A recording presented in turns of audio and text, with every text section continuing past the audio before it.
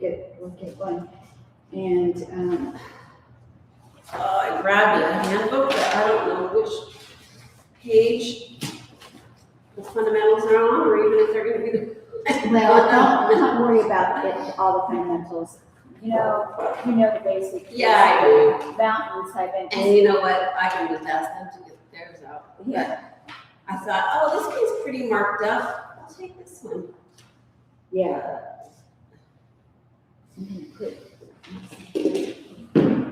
Hi, Aubrey. Hello.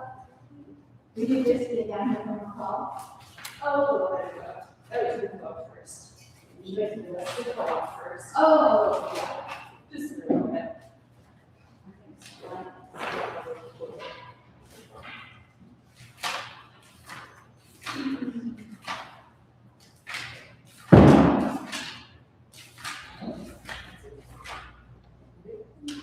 This might be did we have a fundamental in it, is that possible? Oh, yeah. Honestly, It sure is. here's the fundamentals. Remove from mountain, which is the fundamental of everything. I'm just gonna go through them because I think that was, I wanna edit it anyway. You have mountain, and that's a fundamental of everything. You know, it's like first chakra, standing, all that kind of stuff. And from there you build. So if you think of, you could do mountain side bend is one of them, Ardha Chandrasana, powerful squat, seated mountain where you're just, seated in Sukhasana. I mean, the ground zero is the mountain pose. So I think that's really helpful just to keep your mind. I want to make sure this is focusing on you. That's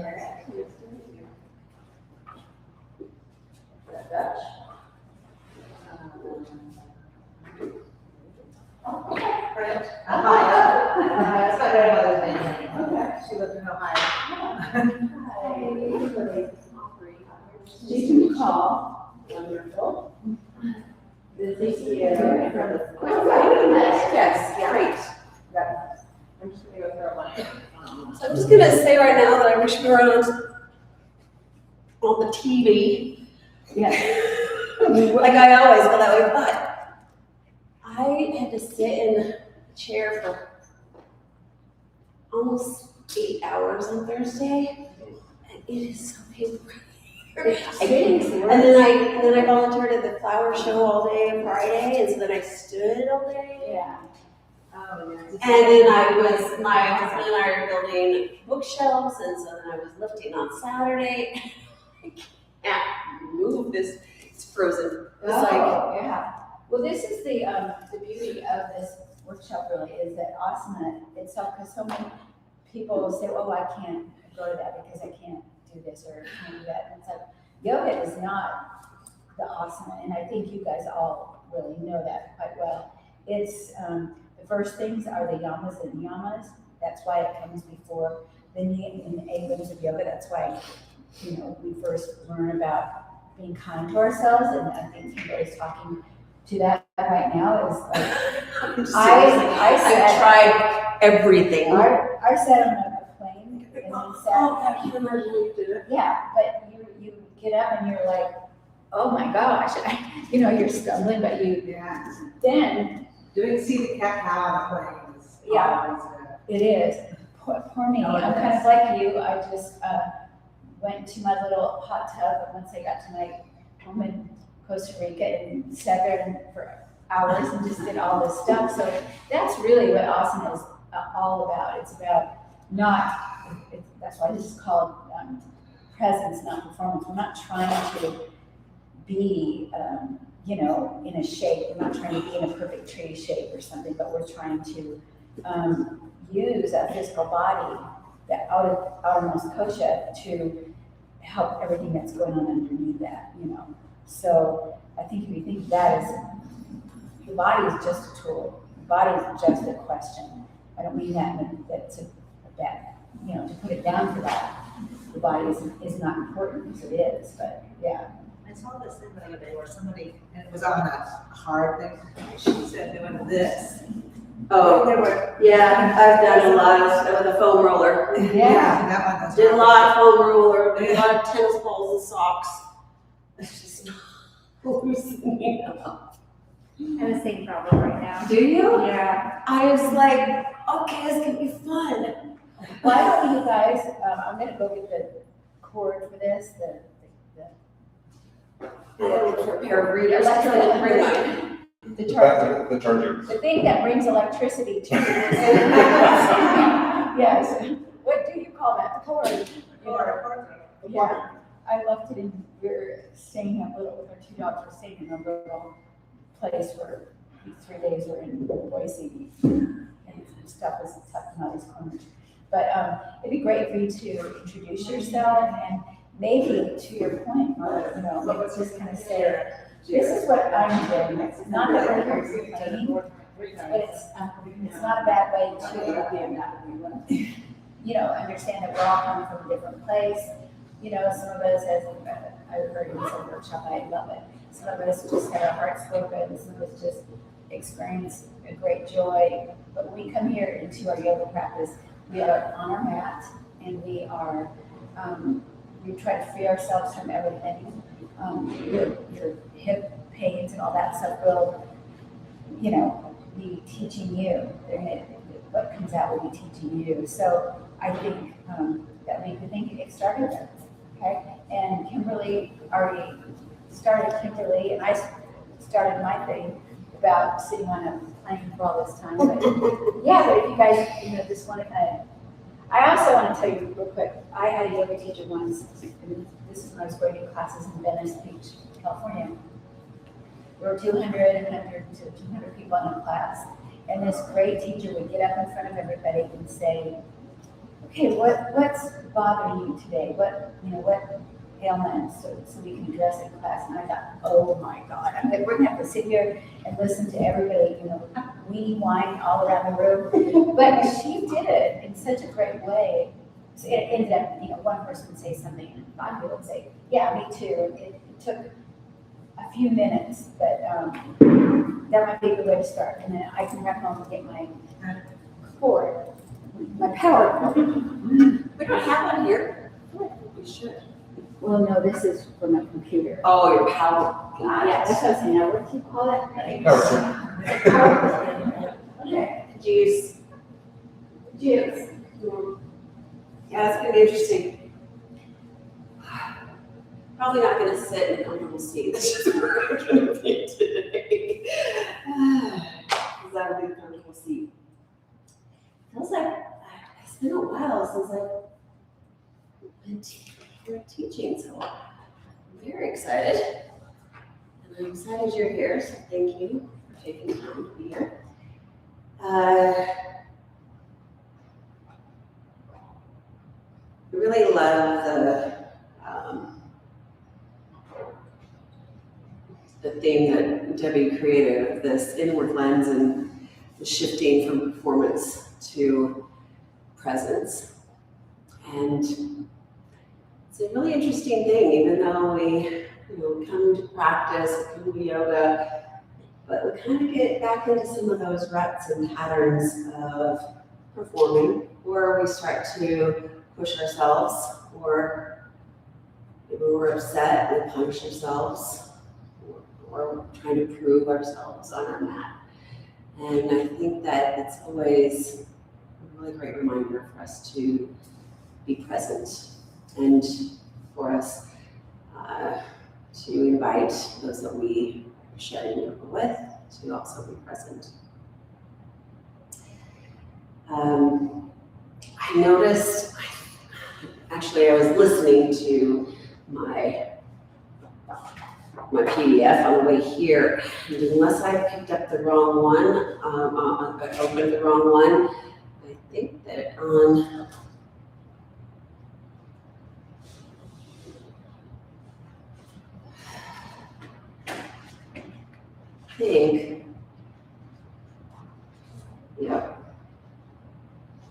I didn't change on page 7, deconstructing alignment.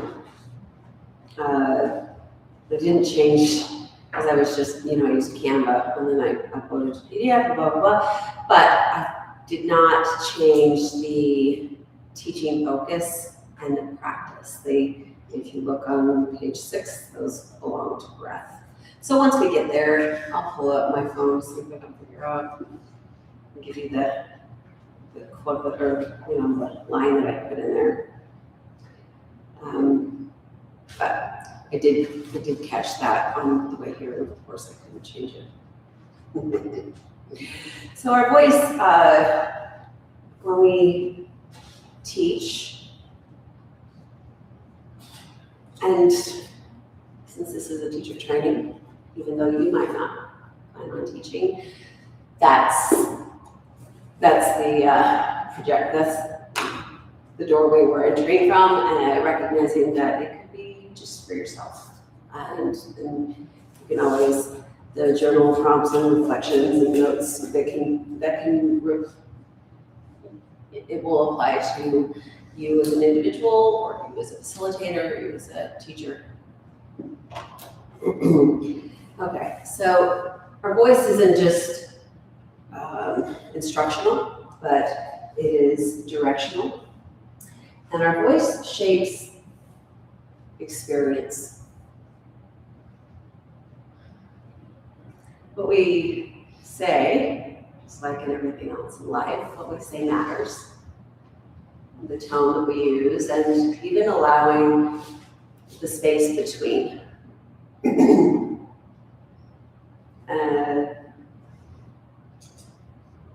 So how we say it matters, but how we invite or direct our students to, and invite, direct, and give permission to our students to feel and move in their bodies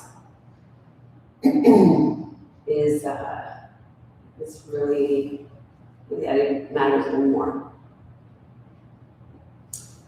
So this idea of shifting from the way an asana, a posture, looks to the way it feels.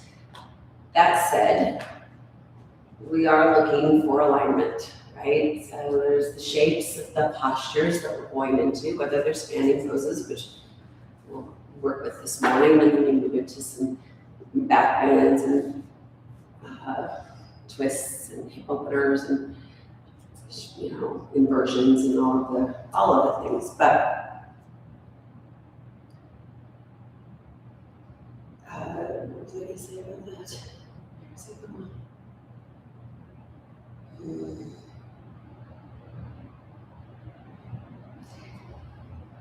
We use the shapes, we use the postures, and the alignment of the postures so that we can work with that energy. Everybody's degree of bend at the knee is going to be different depending on what's going on. Some people might not be able to kneel, or they can't put the weight on the wrists like others can. And so that's where it gets a little nuanced. And one of my favorite responses when someone asks me a question is, it depends. There's no right or wrong. You heard me say that? It depends.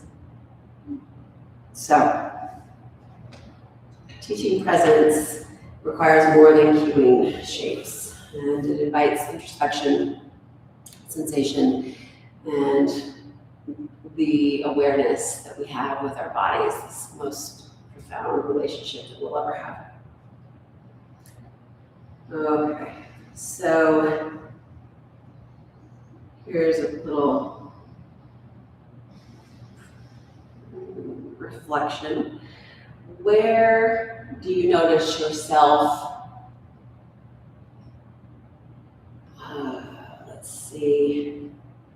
moving, if you're not teaching? So I'm going to put it to it. Let's go with the moving first, and then it could also be cueing. But where do you feel or notice yourself moving more for performance, or doing it for the gram? Like the look of it, rather than how it feels. I hope we move beyond that, and hopefully we're all moving into the feeling part. Anybody? Or it doesn't even have to be you, it could be, just something you've noticed. Okay. I'll go first, and then maybe I'll help you figure out if you have anything else to add or not. But because I've been teaching for a very long time, and I've been practicing for an even longer time, and things have changed a lot, which is the way it should be. We're always evolving, right? And growing, hopefully not, and that's sad. But for me, I can still get kind of stuck in the place of, to get on my mat means I need to commit to an hour. I mean, and that's carried it down from because I come from a long line of the power yogis, where it was 90 minutes. Even though I tell my students, 5 minutes is great. But for me, and by the way, you get on your mat and then you find that you have longer than 5 minutes. So I'm not saying, the gist of it is, in my mind, sometimes I get in a place of, I can't really wrap it up because I haven't done this or I haven't done this. So even after knowing what I know and inviting others, I can still get caught into this, well, I can't do it because I don't have 90 minutes, I don't have 75 minutes, or whatever. And then I remember, that practice what you preach situation. And then I can kind of slow down and just, roll around on my mat or do some stuff on the wall or whatever I choose to do. And forget about the time constraint. I think that we are so bound by time that at least I am bound by time, and that's my little hiccup where it becomes a performance rather than a feel. Now that I've said that, does anybody have anything to add? It's okay if you don't.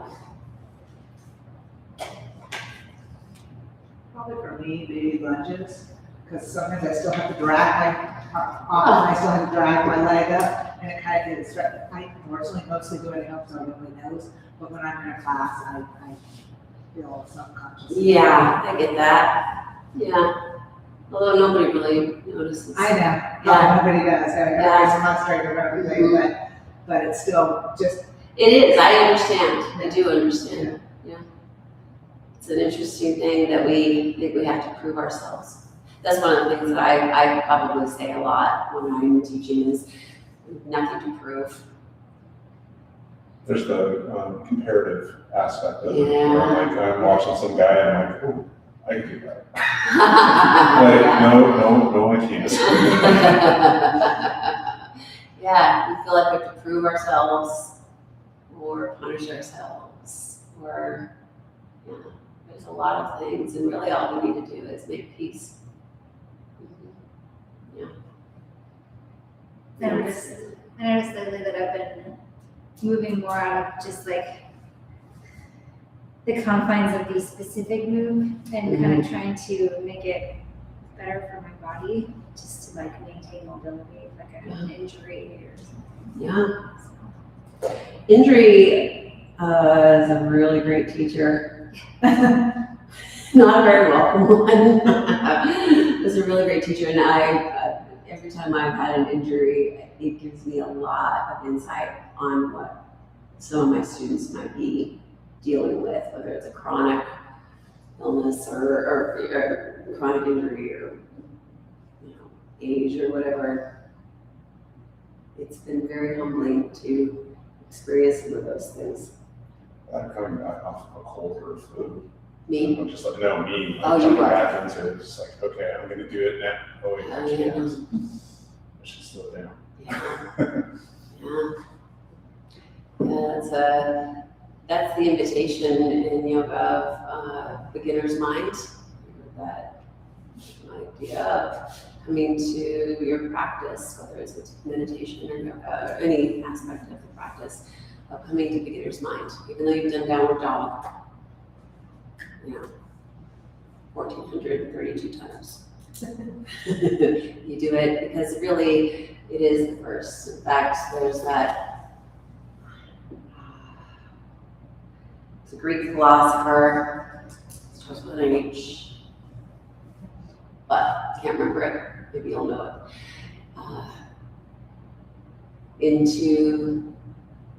Into the same river, I do and do not stand. And it's kind of been lost in translations because you do go into the same river. I live on the river. You know, go into we paddleboard in the summer, we get into the river, it's the same place, totally different experience, right? There might be a tree that moves, the water levels might have changed, the river beds might have shifted. The weather could affect it, the rapids. So this idea into the posture, so where we do and do not stand or enter. I can't remember exactly what. See, I can't remember the name of the guy.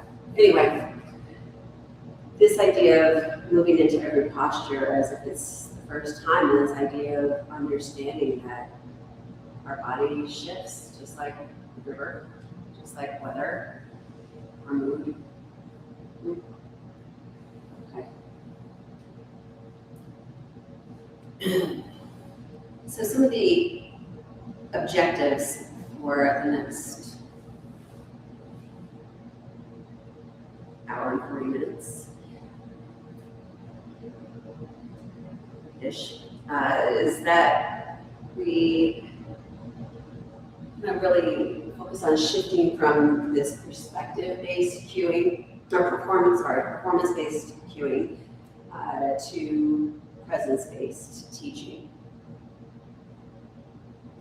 Develop language that prioritizes internal results over external form. Teach in a way that honors the body's instinctive intelligence.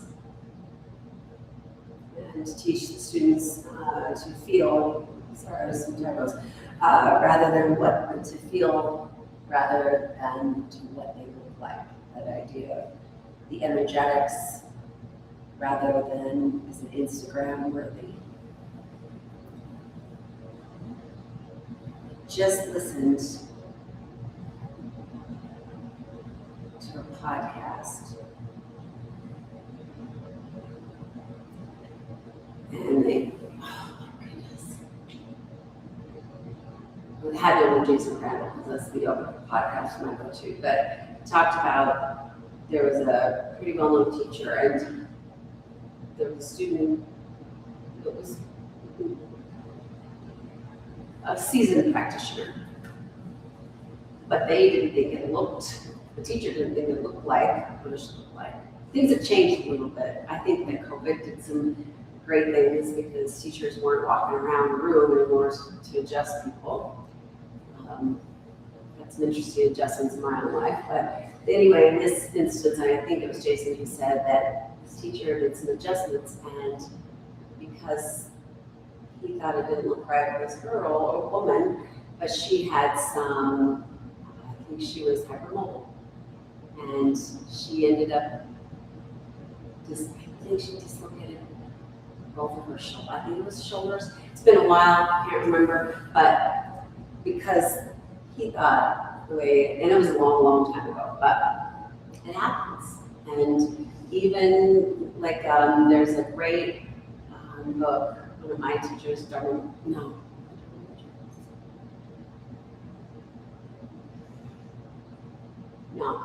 Rhodes, great teacher, he decided to take all of the postures, like in BKS Iyengar's Yoga for Life, and do them, and all of the modifications.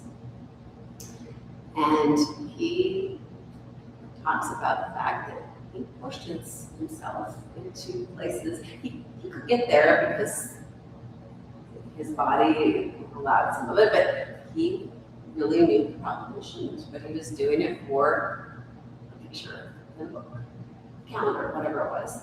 And I think that that's something to think about, that we really want to make sure that we're inviting our students to feel around, what they might look like, or what the person next to them looks like, or what they have an idea in their head of what a backbend is, or all of those things.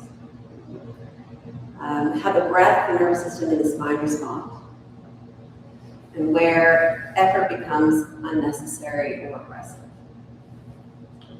So those are some of the things we're going to go through. And then when we get into it, and you can pull it apart. I just needed to separate. If you want to, you can also keep it the same way, but I'm going to pull it apart. Just want to keep them all together since there's so many pages. The first glimpse that we'll take, that's inward lens, is through observation and self-study. And the Sanskrit word for this is svadhyaya. It's the self-studying the self. It's the self studying the self in whatever it's studying. So it's the self serving the self in the practice of yoga, meditation, breath, flower arranging, kickboxing, skiing, whatever it is the self is involved in.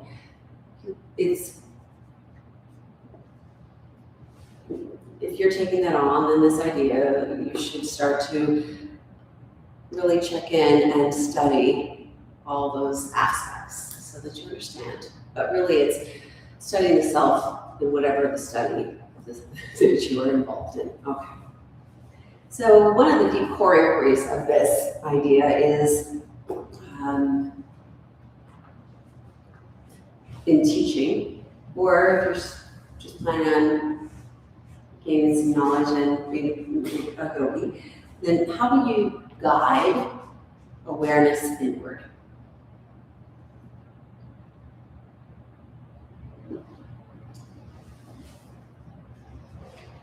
Any ideas? This idea that awareness is the practice. Anything come to mind when you think of maybe someone that's taught that? Maybe not in those words, but this idea of awareness is the practice, or moving your awareness inward.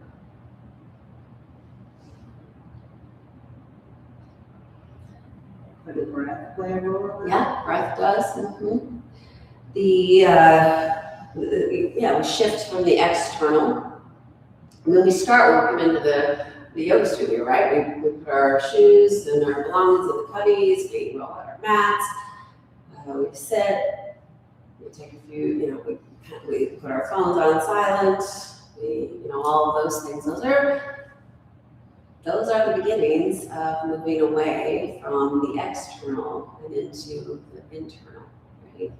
And then the teacher, with the invitation of starting with breath, or whether you soften your eyes or close your eyes. That's that part of the 8 limbs Patanjali outline of pratyahara, withdrawal of the senses, and that's one of the talking points. But still, pratyahara is part of it. Is this idea of moving away from the external and moving more into this inner landscape. So those are some of the invitations, and that shifting from the external perspective to an internal perception. We can use language that invites sensitivity, noticing, observation, that invitation to self-study, to observe, and for reflection, pause. Something, a cue might be before we change anything, just notice. Notice your resources, the way your body is connected to the floor, and go beyond the floor, think about the earth. Notice your breath, all of these things of just that moving into awareness. so that the invitation to become clearer in the practice rather than the external noise of, well, I should be able to bring my leg forward in a lunge. I should be able to sit cross-legged, no problem. I should be able to hold a warrior 3 for 5 to 7 breaths. What's the shoulds? I don't know. So that idea of whatever we put in our heads, I should be able to do it like she does. I should be able to do it like I used to, or what I want to, right? All of those little things, and instead allow us to move into be here now. It's also letting go of the outside world. And Yeah. saying, okay, Yeah. I've got 12 meetings piled up and I'm just gonna forget them for Yeah. an hour. Just put them on the cubby with your shoes. Maybe they'll solve themselves by the time you get off your mat. Yeah. So all of those are really, that's a great idea. Those are great, actually, invitations. And as a teacher, that you could remind your students to do. Because if we're got the 12 meetings or the to-do lists, guess what? Because we're all human, we all have a to-do list. And we don't know, we have no idea what others are going through, but that idea of just allowing yourselves to be. I have used sometimes I'll use the imagine if you the retractable cords, so the small appliances, then you pull on it a little bit and then it retracts. I'll use that. Just start to, all the places that plug in to you as an energy source, just unplug from them, just for the next hour or 2, 75 minutes, whatever the time it is. And, watch them retract. You can even in your mind say, I'm going to unplug from motherhood. I'm going to unplug from being the boss. I'm going to unplug from being the employee. I'm going to unplug from being the daughter, the son, the partner, the friend. I'm not saying that any of those things are important. I love a lot of those things. One of the ones that I remember the most is taking the backpack off, Yeah. putting all your troubles into it and setting it at the Yeah. door. George Clooney. Yep. What was that movie? I forget it, Something. but I think there was also a couple of books that I read. Yeah, it's a lot of places. Yeah. Yeah, it's For great. meditation. And it's a great visual too. Yeah. Mhm. Okay. You have to remember to use that one a little more often. For teaching and self. So some of the practice, besides what we've already discussed, that you can practice sense where movement begins, or notice what feels awake or quiet. So why don't we go to that keystone posture that leads into all the other postures of anyone? Gotta do it first. Shout out. Anyone? Mountain. I don't remember what the next line of that was, but anyway, mountain pose. So come into mountain pose, and it could be a seated mountain if that's what you choose. It could be a lying down mountain. And I think that that's something else I wanted to say is that once we look at the shape, we recognize we can flip the shape. In fact, the shape tree. There's a posture. It is upside down tree, basically. Really, right? Mhm. Yeah. Handstand. Handstand. So yeah, so we can flip a shape, and it'll have a totally different effect on our body, but it can still be the shape, whether it's a seated mountain or a standing mountain, or a supine mountain. I've done kneeling salutations, which are fun, so kneeling mountain. But just take a moment, and actually, how do you feel about, well, let's do it together. And maybe the next one, then I'll ask you how you feel about maybe just partnering up, or maybe we can just do a little round robin and each offer up something as far as the practice. But just, whether you close your eyes or soften them, start to shift your weight side to side. You can shift your weight towards the balls of your feet forward and pull back. You might even start to move in a circle. And as you just start to move, not quite to center yet, just kind of teasing the edges there. Notice your breath. Notice any places that you might be tensing up, just out of habit. Bring a little softness in to those tight spots. If you're taking the circles, those moving side to side, shift directions. Bring a little softness into those tight spots by way of the breath. Let your breath be free, full. And then slowly just start to, when the pendulum swings, starts to slow into center.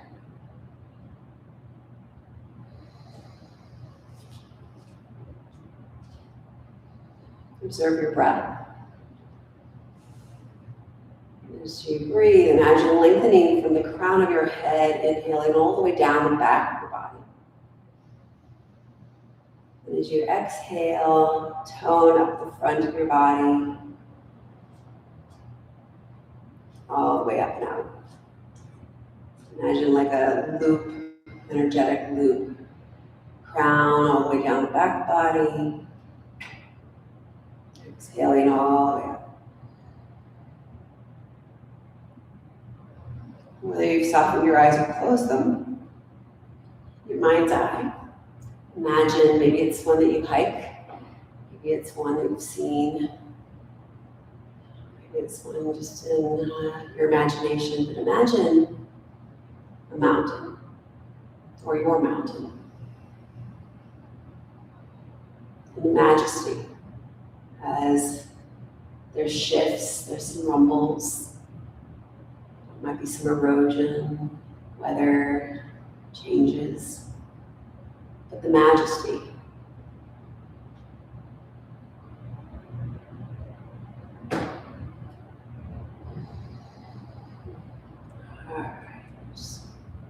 Rise. Just take a big stretch, reach up. This is an upward salute or Urdhva Hastasana, hasta as hands. Bring your left hand down, just stretch your right hand up and over. Keep your left hand on your hip, unless you want to reach it all the way down. Inhale, left arm up. Exhale, right hand to hip, or down your thigh. Lift your hips up, send them to the left as you reach to the right. Inhale. Do that a couple more times with your breath. There's no rush or quotas to fill. So again, with your breath.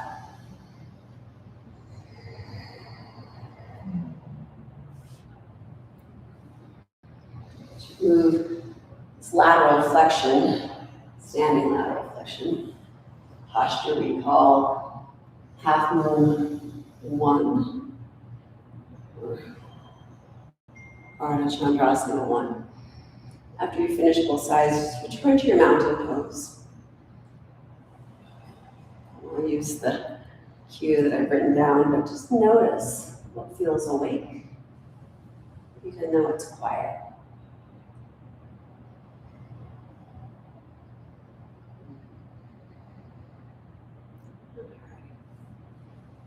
Okay, have a seat. Or you can stand. So maybe if you want, maybe something will land for you later, but it might, or maybe you've already started to jot some of those down, or if there's one that's come to you that you like is about bringing in awareness, you can share that with us. And then we'll move on to the next.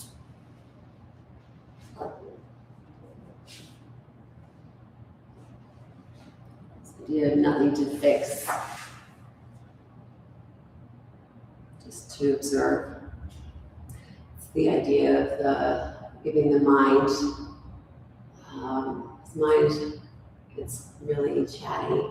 So we could give the mind the job of being the witness.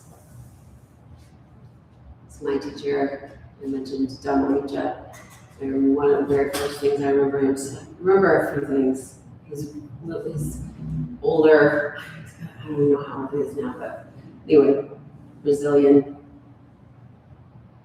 very bendy, very strong. But I remember the first thing that I remember him saying is, you are not the doer. I am not the doer.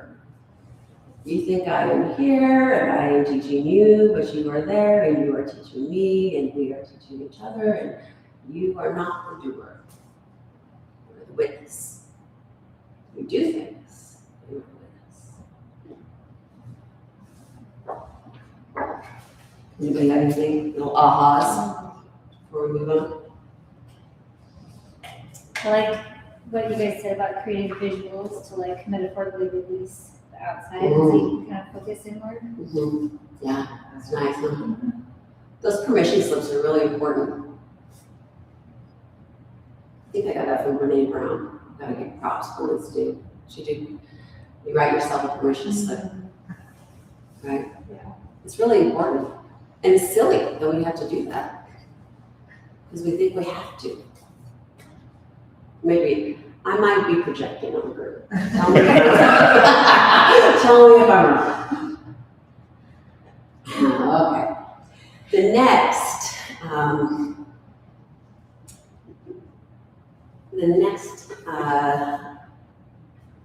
part of this is the question. And the question is, oh, did I put that wrong? I might have done it wrong. Qualifier. What is an energetic compass? I might have done it. Okay, I just switched it around. I knew I was doing so many things and changes that I didn't change my facilitator notes. Oh, that's okay. I didn't change my facilitator notes to to your worksheet. But that's okay. We're gonna go with the worksheet and it's all over anyway. So the idea of, right, is an embodied experience that you have. Okay. The idea of embodied experience. The idea of embodied experience is what Patanjali outlines. One of the only things like the day is out there about who Patanjali is, but the idea is Sthira Sukha Asana. Does anybody know that one? It's in there. Sthira is the effort, the steadiness, the strength, this component, and Sukha is the ease.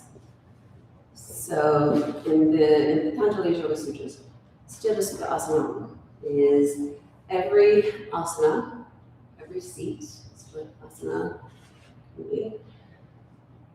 should be steady and comfortable, steady with a sense of ease. Sthira Sukhasana.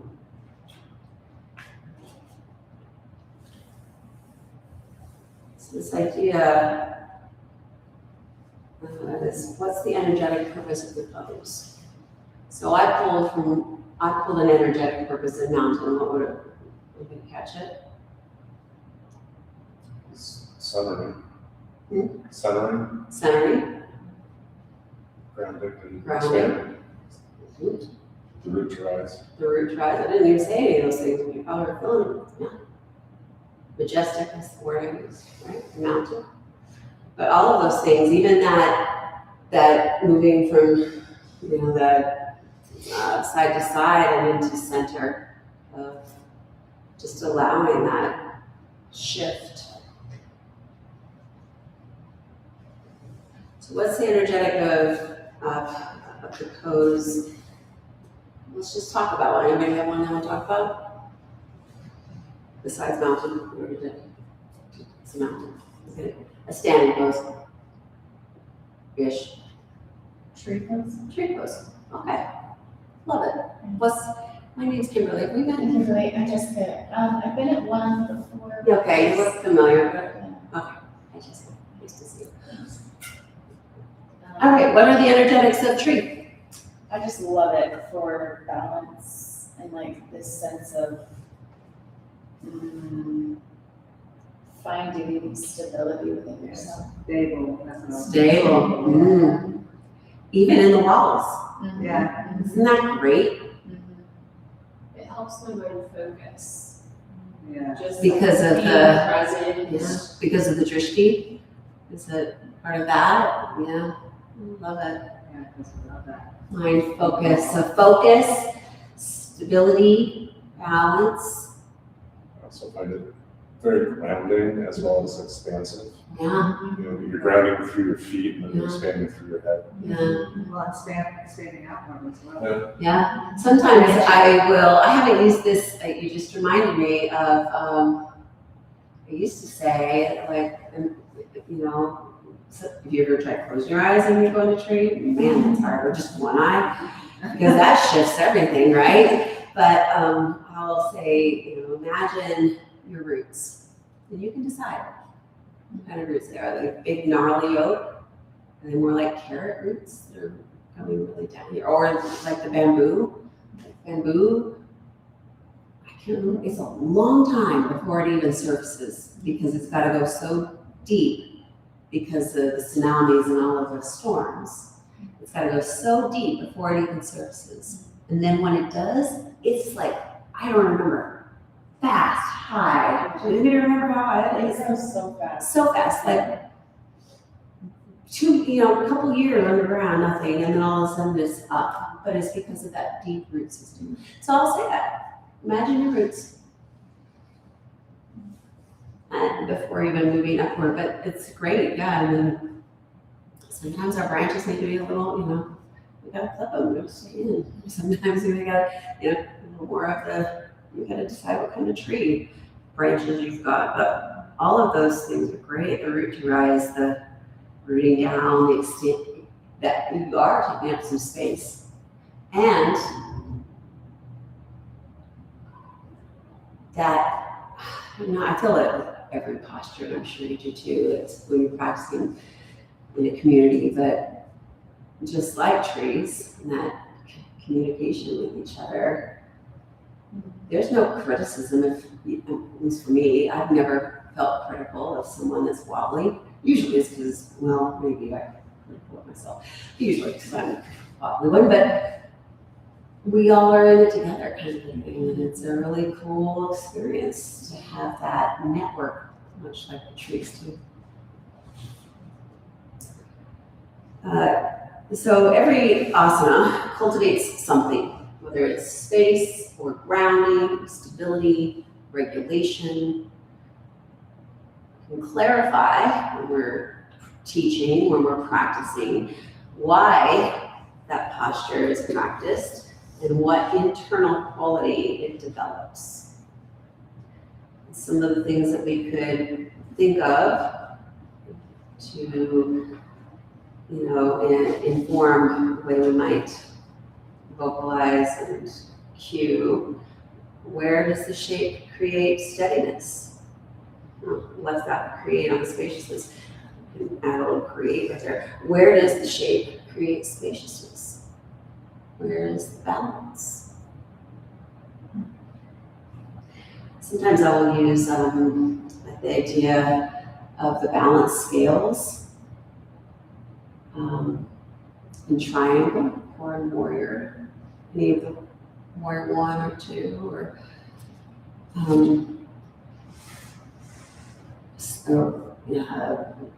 goddess pose, you might know as temple pose. The Sanskrit name is translates to mean fierce ankle pose. I don't know if I can do this one. Just so you know, this entire side is frozen and I can hardly move. So if I can cry, Don't feel water. Like frozen shoulder, but frozen. Well, I had to sit for about 7.5 hours on Thursday in a very uncomfortable chair. And then I stood all day volunteering at a flower show on Friday. And then I was lifting and hoisting bookshelves all day yesterday and digging. So. I did a little yoga this week. Anyway, this is the fierce angle pose. You know this one? How do you know it is? Goddess, temple. Sounds great for that is Konasana. Kona means angle, lift is deliberate, cupped is fierce. Okay, so I'll, invite students to imagine no numbers, but just imagine that your feet are on scales and you want to bring balance. Because sometimes in our warrior, the warrior two poses, or any of those asymmetrical standing poses, triangle. Well, goddess is not asymmetrical, but any standing pose is really the legs are wide and a little bit something different. We kind of bear our weight to one side rather than the other. So I'll use that as a reference point. That's kind of a fun thing to do. Anybody have cues to, or something they've heard that cultivates, whether it's space or grounding or stability or regulation? What does that mean? And not only, that reflection in notes, cues or strategies that invoke balance, that doesn't mean just, tree pose or balancing half moon pose or warrior three, but mountain. And like I just mentioned, warrior two or triangle and some of those other poses. So how do you feel about maybe Jonapera? And maybe pick a pose, because I don't know, you can eeny, meeny, miny, moe it, or I don't know, come to some sort of agreement. There'll be another opportunity. So if you pick one, then your partner can pick the next time. And then just maybe give each other a little, you can just a little spitballing. Does that make sense? Mm-hmm. So just pair up real quick. If you haven't met your newfound friends, then introduce yourself. And I guess we'll have perfect. And just take a few minutes and think about on that page whether it's space, grounding, but balance. That was really nice. Good to meet you. So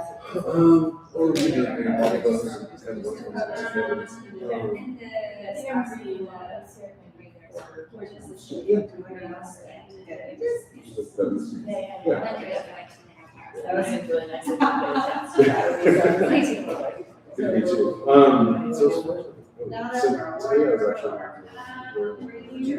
class. I was thinking about the tree one.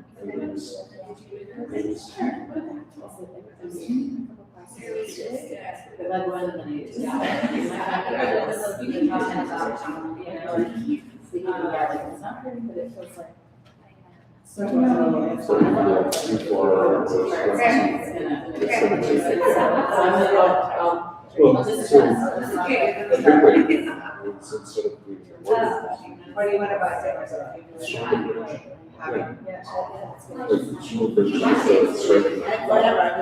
And so you want to practice. So just, sorry, all right. Just like we're gonna be shaking a chair and kind of giving each other cues. Yeah. And you don't even have to take turns unless you want to. However you want to do it is great.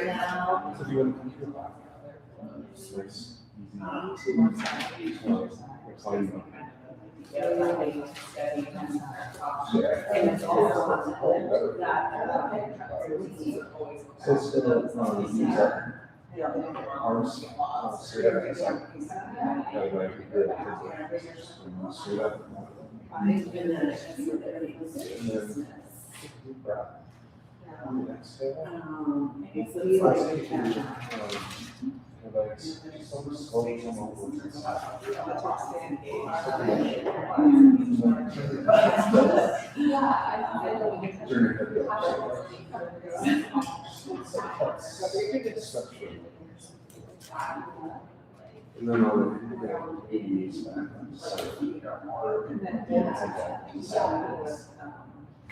And the next thing, on the other side.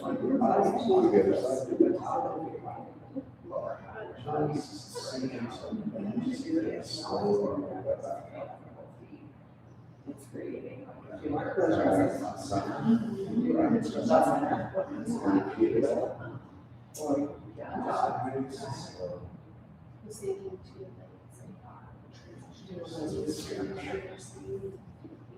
It helps you like. In that way, I can see how it creates. Not only just spaciousness in your body. I did a little too far. We're doing it. It's always been. Oh. Give this ability, Right. but then also the movement. Yes, if you do something, that's fine, it's gonna be. So it's, again, they have to, that's not, feel our stress.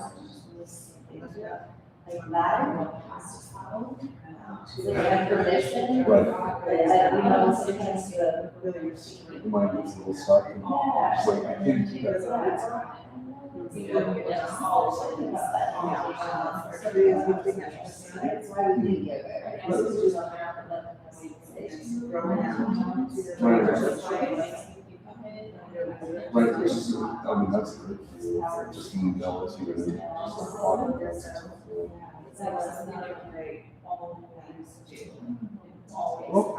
Hey, good. What's supposed to be there?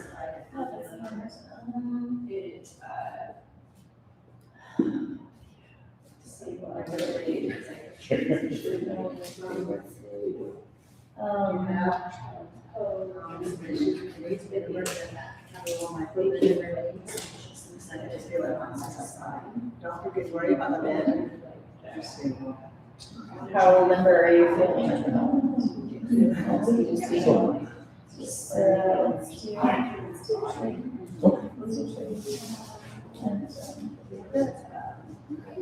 So what you're gonna do is you're going to imagine yourself doing you're gonna take your right foot and send to your right foot.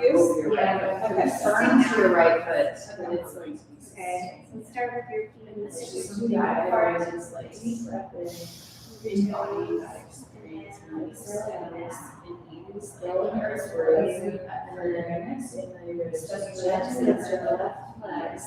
As you come up from the lazy bearing, so right one's gravity, so it's not So, heat. right, sorry. Right one's usually, right one's heat. You actually want to do this, okay. That's good. Good, you're right, mentally prepare on the other side.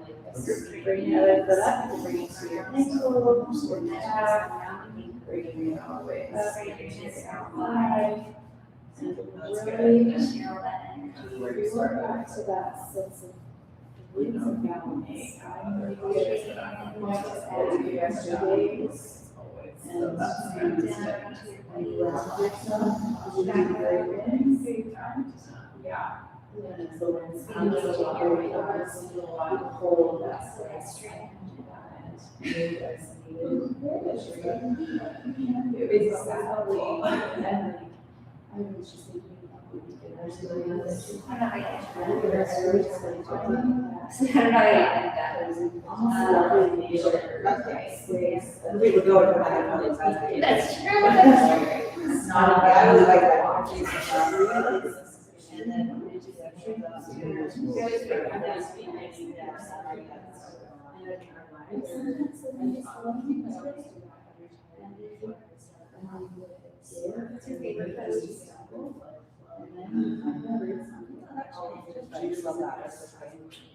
I love the Dallas.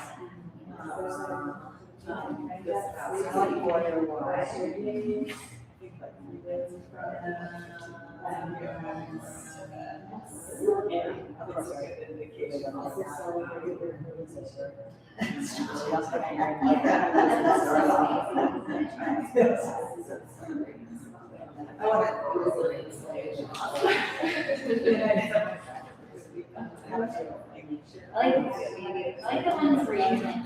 That's what we.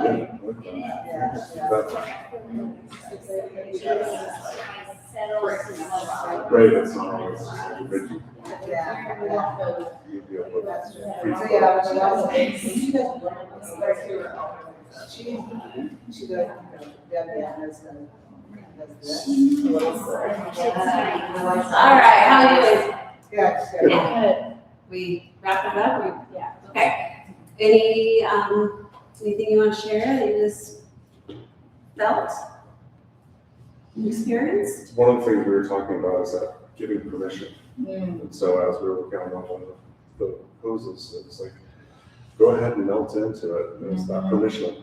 Oh my gosh, yes. Yes, it Love changes that. it, right, in our suggestion, you're like, yeah, I'm going to use those, and this is, just really allow your body to sink into that, it's like, oh, Lovely. sometimes, yeah, that, we just need the invite. Yeah.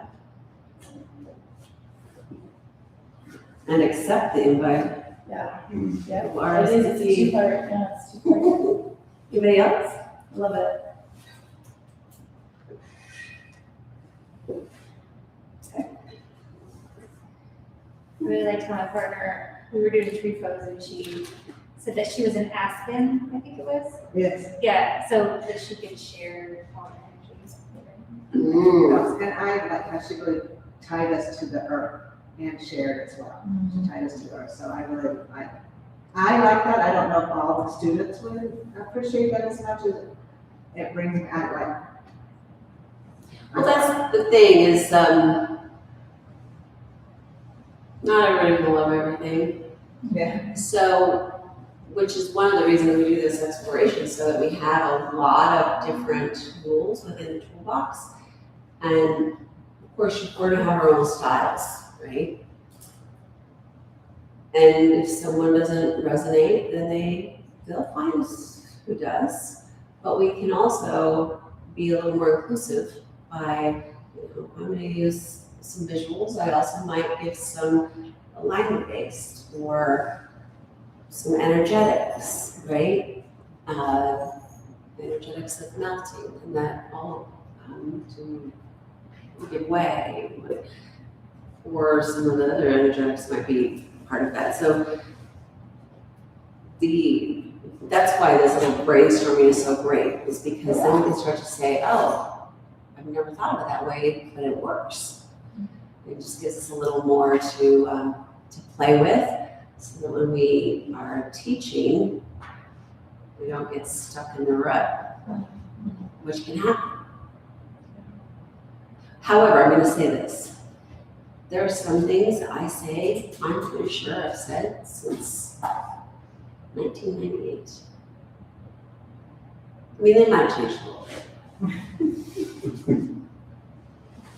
But I'll have students that have been students of mine for years, and they'll come up and the way you said, and I'm like, I feel like I'm a broken record. You just heard that? So, you ever heard that the teacher will arrive when the student's ready? Is that how it goes? Yeah. Or, yeah. I mean, the student could be coming. Or we might plant the seed and it doesn't land really, the way the student wants it, but they're going to go and they're going to hear it and they'll be able to grow with that somewhere else. Well, it's like hearing it slightly different from somebody else and all of a sudden it clicks. Yeah, Oh, yeah, but that's what she was saying. exactly. Yeah, it's so great. I love that part. I think it's fantastic. Okay, let's see.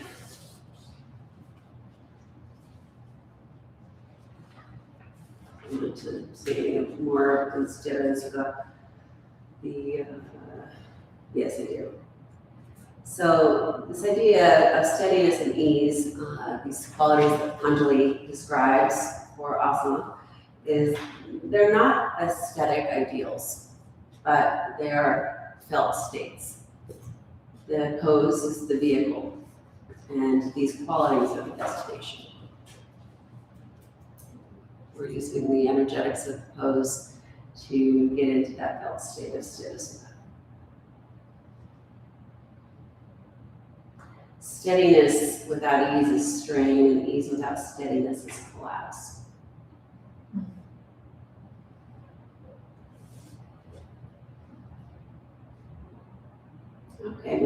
on to the vessel. Is that the next one? Yep. Yes, I changed it. Forgot to make a note. Nope, it's not. Is it? That's the last one. Page Oh, four. I moved forward because I changed the page 7. I went down my notes. Okay, the vessel. Great. This is the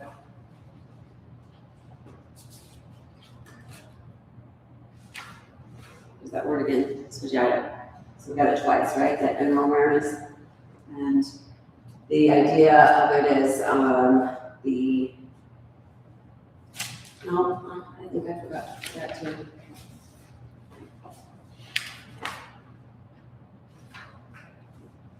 Hold on. Here. Thank you. So.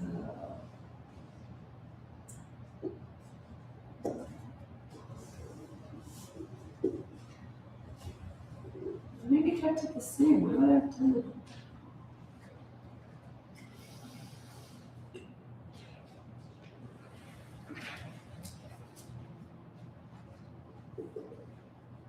Oh, it's different but the same. Okay. So, so in this, as the vessel, the body, and Svajaya, the self studying the self, which we talked about with the inner lens, is the body intelligence. The body knows. So I don't know if we come into this world, we don't learn anatomy before we start to move in our bodies. Sometimes we learn anatomy and then we don't think we can move, right?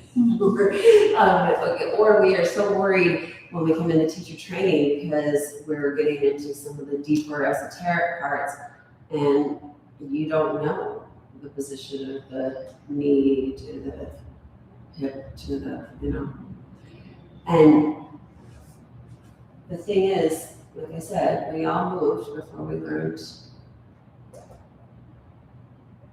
anything about anatomy. And we know our anatomy.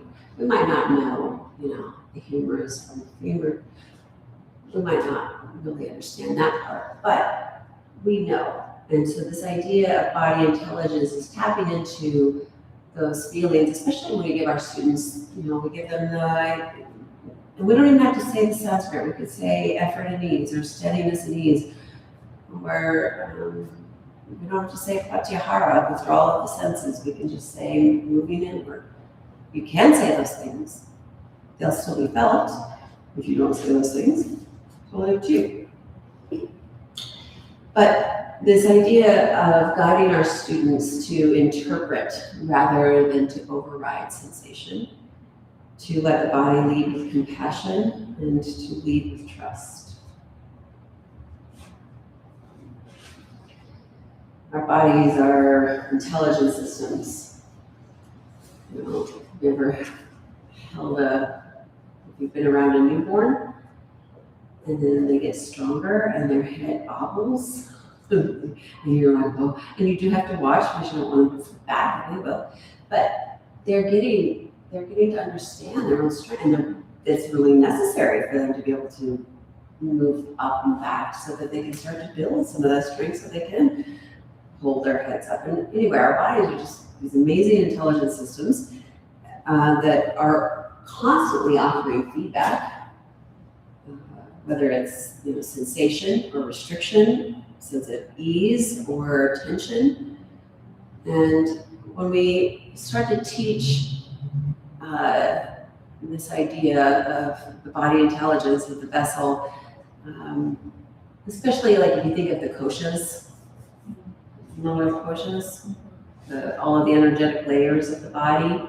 We've got the physical, the anamaya, the pranamaya kosha. I'm not going to go into that because I only have an hour left with you, so I keep it clean. But it's that idea of the container. Our bodies, this vessel, and again, the vehicle that is going to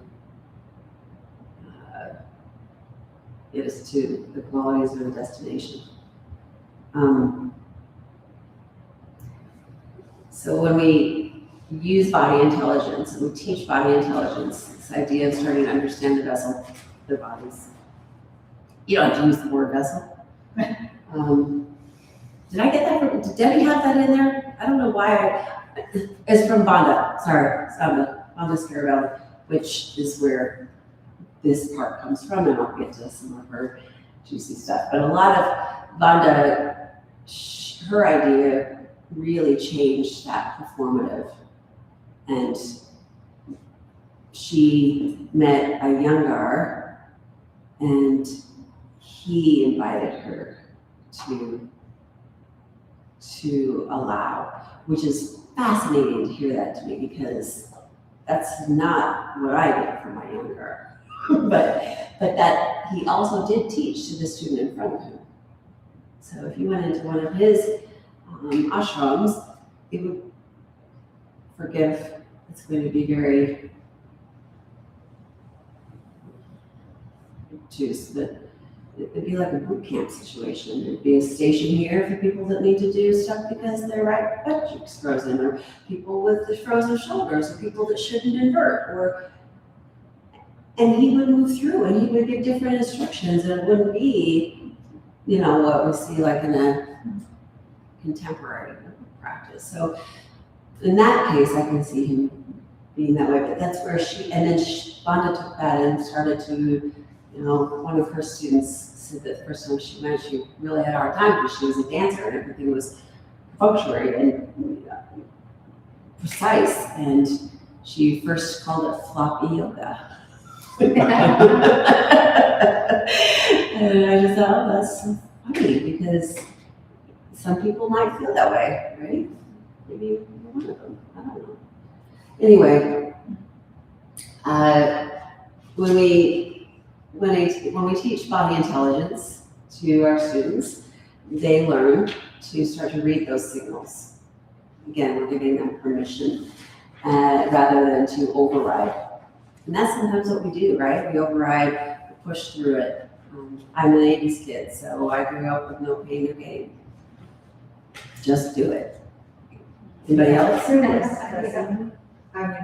think I'm gonna be mainly teaching like boomers and maybe older Gen X. Yeah. And I'm a younger boomer, and trust the experts, just like you said, that woman who allowed that man to move her body into a way that caused her to. Yeah. So that's how you have learned to turn off your body. Yeah. I guess. Yeah. So how do you get past that layer that has been built on to the vessel? We've added this layer to that vessel, I guess. Yeah. How do you? Thoughts? It's a slow transition. It's a slow transition. I think back to, And how do we, what, I'm just curious, I mean, you have some things here, but what are some decent cues to help just take out one break maybe? Take out what? Take out one break or whatever. Oh, okay. Spread out a little bit of the layer. one thing I think of is, listen to your body. Your body. Yes. Listen to your body for sure. But yeah. that's it. I mean, I remember the first time I was like, what the hell does that mean? Well, some of the things that I'll say, especially, I've always had a class where, I was out of the West Y for a long time, and I had teenagers in class, and I had 85-year-old men. Yeah. And women that had arthritis so bad that there was no way that their knuckles were ever going to get grounded. One of them got really clever, and she took an old mat, cut it up, and sewed it, and she put little things in it. That's before made little wedges and all this stuff that you can buy. But that listening to your body, I agree. What does that even mean? I don't know. My body tells me I'm a jerk. Well, I don't know. Or that you can do it. You can do it. No pain, no gain. Or just do it because the person next to you is doing it. Right. Or because the teacher said to do it. Well, first of all, hopefully teachers are becoming more informed so that we are giving our students the tools to be able to make those decisions, because I really can't. Yeah. I don't have an x-ray machine that shows me if you've got any osteo or if you've got any bone spurs or anything going on that you shouldn't be putting pressure somewhere. But if your body tells you you should be pressured somewhere, then you really should be putting pressure somewhere. But one of the things that I would say in this, class that I lead that has different abilities, different ages, everything else, genetics, injuries. If we're moving through vinyasa, res flow class, and I say, okay, let's take 3 to 5 breaths in downward dog. If I say downward dog and your body says child's pose, ask your body why it says that. If it says it because you need it, Right. then take it. If it says it because that's what you always do, maybe just explore downward dog for a breath. There's a difference. Because we also say we can't do things and we can. Right. But we're afraid to. Yeah, So, I like that, yeah. right? I think too, learning to listen to your body also, so in my life coaching practice, like a lot of us don't listen to our emotions either. Like something sad will happen, like, oh no, we've been taught since we were toddlers, like, oh, brush it off, don't cry, heaven forbid. And I think that, the emotions in the body are connected, but as one maybe brick that you could start working on is that the next time you find yourself feeling hurt or disappointed, instead of pushing past it, which is our typical, you kind of pause for a minute and go, wow, I'm feeling hurt. Why am I feeling hurt? You can kind of go to the root of that. Like maybe someone said something to you, maybe it was a friend that, why would they say that? Like that feels like pain. It feels like they don't care about me. And we know that it's just the brain offering us thoughts that create the emotions, and which is our like, oh, we know they do, it's fine. But instead of jumping past the pain, if you pause in the pain and say, wow, that hurts, and then check in with your body where it hurts, and notice why it would hurt, and sort of comfort yourself a little bit with the pain, it becomes easier than actually. The secret to that is it becomes easier then to then move on because you recognize like, oh, that friend was just being thoughtless.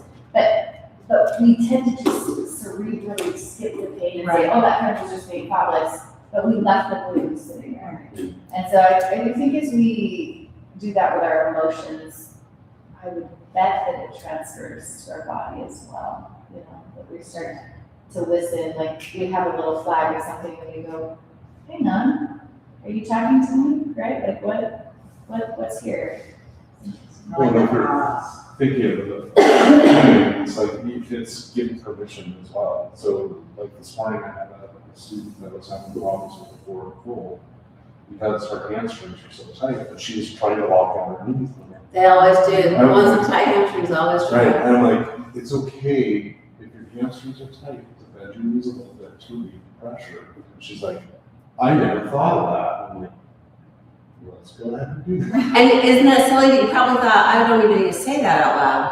I've gotten to the point where I do it up. But there are things that you think that's so simple. I just like, yeah, that's. But it is an aha moment for a lot of people Because because that the body is made for the pose, not the pose for the body. Right. So like, oh, must get the pose perfectly. Right. absolutely.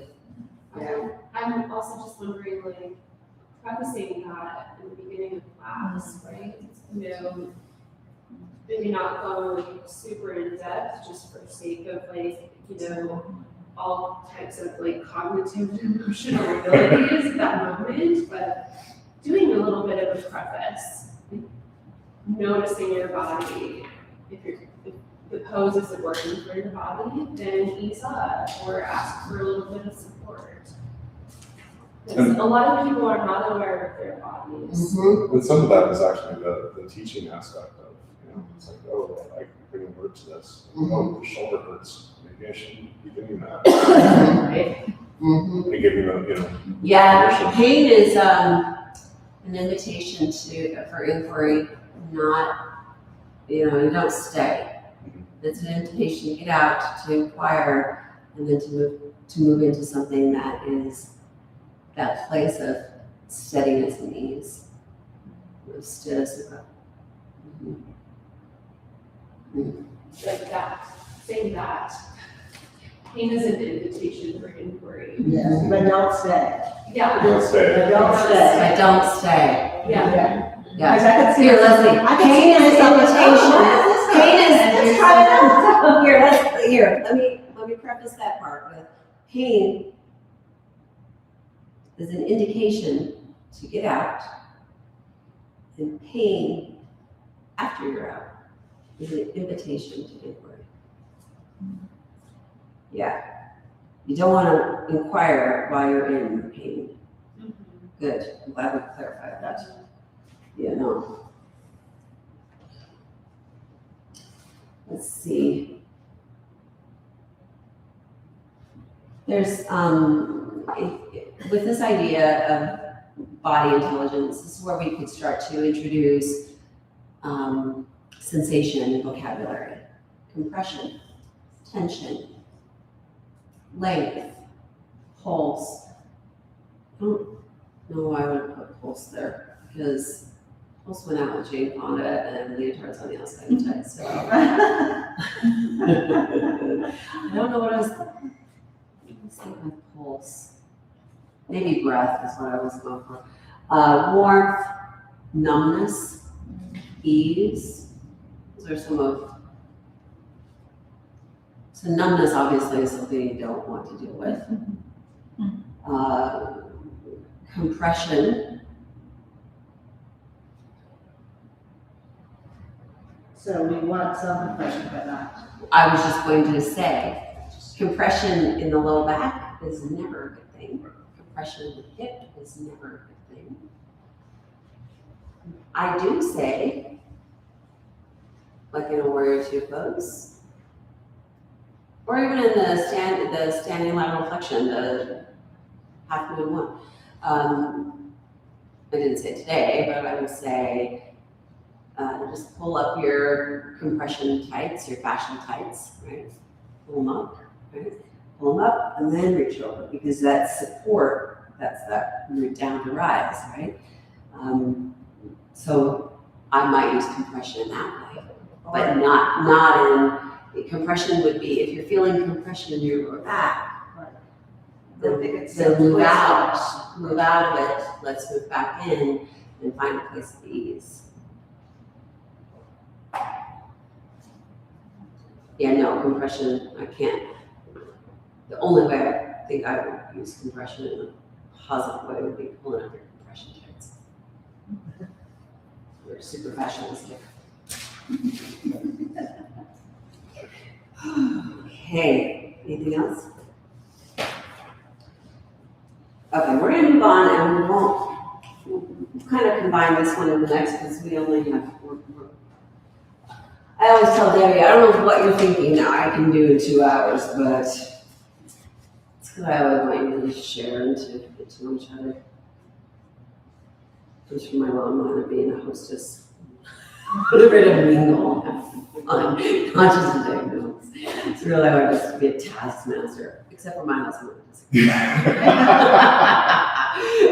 Okay, so the next one we've got is effort versus aggression. Tapas. You mean no tapas? Only a food. Yeah, not that one. No, totally different than that one. But I love a good tapas plate. Tapas is disciplined effort. And it's the first of a 3-part transformation outlined in Patanjali's Yoga Sutras. And did I get in tapas? Oh, we already did Svajaya. We put Svajaya first, right? Twice. We did Svajaya. So tapas, Svajaya, Ishvara Pranidhani. Ishvara Pranidhani we'll get to, but tapas is disciplined effort, or shining effort, or heated effort. It's the staying in the balance pose even though you're wobbling and you want to just get out and go get a drink of water because your balance is so off. Or staying in chair, even not pain, but chair because your legs are fire, but it's that refiner's fire. It's the heated process that gold goes through to take out the dross. Separating the body. Yeah, exactly. So, I'm not saying you have to go into the deepest yoga chair posture ever if that's not appropriate for your knees, your hips, your ankles. But to be with something that's uncomfortable, not pain, but discomfort, because that's where the change comes. And we have to stick with some things. Totally different than pain. That's the effort versus aggression. So if we're aggressive in something because we're proving or punishing ourselves, that isn't the healthy part. Tapas is very disciplined and, man, my thighs are on fire. Can I move into my breath a little more? Can I focus? Maybe even go into that inquiry of why am I resisting this?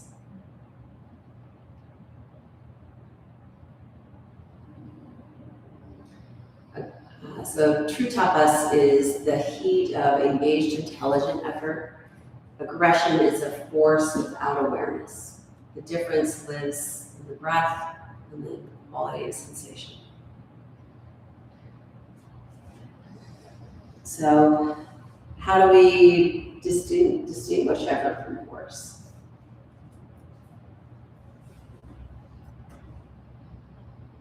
No effort. Why don't you give us the definition of force again, sorry? Of aggression? Aggression. Aggression is force without awareness. Just pushing. To push. Or not knowing your limits. We used to, I haven't, is it still part of your manual, your handouts? Do you still get the Joel Kramer?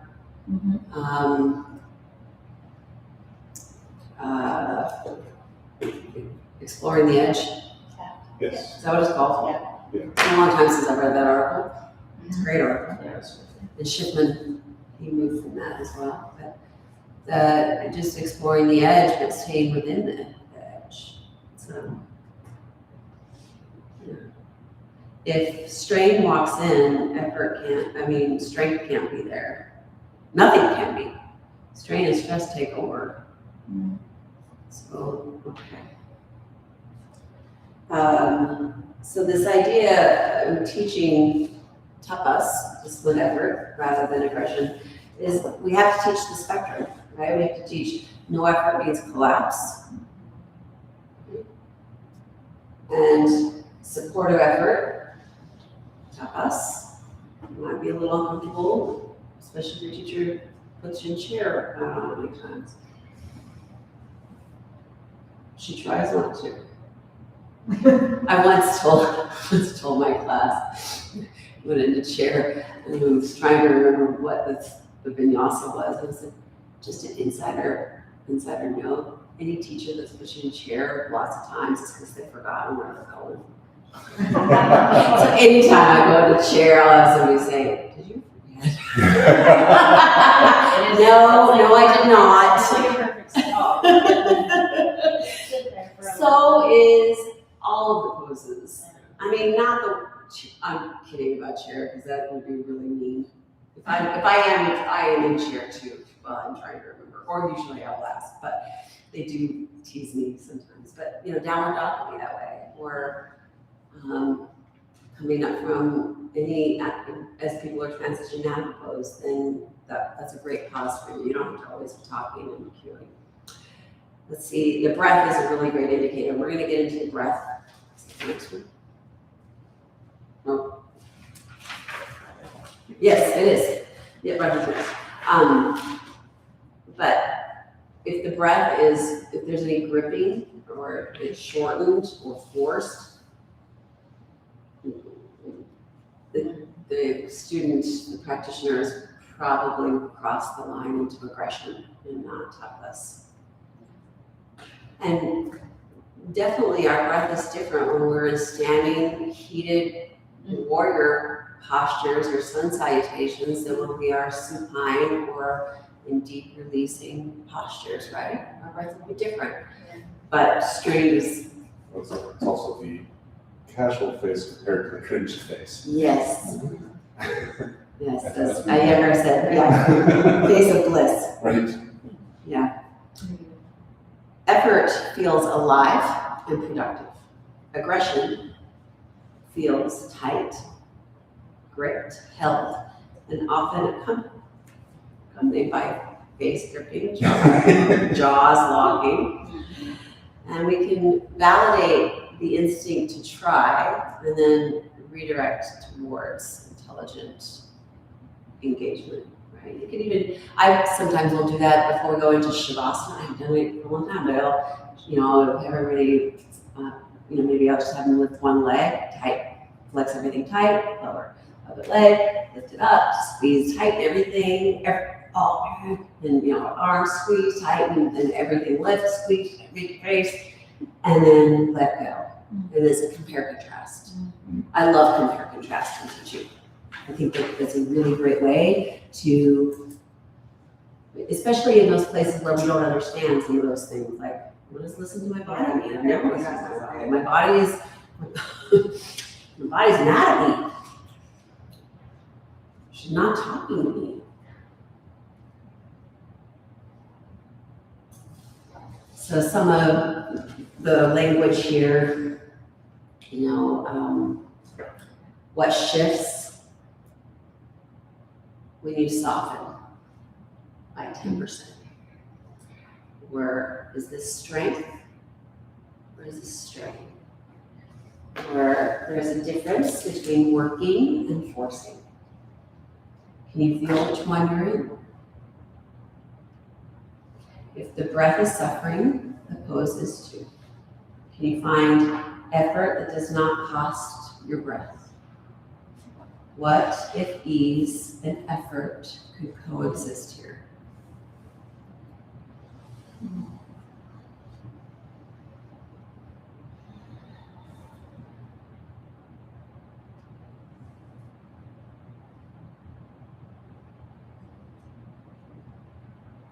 Any postures that you can think of that you feel, I've named chair. Any other postures you can think of that can be a line crossed from effort to aggression to force? Crow. I say Lizard for you? Pigeon? What is it, pigeon? Oh, yeah. Lizard or pigeon? Oh, yeah. Yeah, with a flying Dutchman. the Flying Dutchman. That was fun when you came. Come back. I definitely couldn't do the Flying Dutchman right now. I could do the curse. I am Dutch. My name's Van Linden, so I could do the cursing Dutchman. Right now. Some of this split poses, something like that. Yeah. Let's do chair. Let's just do it as a collective. Maybe. Okay. Yeah. If you need to do a little quick break, feel free.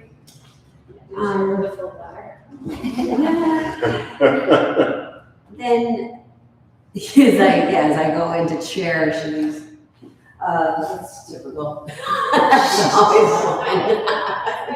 I'm kidding. I'm kidding, right? That's a big joke. So maybe, you don't have to change your mat, but let's just kind of face each other. It doesn't have to be a circle, but then we can just kind of we're gonna build on it. We'll build. Oh, it's gonna be great. I'm gonna hate it. Listen to your body. The thing is, motion is lotion, right? Yeah, Mhm. that's what you told me.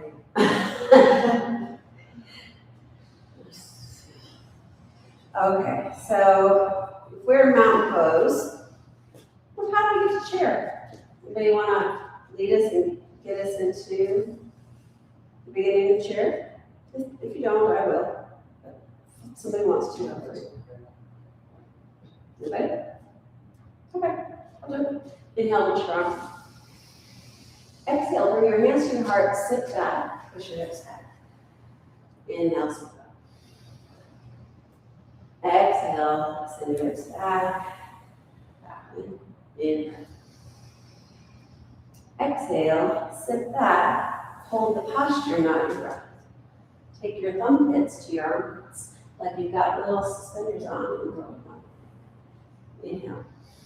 To exhale, knit the abdominal muscles. To bring your hands back to your partner, you could extend your arms into full Uttanasana. Or you can have your elbows bent out to the sides. Depending on what's going on in your body, you might choose to support your lower back by bringing your hands to your heart. You might support your upper back and shoulders by bringing your elbows out to the sides. You might support your strength. See how I just did that? By extending your arms. Exhale, return to standing. There's one way. Anybody else want to give it a go? You don't have to do it as long as I do. In fact, if you did one and stayed in chair, somebody else could, it's like a little baton, and somebody could take another cue, and then another cue, and you could just build.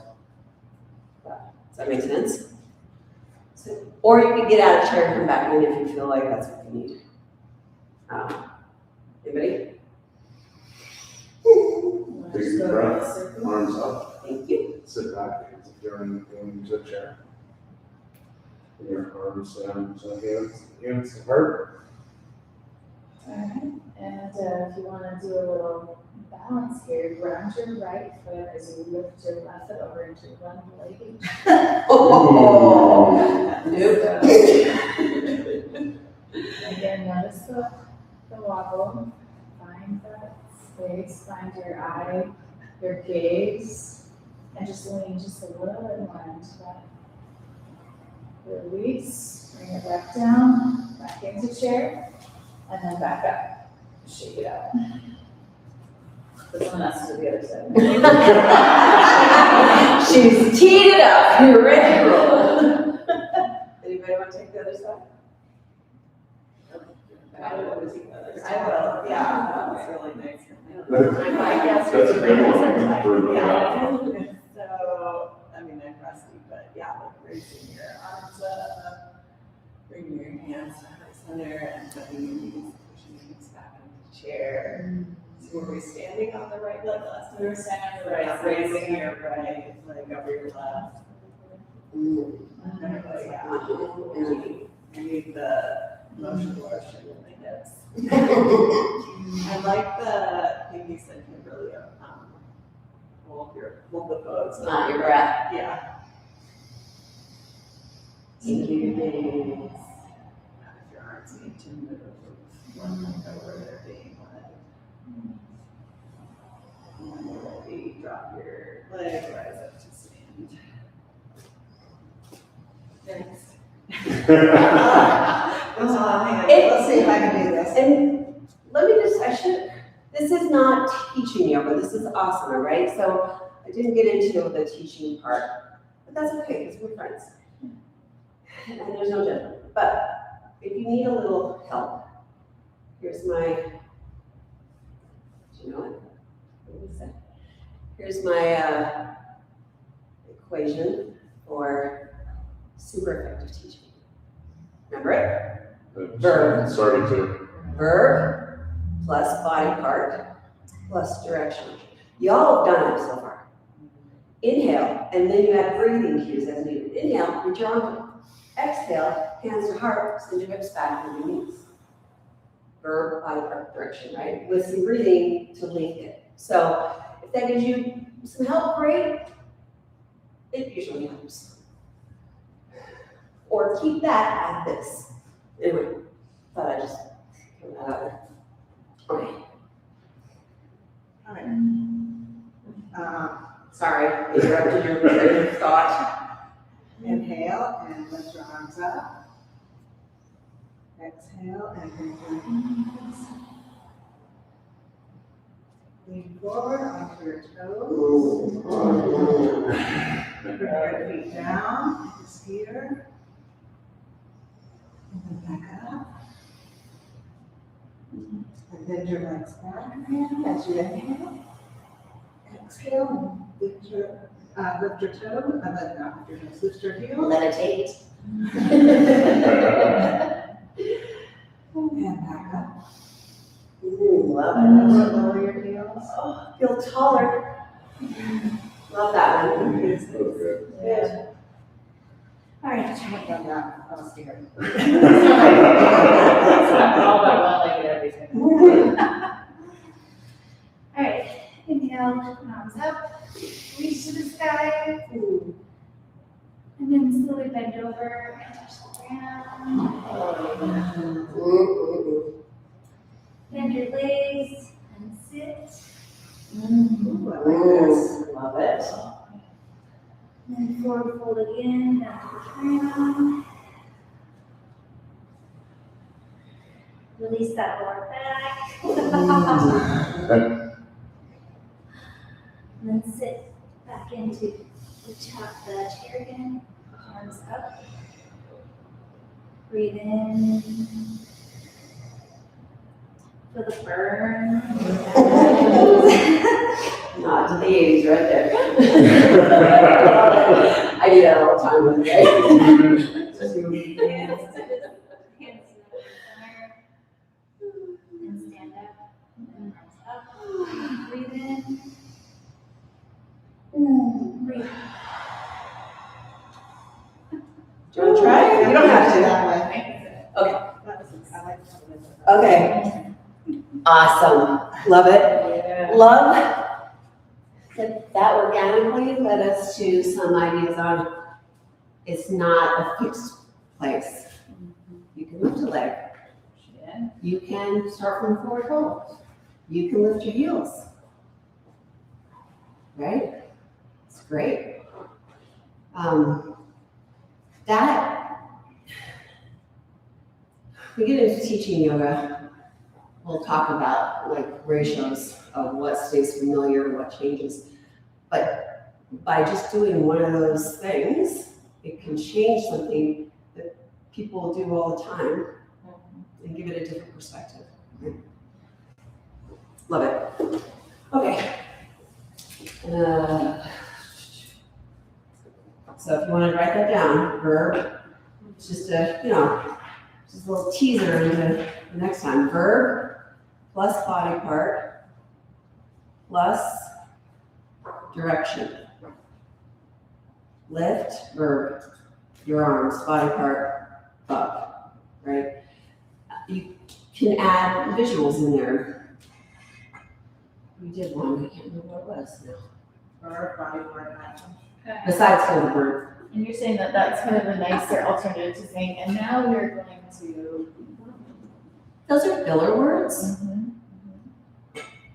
Yeah, I like this better. That's a, being more direct, like that's just. You could say, if I'm going to teach a skill, we're not in teaching, we really go 18 minutes. But if I'm going to teach a skill in a practice, I'm going to use that skill all the way through. So I'm going to teach it, here, I'll do it while we're talking. Okay. Extend your legs up. You might want to put a blanket underneath your bum if you feel like you're kind of slumped over in your lower back. Putting a blanket and giving some anatomical information, throwing those bones out to those that like the anatomy. If you put a blanket underneath your bum and just slide to the edge, it's going to tilt your pelvis and get you out of your lower back and put more length in, which is what we want when we're moving in forward fold. That's the integrity. That's the energetics of forward fold. Okay, but right now, just bend your knees a lot. Not a lot, but just pop your knees up off the floor. And with your hands, I do this a lot in not just this pose, but I'll do it lying down on your back, your knees bent. It's a little harder to do it there, one leg up in the air, or standing forward fold. I probably do it there the most, but I'm here. Take your hands to Just let your fingers do the walking. From the back of your knee, just start to palpitate down. And with your knees bent, you should be able to hinge. So bend them a lot if you need to. Walk them down towards your heels, just waking up those muscles and all the connective tissue, and then walk them back up. And just do that again a couple times. Just a little hello to calves. All right. And then as you come back up, extend your legs long. Let your compare contrast. Let your feet just flop open. And notice the energetics. Notice what's going on. As your feet flop open, what's going on in your hips, what's going on in your lower back, what's going on in your upper back, what's going on in your breath. And now turn your toes, put a tension and dorsiflexion of your ankles. And with a soft bend in your knee, knees might come up a little bit, think of that skill we just practiced with using our hands. And instead of using your hands, think about the back of the knee toward the heel, and the back of the heel toward your knee, and using like a very balanced tug of war, start to extend your legs straight.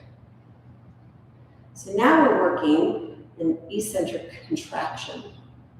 And instead of the hamstrings, this is really effective in downward dog and standing forward fold. Because those people that are really tight, they've now just engaged some muscle, right? And I didn't get into the walk your hands up to from the knees up to the hamstrings, but the same idea. So if you wanted to, but just imagine we did it. But so from the back of the knee toward your heel, lengthen, back of the heel toward your knee, draw in. From the back of the knee toward your hips, draw in, and from the back of the knee, front and back of the hips toward your knee, lengthen. Now put it all together from the little shelf where your bone and your thighs meet, the gluteal hamstring tie in, to the heels, lengthen, to straighten this. Okay, from there, spine's long, get tall, and just a little spider walk, not your deepest forward fold. It's very active. The integrity of the posture here, the truth, satya, is of the spine, keeping the energetics. It's not of how close you can get your nose to your toes, to the floor. It is about the length. And here, when we focus on getting a little more length in the muscles, eccentric contraction, then we're asking them to do some work rather than just flop. If I give a why, and I think that I give the why because I need the why, you're giving your students the reason why they should listen to you.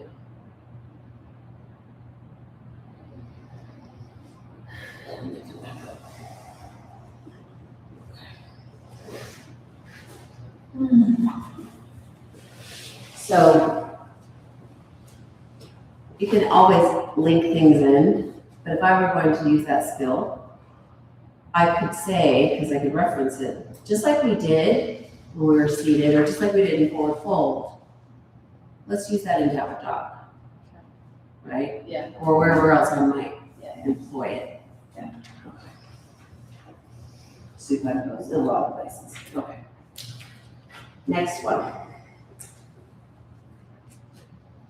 Where are we at?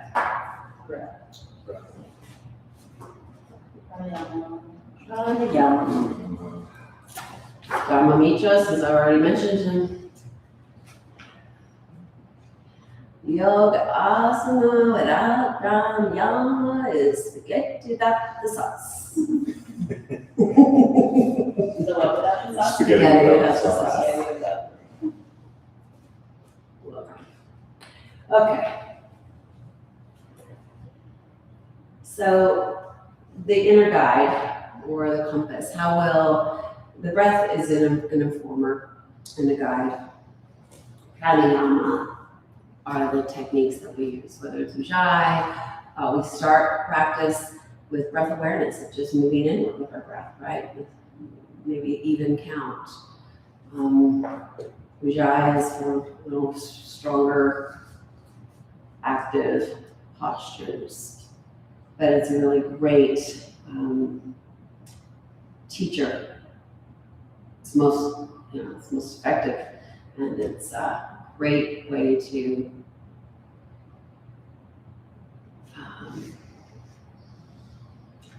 disconnect from the stresses and the worries and bitterness right in the present moment. It reflects exactly what's happening in the nervous system. And when students learn to listen and follow their breath, they have a reliable internal compass that requires no external validation. So when we introduce breath at the beginning, before we send shape, we start giving instructions on shape and postures, it's an opportunity to begin again. It's that beginner's mind. We're starting fresh, to clean the slate. And we return to the breath throughout, anytime. Maybe it's not just saying inhale or exhale. Maybe it's, what is your breath telling you right now? Or there's something else that you might say. Anybody? Don't forget to breathe. Don't forget to breathe, yeah. We do too. We do, absolutely, but it's shocking. You need it so much. If we teach about the relationship, restricted breath equals restricted experience. Open, supportive breath equals open, supportive experience.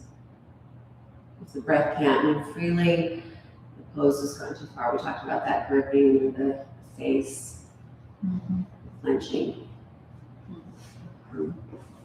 It's also cool, one of the things that was in the training was about how breath is one of the few things that is both an unconscious and can be a conscious. Yeah. So like you can sort of, a lot of things we can't just tell our heart to start beating more effectively, we can't tell. It's like so interesting. Yeah. And as you make that switch, I had a friend tell me this before, it's the quickest light switch to calming your into parasympathetic. Yes, absolutely.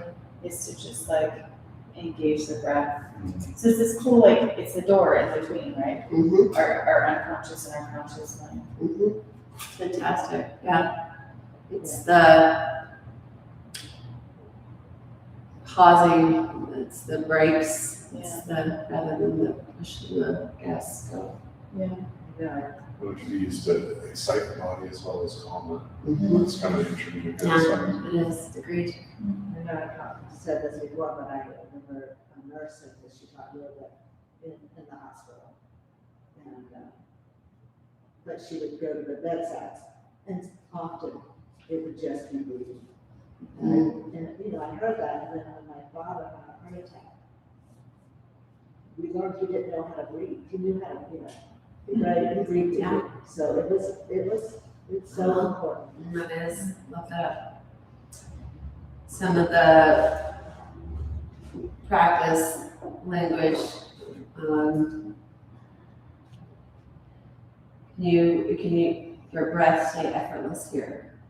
Or let the breath set the tempo of your transition. I'll say, I like doing this a lot in cat and cow tilt or cat dog. So he says it. Let your breath lead. It's really hard because we just go into the autopilot place. It slows it down. It's really great. Can the exhale soften something that was tense? Or can the inhale shine a light somewhere that was tight? I didn't even mean to rhyme that. Pretty proud of that one right there. That's cute. Where the breath can't go, you don't need to either. Okay. Deconstructing alignment.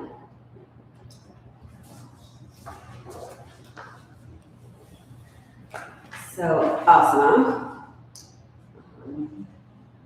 the seat, right? That's Jetta Sukha place. Also postures. And when we use postures as inquiry,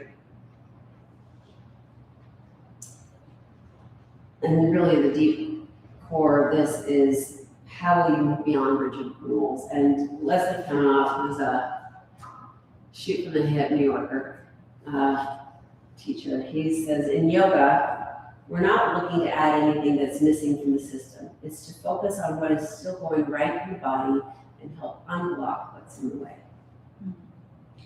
And you know, we're not trying to conform. Our bodies are already in knots. We don't need to tie ourselves in more knots. It's about loosening and engaging in a way that provides that sense of balance. Let's do this about perfect alignment's a myth. Bone structure dictates ranges of motion, and no two bodies have the same skeleton. Alignment principles are starting points, not laws. The question is always, does this alignment serve the body's internal result? That's Dennis I'm talking about. Excuse me.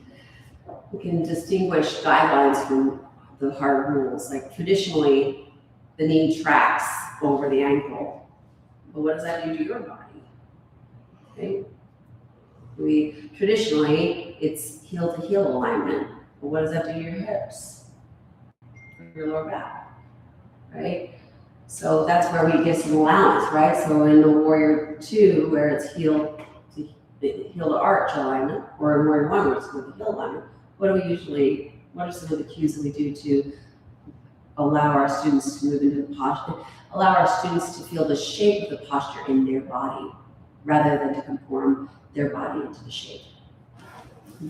Any ideas? Step wider, right? The Warrior 1 stance, instead of heel to heel, we step the front foot a little wider. Or same, or maybe we shorten the distance between the two. I think we use props, tools. Props, absolutely.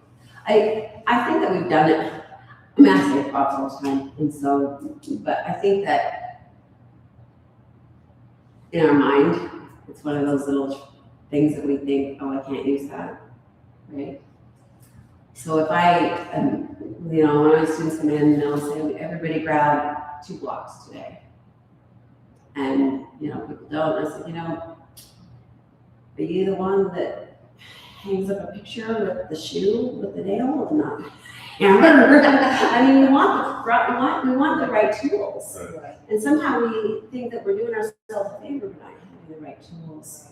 I'm not saying you always have to get a block, but there are certain times when I think blocks are really great. In fact, I make them work harder with blocks. Just to prove a point. Maybe. Let's see, teach purpose over prescription. The students understand why an alignment cue exists. That why, the kid that always asks why, we do too. We are more apt to listen if we understand the why. I don't think that's a me, I think that's a human. You do. And Teach purpose over what? pardon? Teach purpose over. Prescription.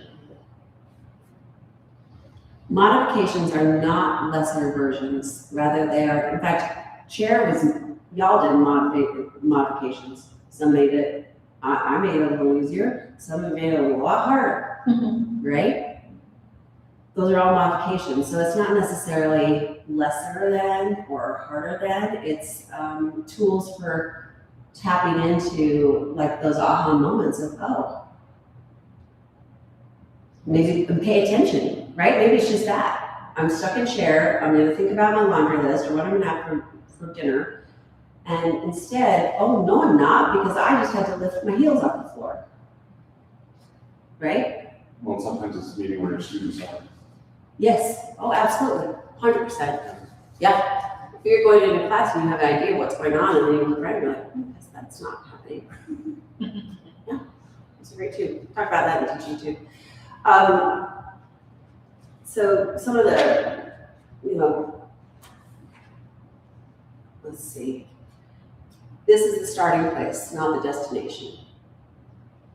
I think this is really important for a lot of asana, like ones that we work towards, handstand, or any arm balances.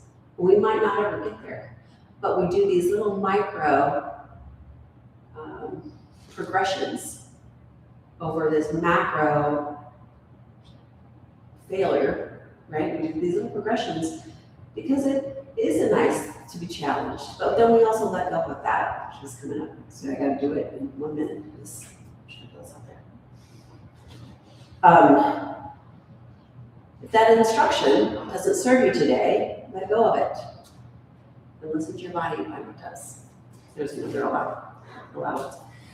Surrender, I'm gonna go real quick. Ishwara Pranidhana. So I mentioned it's a 3-part transformation. First part was tapas, disciplined, heated, shining effort. Second part is svajaya. You're out of order here because that's the way I needed to come into this lens. But svajaya is the observance, the self-studying the self, and whatever the study of the self is doing. And then the third part, which is really hard for a lot of us, is the surrender. Ishwara Pranidhana. I don't have time to explain what all of that means, except for that it is surrendering. It's not surrendering as in giving up. It is in surrendering what you think should be, surrendering what you've just done, and just allowing that effort and the observance to work their magic. Hey, Bill, I'm wrapping it up. Thank you. Releasing and relinquishing control is really hard for a lot of us, bless you. And it's often the hardest to teach too. We come to yoga, students and teachers, with enormous amounts of control, or maybe we're feeling the lack of control is the one thing we feel like we can't control, right? It's controlling the body, the outcome, the appearance, the practice. And this is about letting go. In fact, the entire practice of yoga from beginning to end follows that of shavasana, letting go, of the deep surrender, and recognizing that it's going to do more. I have a story for this one. It's one of my favorites. It's a little girl. But I'll save it for when we get to the teaching yoga section that fits really well and gives a little more clarification on what that really is about. But, we can, this idea of surrender, identify moments in the pose where surrender is available. Maybe it's in the exhale. Have you ever noticed that? The exhale can let you let go a little more. In restorative postures, or at the peak of a posture, surrender. It's different from collapse. It's different from waving the flag.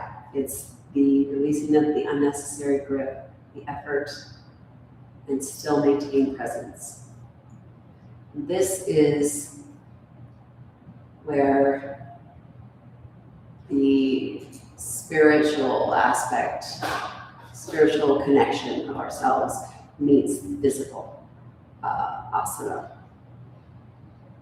of coming together in that union of recognizing that it's an effort, full-bodied, in all of the mental, emotional, energetic, physical, and spirit to not only do the work, to observe ourselves, not hamster wheels the work, and then to allow and just to be without having to glean anything or prove anything from it. Okay. You're gonna have to just do the rest on your own. And if you want to write my email down, you can ask me for my teacher's notes, and I'm sure I will give them to you. But What's your email? Kimberly Azzarito, KIMBERLY AZZARITO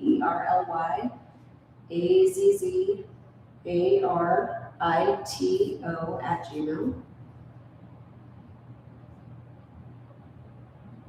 Thank you for your participation. I'm going to surrender this right now. Let it go that I didn't finish. But we got pretty far. We got further than I thought we would. Thank you for sharing with me and for sharing your insights. I always love to hear it. You're all call it the collective genius. So thank you for that. Thank you. Thank you. Hi, Bill.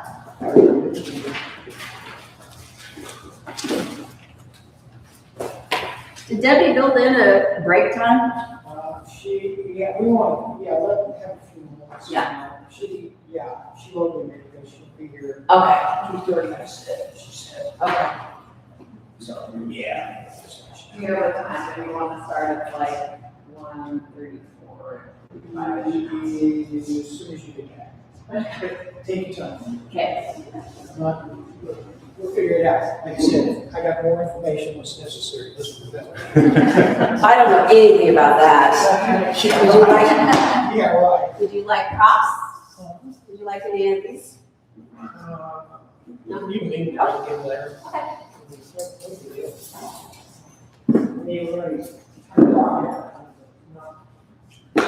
I don't know, let's see what happens. Yeah, that's how it goes. It's fun. Go with the flow. Go with the flow.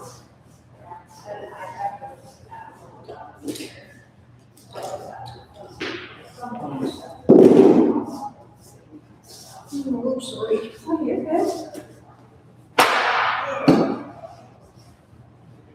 Coming on,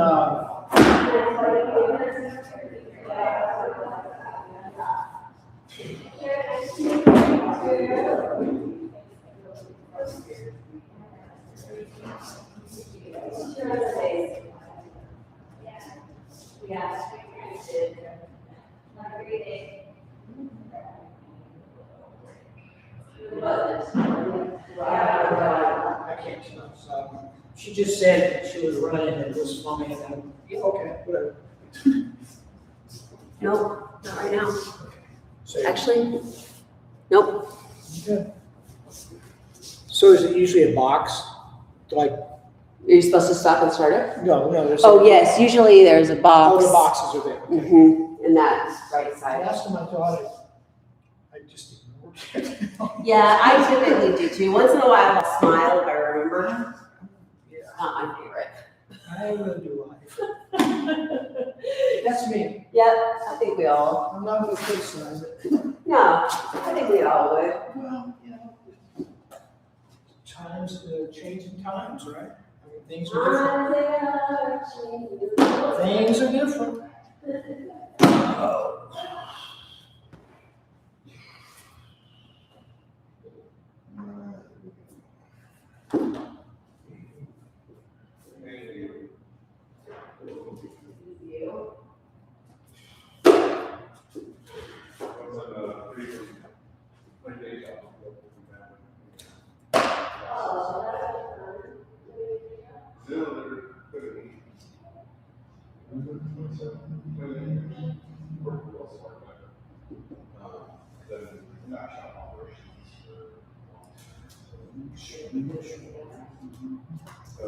They've got the swap. So, sorry for preparing.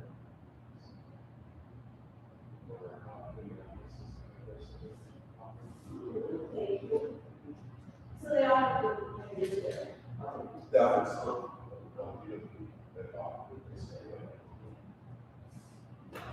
So I just.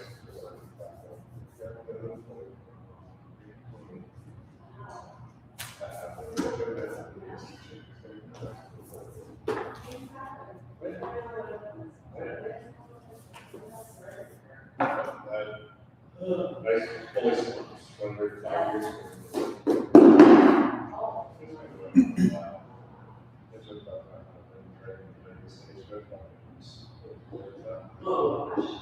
so far, I've had every single walk. Yeah. But yeah, that's the whole. So,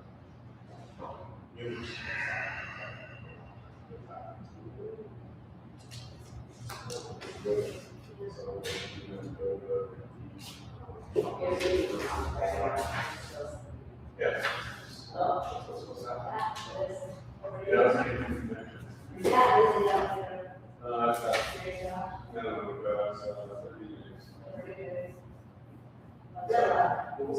I just gave you some, so. So, yeah. But also scary, like, you know. It is, it is. Excitement and Universal provide, I think. So we, they treat that as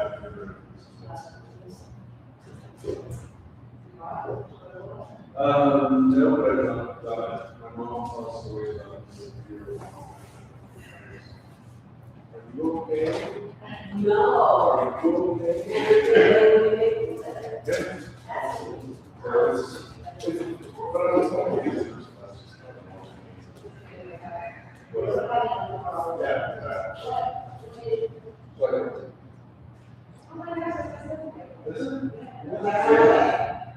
yeah, it's they ordered this.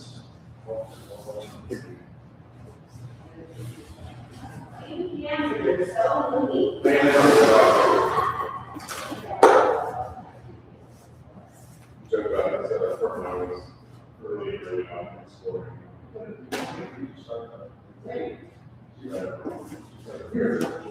Oh, right, the most about that was actually works. Cancer for 10 minutes, no, Aries rising. Oh, yeah, so I'm just like. Like, it's off by really level size. Well, I don't think so. Awesome. So let's see, you know, universes, 70 directions. This is a big year. It is. And also,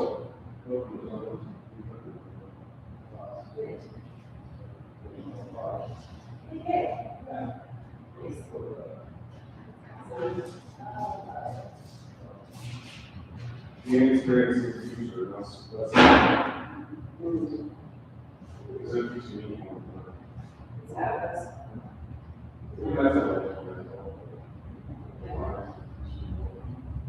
Yeah. I think it's probably very.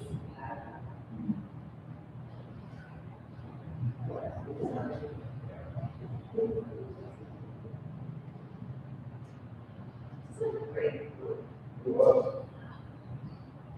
Yes. How was February? Really excited, really excited. It was good. I actually did a strong. Oh, lovely. That's.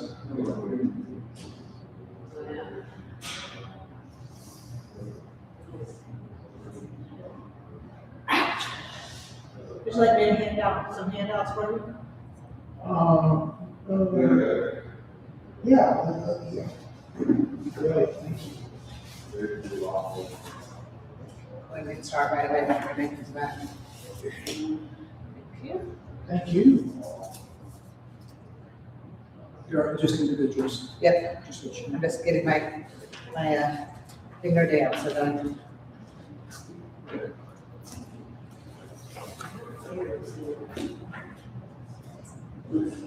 Thank you for doing that. Yeah, I do.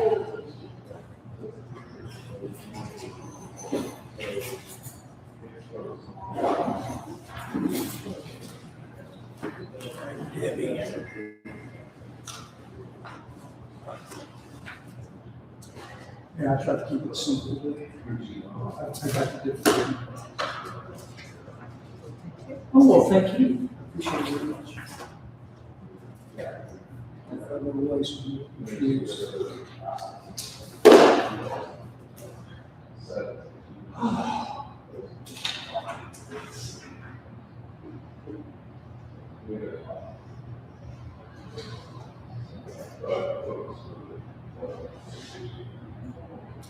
And Bill, is your name? I'm Dot, D-I-A. It's a telephone. Well, like it used to be. Yes. I'm still old enough to remember that. Depends on your age. Yes. So the entire. So. And the little, the sound of the, like, what did you? Yeah. Yeah. Oh, good princess, all of them.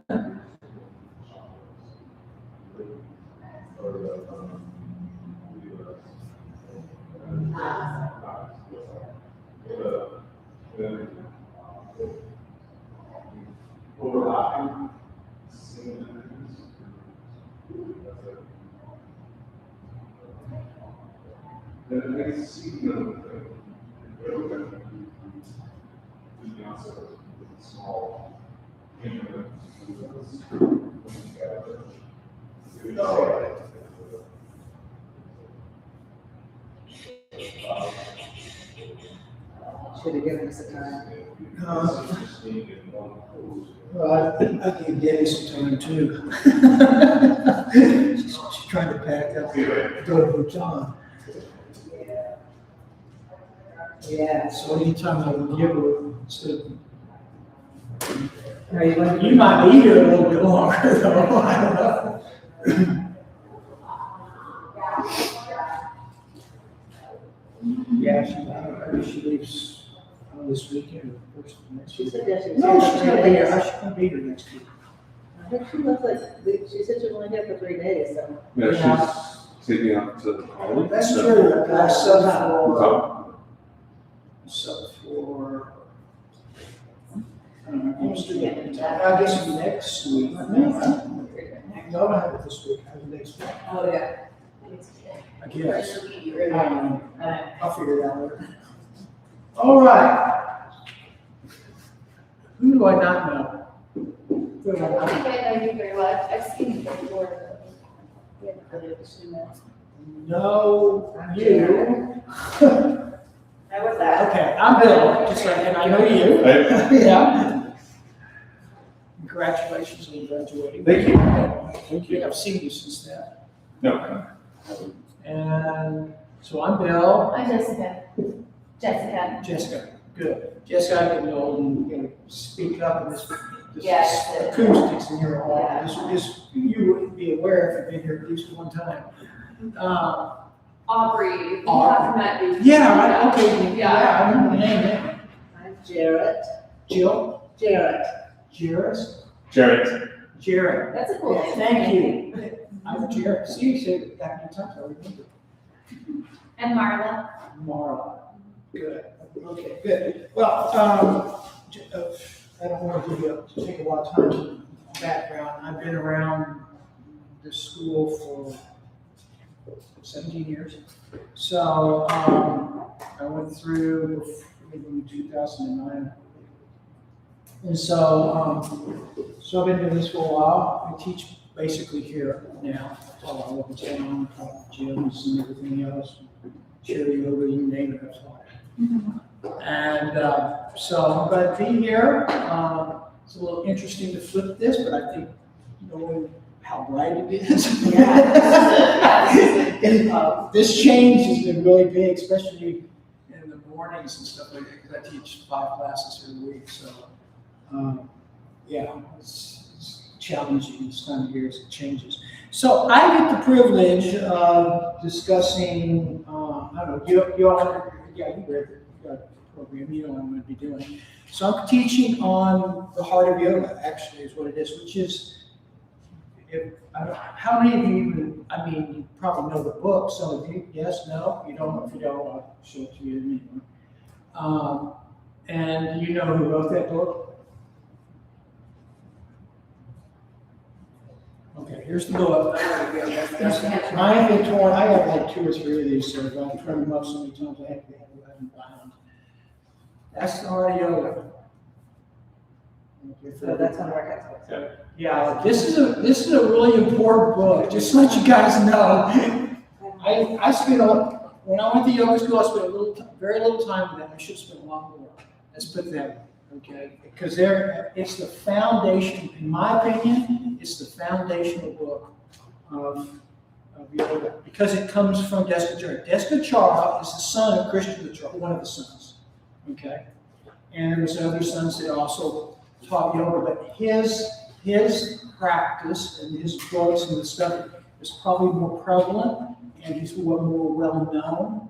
In fact, my present teacher, which is this book, is Yoga of the Heart, and he was with Desikachara for years and years. In fact, he edited this book for Desikachara. They were close friends. So, give you just a little background here. So this is what we're going to be talking about. We're going to be talking about the Hatha Yoga. Mark will a little bit about the very beginning, because I need to give you a background a little bit. That's one thing I think we miss a lot, or at least I did when I was in yoga school. I probably gave it too many was listening at the time. But that's my fault, not theirs. But the lineage is extremely, all the lineage is important. Let me preface this, because all the lineages come from, I shouldn't say all, majority of the lineages, the people that you go to yoga classes today, you can do Iyengar yoga, or you do Ashtanga yoga, or you do Vini yoga, which is what we're going to be talking about today. And I can go on and on. Okay. They all came from somewhere in that lineage. I mean, it came out of Krishna Mitra, the teacher of the teachers. And I'm not going to spend a lot of time with him today, because that's not really what this is about. I need to be able to give you, hopefully, a little bit of understanding of who Deskatara was. I think that's what Debbie really wanted us to get into, is maybe have a clarity and understanding in, and then some of the concepts that he used that are in this, well, some are in the book, some are not. You'll have to find it in some other locations if you're interested. But we'll be discussing it. So if you would, I want you to be calm for just a moment. You may be already calm, or, you're trying to, who am I, if you haven't practiced with me. And I just want you, if you can sit up for a moment. I'm going to teach you a really small, hopefully calm you, because a lot of times we just slide right into it, which is kind of what we're already doing this morning. We just slide right into it this afternoon. Slide right into it, and we don't allow ourselves to be part of it. Yoga is about being within yourself. We're in these practices, we're going there, maybe it could be anywhere from 2 to 25, 35 people in that class, and they all have different dynamics because of that, which, if you experience that. And even as a teacher, there's totally different dynamics when you walk into a class that's large and you think it's going to be small. So you have to kind of shift, constantly shifting. But you have to ground yourself when you come to those classes. And it's the same way with you all and with me. So I'm going to teach you the Lakshmi Mantra. I don't know if anybody familiar with that one. No? Okay. Lakshmi Mantra is a mantra that Krishna Mitra used to use when he was alive, teacher of the teachers. And basically, it's a nurturing source. It's just a representation and a opportunity to understand that it is nurturing source in reality. That all life is an abundance of source. It comes from source. You can call source whatever you want. Okay, I'm not going to get into that aspect of this, because many years ago I was a minister. Okay, so I've been through the game. I'm not playing the game anymore. So wherever you're doing and whatever you believe in is wonderful, and those things shift through life. I know that. So that's great, wonderful, super. So, but this one basically is basing this, what we'll be chanting for just a few moments, is there is only one reality. I mean, if you look at the Om symbol back there, if you look at it, you can see they have 3 little arcs in there, and then there's a little, you can't really see it really well, but there's a bindu up at the top, which is a circle, and there's a swoop, it's like a Nike swoop in there. Basically, it is aspect of Prakriti and Purusha, the two between those two things. And we think we live in one reality, and then someday we'll get to this other reality, or we're trying to get there now, or whatever it is. There isn't one. There's only one reality within this. I'm not saying you believe what I'm telling you. In fact, I don't want you to believe. I want you to figure it out for yourself. Okay, I'm just here to participate, to help you. But at the end of the day, you got to figure out what works for you as teachers. So there's only one reality. There's nothing else. Everything else is imagined in the mind. So when we're talking today, we're going to be talking about asana, postures, breath, which is asana is the entry point into breath, and which breath then is the aspect of actually, I hate using the word, it's not really controlling the mind, even though some of the text in the Yoga Sutras, Yoga Sutras 1, 2, Yoga Chittavritti, Nirodha, yoga is the cessation of the mind stuff. That always bothered me because it's like it's being forced. And Deskatar, Deskatar has his father wrote, or has the Yoga Sutras in the back. So if you buy this, you get the Yoga Sutras, by the way. But it's different. It's actually, all you're trying to do is in participation in life, participation of reality, is just have clarity and understanding of focusing on a single point. It could be a god, it could be a dog, it could be whatever the pose you're in. It doesn't matter what it is, but you're focusing on that one thing. That's what yoga is about. It's trying, because we're all over the place. I can sit here talking to you right now. I could be somewhere else mentally. You could be too, and many places in the next 5 or 6 minutes. So it's just part of what the mind does. You have to have a mind. You cannot get rid of the mind. If you get rid of the mind, you will not be here. Okay? I mean, how would you get here if you didn't have a mind today? How would you listen to me if you didn't have a mind? How could I even talk to you if I didn't have a mind? So it's not about getting rid of it. It's about not allowing it to control you. For better, I hate using the word control, but you get the picture, hopefully. So, with that said, this is a really simple mantra. I don't want to take a lot of time because Om Shrim Shri Hai Namaha. That's all it is. That's all you're doing is basically understanding within your own self, quieting your own self. Om Shrim Shri Hai Namaha. We'll do a little asana with it at the same time, just to kind of get you grounded a little bit. So I'll show it to you a couple of times, and if you want to participate, you may. We'll probably do this about 4 or 5 times. It doesn't take long. So I'm going to inhale my arms up and overhead. I'm going to exhale. Om Shri Shri Hai Namaha. Bring my hands back to the base of my sternum, right above the Anahata chakra. Inhale up. Om Shri Shri Hai Namaha. Your reality itself. There's nothing to get. Inhale up. Nowhere to go. Om Shri Shri Hai Namaha.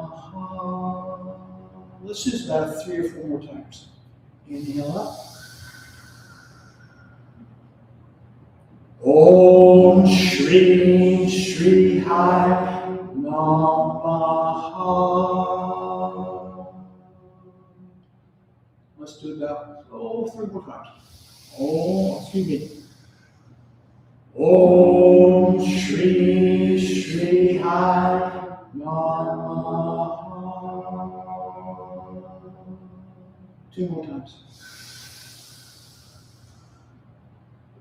Om Shri Shri Hai Namaha. Body soft. You're not forcing this. Inhale. Om Shri Shri Hai Namaha. Hands come to Anjali Mudra at the base of the sternum, right above the Anahata chakra.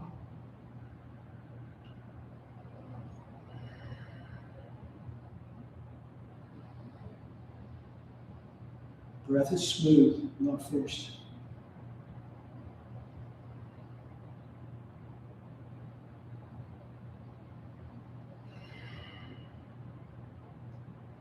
Just enjoy your life.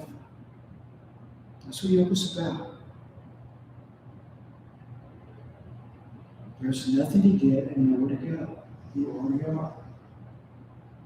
It's a free participation in your life.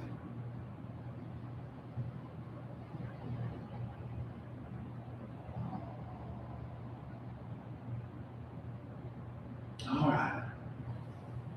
Well, you calm now?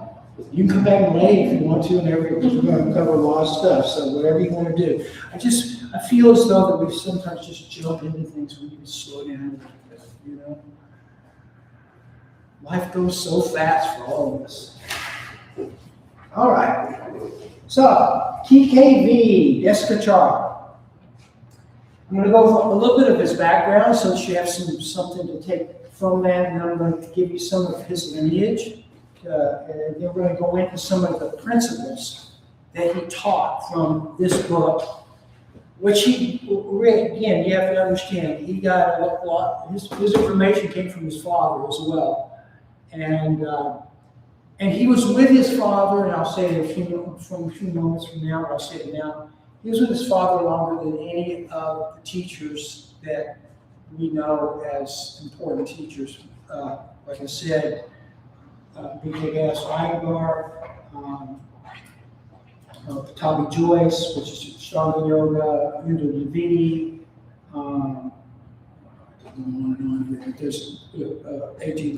Mohan, all these different ones that came out of this, which now some of them are dead and some are still teaching, of course. So, Descachar was born in 1938. He died in 2016. He had dementia and died from dementia.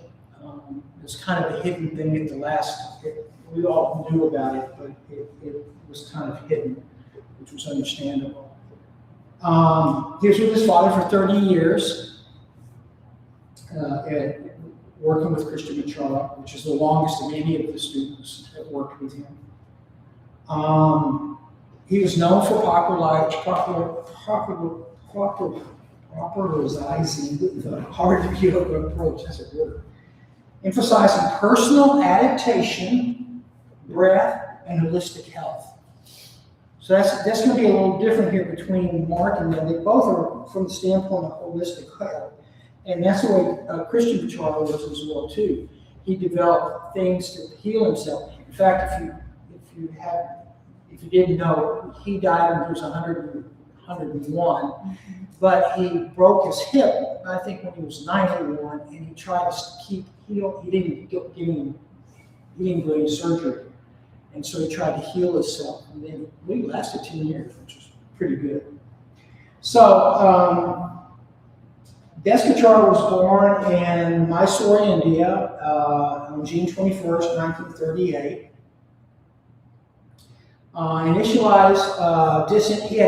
He did not want to be a yogi, by the way. He didn't know this because when he was a child, his father made all of the children and his wife practice. And they used, in fact, him and his brother used to hide and climb, there's lots of stories about it, climb up in trees and try to hide so they didn't have to go practice with Dad. Because Dad was pretty hardcore.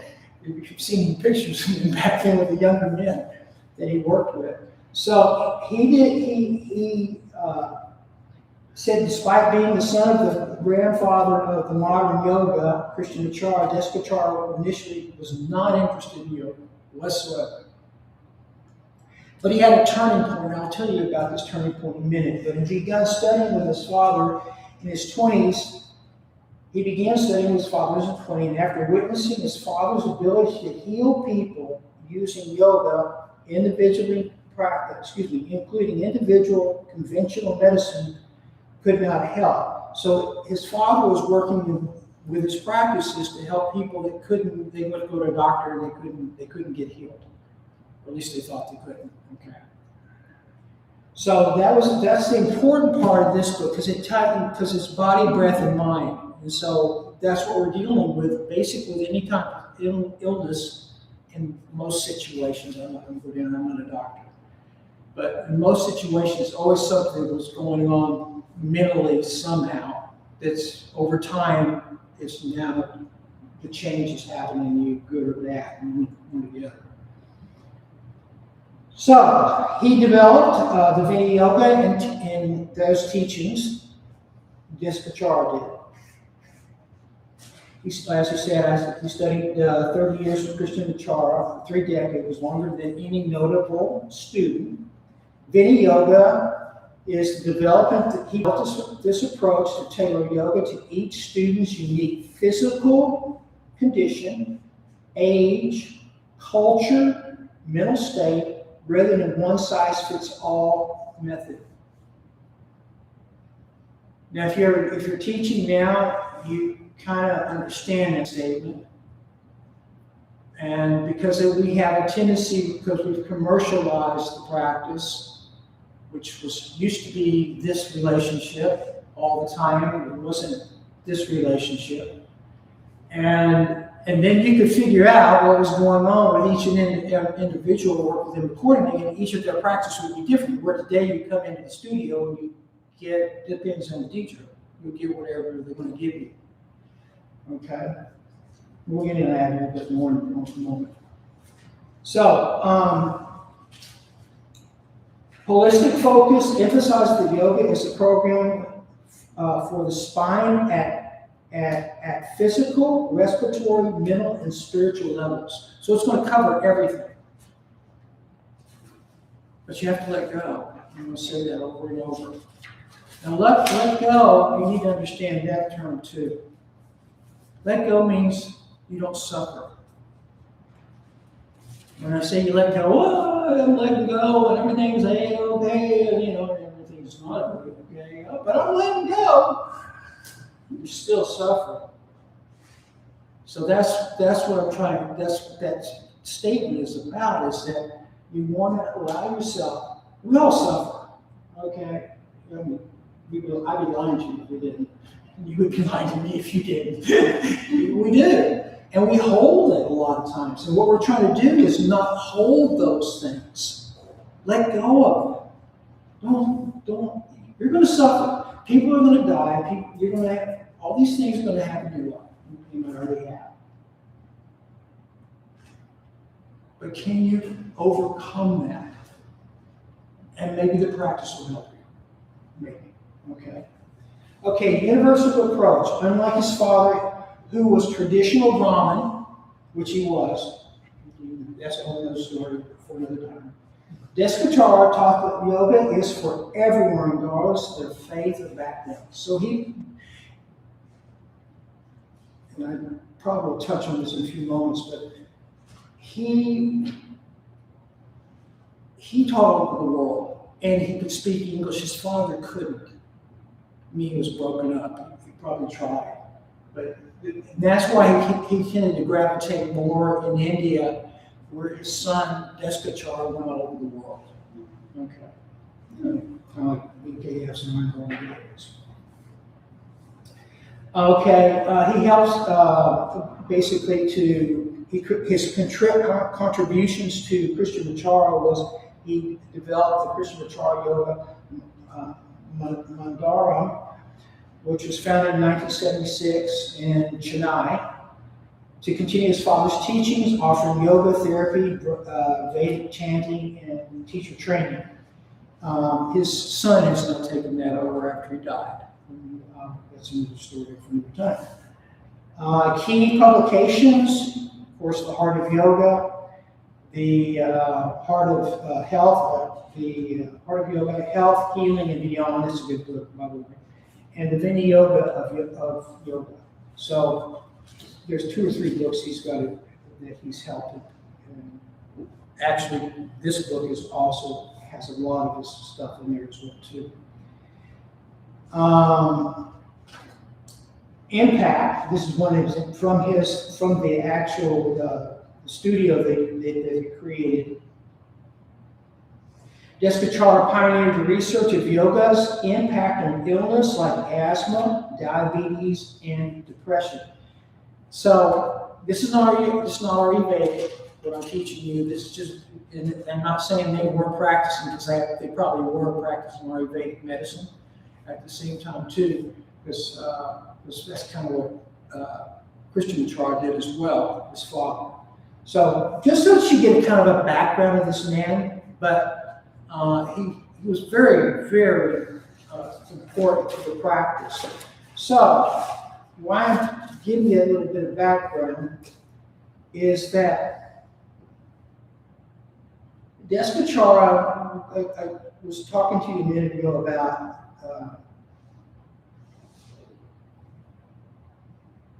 how he did not want to be a yogi, and what created in him this want and desire to become a yogi. Deskachar, when he, at 20, he became an engineer, and he traveled all over the world, and he spoke good English. He learned how to use utensils like you would if you were in Europe, because he was actually working in Europe. I don't know exactly where he was, but there was a situation that happened between a woman from New Zealand and his father that changed Deskachar's life, which is kind of interesting to think about it. This one moment was so important to him that it basically created a whole lineage. They were all sitting here practicing all over the world right now. Because I'm probably of that with one of this, that's where I gravitate to. So he saw, well, I'll just read this. So what happened was in their this woman, in their conversation, South Indian Brahmin household, it was highly unusual and considered inappropriate for a woman to publicly embrace a man like Krishnamacharya. Period. Okay. It just didn't happen back then. So this woman's name, Malvina, had suffered from severe chronic, and I've heard the story before. I was able to find a little bit more of the story. But suffered from a severe chronic insomnia for 20 years and had tried her best with Western medicine treatments to no avail. The previous night was her first sleeping without medication, for a few months of yoga therapy with Krishnamacharya. Now, Deskachar's transformation, what created this? Witnessing this lively reality, this lived reality, of yoga power change, Deskachar's path instantly. He realized that his father, a simple man who knew little English or modern medicine, posed a profound technology for human suffering that Western engineering could not replicate. The very day he asked to become his father's student, Krishnamacharya agreed, but immediately tested his sincerity by ordering him to begin his first lessons at 4 a.m. the next morning. That's not what's not unheard of. She did the same thing to Indra Devi, because he didn't want to teach her either. So first day, be here at 4 o'clock. And she did, and she did really well. She was probably the most important yogi from that lineage, quite candidly. If you like, and he goes, if you like, we provide more detail. The story of the Western woman who found healing through Krishnamacharya is a pivotal moment in yoga history, as it was the specific event that convinced his son, DKV Deskacharya, to abandon his engineering career, which he did, completely abandoned, and became a student of his father. While the student is often associated with the regions due to her home in Wellington, New Zealand, rather than Australia, her story remains one of the most famous examples of Krishnamacharya's therapeutic mastery. Important story. I mean, it really is. Because we wouldn't be sitting here talking about this today. That little thing. And it really, I've read another story, same story, but somebody else wrote it. And it shocked him because he saw his father and her hug, which just was unknown. That's why I said, that's why they were telling me that. It just was not known back then. So it changed that man. He saw something within it. And that's what you all see, with me or otherwise. You see something, you learn to be teachers, or you are teachers. Because that's what it's about. It's not about me up here. It's about us. That's what this is all about. It's when you first begin teaching, I don't know if any, or some of you are teaching, some of you are teaching. But, when you first get out of here, it's like most of the stuff you do is awesome. I understand that. Because that's kind of what we do, okay? But what happens is that you start creating your own stuff, and I'm not here for that. I'm here for you. That's the only reason. Teachers, as my teacher says, a teacher is no more or less a friend. That's all we are. We might not know each other's names, but every time we come together, there's a reason for that setup. It just doesn't happen. You're here today for a reason. I'm here for a reason. But my reason is for you, and vice versa, technically. And hopefully you get something from it that you can use in your teaching experiences, because it's the same way. When you walk into class the first time you're trying to do it, you're just trying to figure out what to do yourself. And when you get let go. But over time, you learn it's not about me anymore. It's about you. It's always, if you see that, you have a whole nother approach to the practice. Because the practice is people. I'm trying to make them feel better about themselves. I'm trying to teach them something that they can work with other people and do the same thing again. Because that's what it is. Everybody's going to have your own little group, for better lack of terms, down the line. And they come in and come out constantly. I probably taught thousands of people in the time I've been teaching. And then some of them I see, and then they disappear.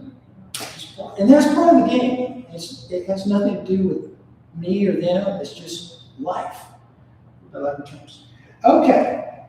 So Debbie has asked me to discuss a little bit on Bloom philosophy and basically a philosophy that I think I'm going to spend more time doing than anything else right now.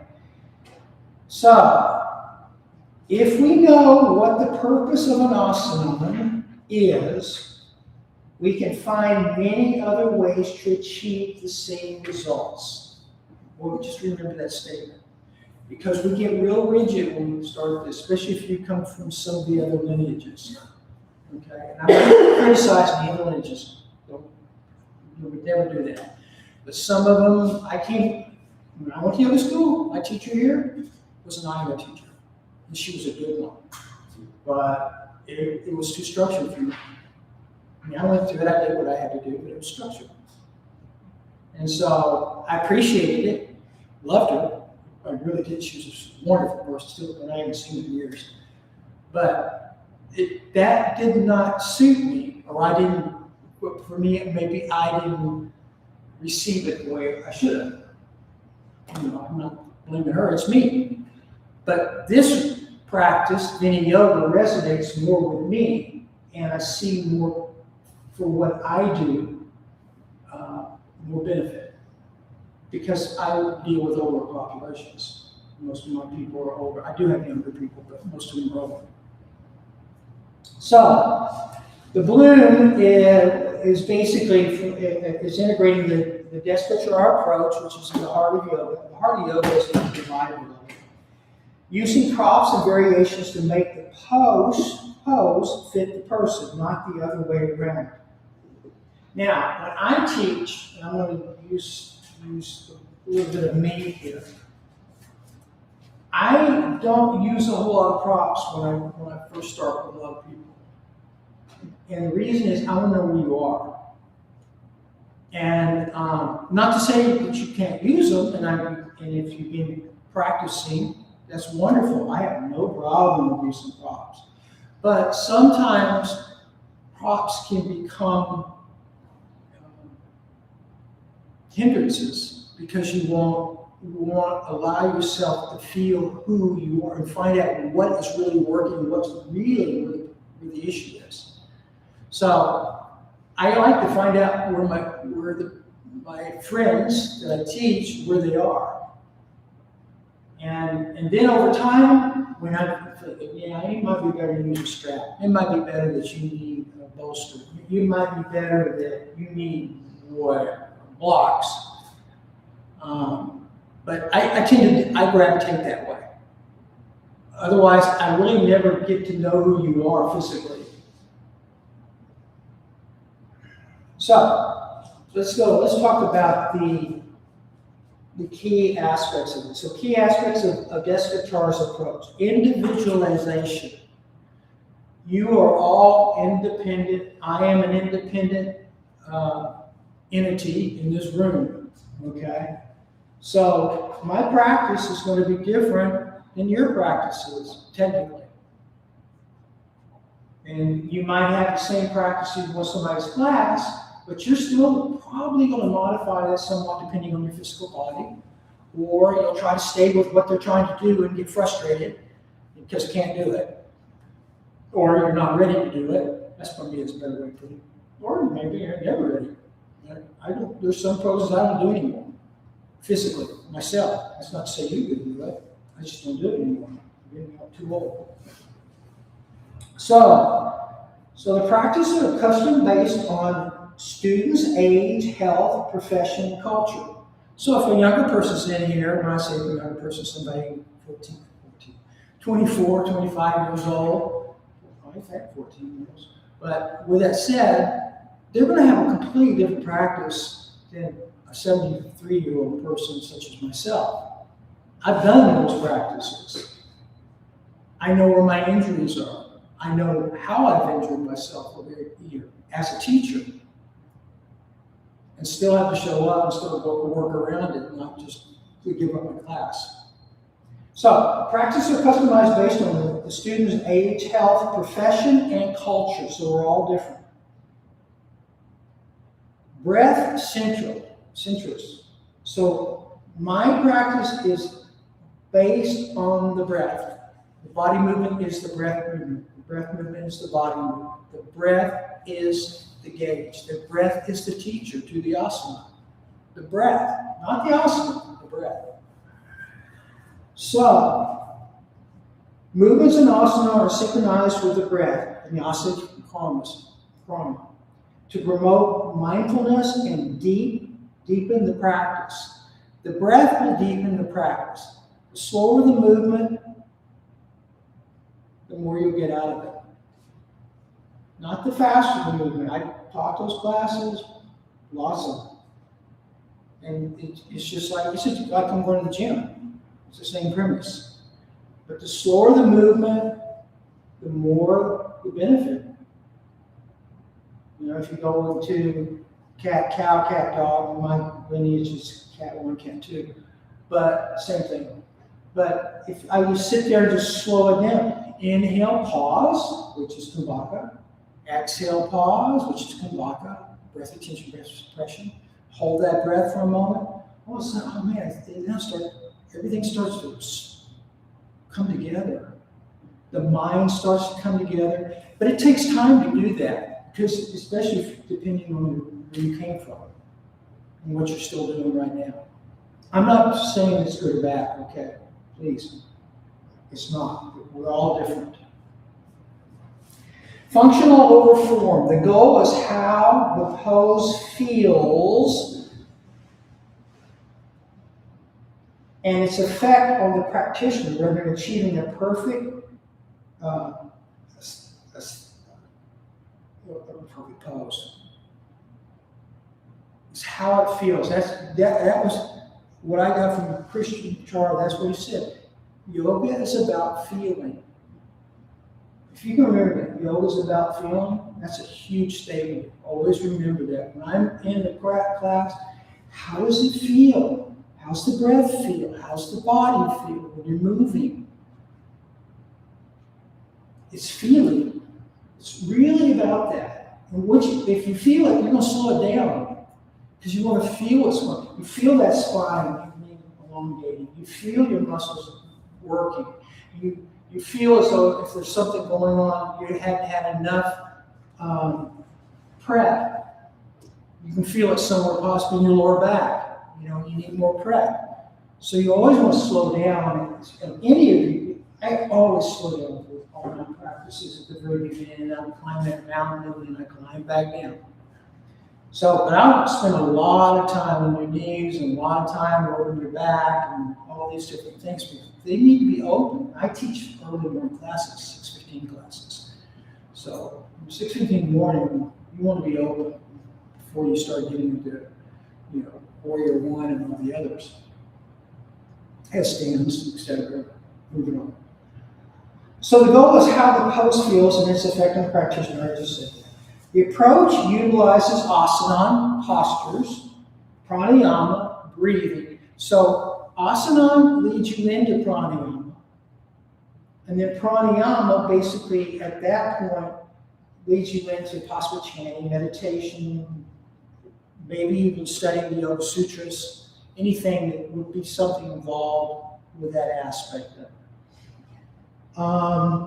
Yoga as a relationship. Jessica Char defined yoga as a way to build a relationship with one's own self, body, breath, and mind potential. Body, breath, and mind potential. Body, breath, and mind potential. That's the practice. So, the balloon, I finally got there. So, but Debbie wanted me to discuss the balloon with you, and I am. So, integrating the method sometimes refers to as a contemporary context as blossoming, the bloom, or unfolding of the self involves personalization, moving away from the ones which I just said a minute ago, one size fits all, group-based, or high-intensity classes. You got to do what you got to do. Like I said, I've taught those classes for many years. And then one day I just said, I'm not doing it anymore. I'm just not doing that. Okay, self-study. Utilizing practice for self-reflection and personal transformation. That's what you're trying to do in here. It's an individual practice in a group setting. We don't seem sometimes to understand that when we go in there because they don't tell you that. But everybody's different. And everybody's going to need to do what they need to do. And not feel like, well, what's wrong with me? Because there's nothing wrong with you. You're perfect in the way, I've said it before, you're perfect the way you are, whether you ever do another asana ever. That should change your whole philosophy of practice. But, everybody's got to work it out. I mean, I've done hot yoga, I've done all those things, okay? I've been there. Okay, therapy applications. We're still talking about the balloon. Applying yoga as a non-invasive, complementary method of managing conditions like chronic pain, anxiety, and depression. And you see that all the time. As teachers, you'll see it all the time. I mean, I have morning class. I probably think they're 45. Well, I have some young ones who come periodically, but my base class is probably 45 to early 60s, late 50s, somewhere in that area. They all got something going on. They always need modifications. And you should be able to modify it, with or without props, quite honestly. I'm not saying you shouldn't use them, but you can do it without it. Find out how you feel and know your community that you're working with. That's huge. You got to get to know them. And you know what? They don't want to tell you what's going on a lot of times. I always ask when I get a new person, I always ask, so you got any physical problems? When you come in, when I'm first meeting you, I didn't even know about it. Always say that. And, I say no, but over time you start seeing it, maybe they do. Because we hide. I hid that when I was in yoga school. I had a ruptured disc, and I still do, in C5. And, I want to do headstand. And I want to do all those things when I was in yoga school. I probably shouldn't have done all that, but I did. So we hide. And your students will hide. your friends. But if you're open, they won't.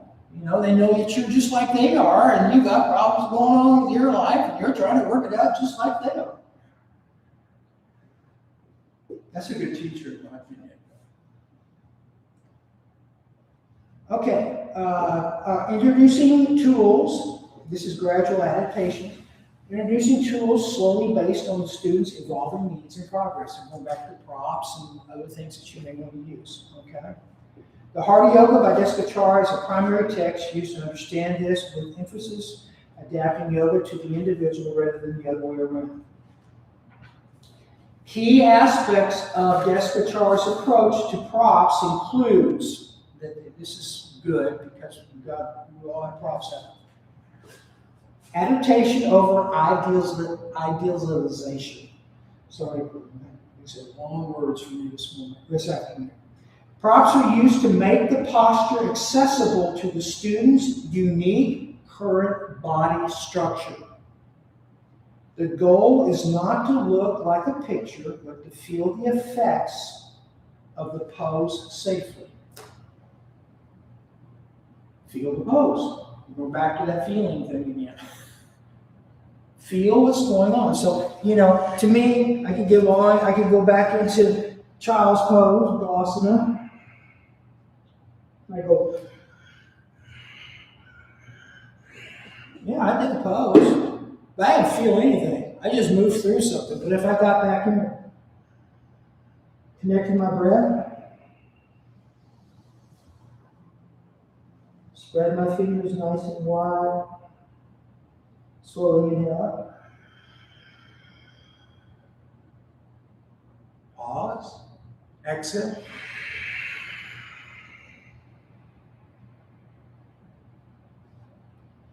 Pause. Inhale.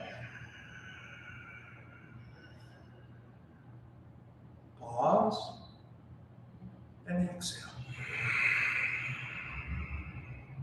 I felt everything. It's a different feeling. It feels different. You just have to do it. I don't know how to explain to you. I can tell you, but it takes work to slow it down. It took work for me to slow it down. It took work for me to pull out. You know, I spend hours getting stuff ready to teach. I mean, writing everything out. You know how it is. So starting out, writing everything down. I had 36 poses, and oh my God, you tell them what I did to those poor people during that time. But now I don't do that anymore at all. I come in, I teach pretty much the same thing over and over and over, because I'm teaching you to teach. I'm teaching you to go home and do your practice, and then come back and we can talk about it. This is hopefully with this one-on-one where I'm still pursuing, which I know we've already been successful with that, but that's really what it's about. You're different, you're different, you're different, I'm different, you're different, we're all different. And we're going to have things that we can discuss one another and not feel damaged, that you can actually share. We're friends. As I said a minute ago, teachers no more than us friends. I'm coining that from my teacher, just so you know that, which is true. Okay. So, the primary function of the props is, this tradition is to support the body. Did I already say this one? No, particularly the spine and the chest, to facilitate deeper, easier breathing. Slow down. For example, using bolsters to open the chest in supine poses, which is great. But it depends on your lineage. I don't teach, for example, much any longer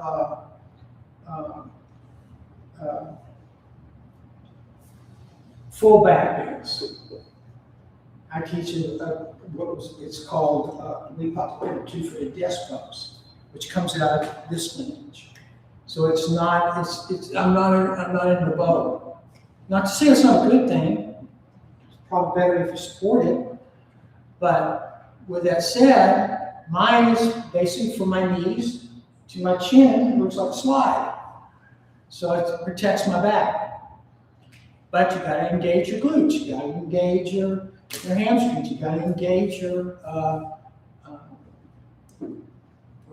what's the back, hamstring, and my thighs, to the opposite side. So, it just depends on what you're doing, you know. So, mine is more this is more therapeutic, the Heart of Yoga. Okay. Props uses remedial measures to help the injured, people with injuries, limitations, specific health conditions like scoliosis and arthritis, allowing the student to work with stability and without strains. I taught chair yoga for 6 years, probably 7 years. And most of my population in that was 80 to some in the 90s, early 90s, and 9 or 10 people every time. So that's a whole nother community to work with, you know. And so in the process of that, they really do need stuff. They need props. They need things like that. And you change, but you can do almost any asana. You just got to change how you're going to do the asana. But it works. And there's lots of literature out there in reference to it. But yeah, and at that point, you are dealing with arthritis. I mean, I'm dealing with arthritis, scoliosis, and things like that. It's much more prevalent at that point in our lives. Okay, fostering awareness. By supporting the body, props allows the practitioner to release habitual, tense muscular gripping, allowing him to focus on the subtler actions of the pose. Because that's really what you want to feel. You don't want to feel like you're all bound up. I'm sure all of you practice well enough that you've been in some pose that really does not feel good to you. And you start thinking maybe you're doing something wrong. No, maybe it's just not the pose you need to be doing. Because there's so many, there's just, if you really think about it, you can probably count on my 2 hands the poses you really need, and everything else is derivatives. Seriously, I mean, we come up with some of the most interesting things, and why? I mean, are we trying to sell something? I'm not going to go down that road. Sometime we can talk about it and we'll have a cup of coffee. Okay. Minimalistic philosophy. While props are helpful, this focus is on using them to gradually cultivate a deeper understanding of the pose. They are tools to help the practitioner eventually move towards a more independent practice when they're ready. That's what you're trying to do. You're trying to get them where they don't. I don't even use a mat right now. I work off a rug. My rug, not a special rug, a rug. That's just me. I don't do it anymore. And if it's a nice piece of rubber, but I just don't use it that much anymore. Because I don't push myself like I used to. You know, I had to do the headstand, I had to do this when I was doing my personal practice. I'm not saying you shouldn't do those things because you're all different. But for me, it wasn't working anymore. I can do something, I can put legs up the wall and get a headstand.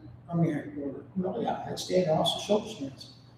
And still do what it's supposed to be doing, moving the lymphatic system. So everybody's different. We need to teach accordingly. Okay. Core concept. Props are for function, not just shape. Props are for function. Jessica Char's philosophy often echoed in Vini Yoga, suggesting using a prop to help the body better understand the actions of the asana. Now that's a good point, because the props will help you get to some place that you can actually feel what it is. And then you maybe not, maybe over time you back out of it because you know what it's supposed to feel like for you. I mean, what was it, 6, 7 of us in here, we're all different. Different ages, different sexes, et cetera, et cetera. One size does not fit all. It really doesn't. Okay.